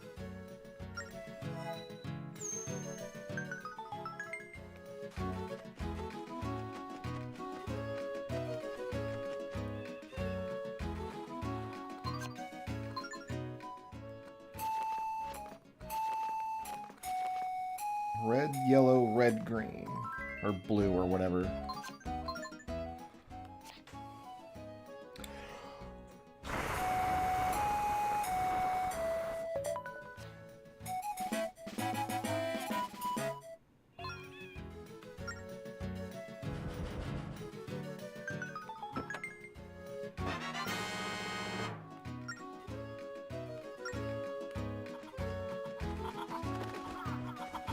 There's stuff up there.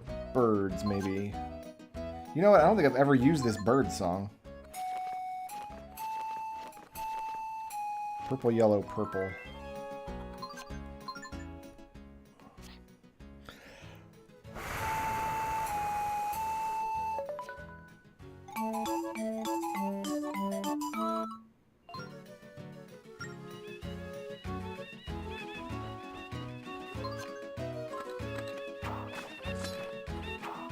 Oh, come on.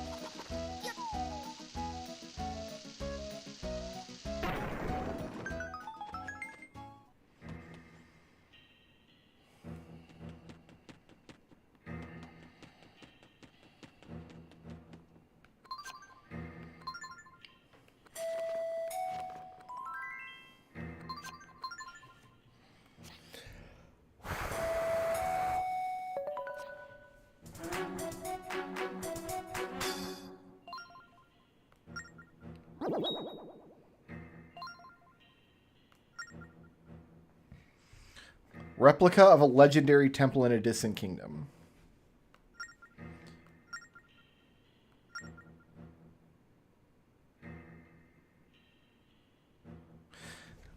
Does this thing just say there are many phantoms?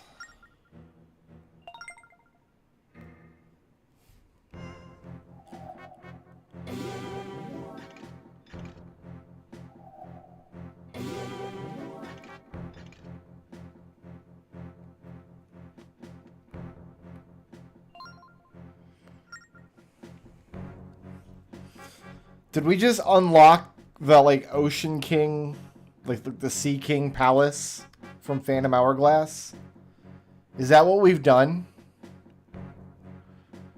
Did I just spend 4.5 hours doing the most infuriating side quests in the universe to unlock, like, a remake of the Ocean King Palace dungeon from Phantom Hourglass?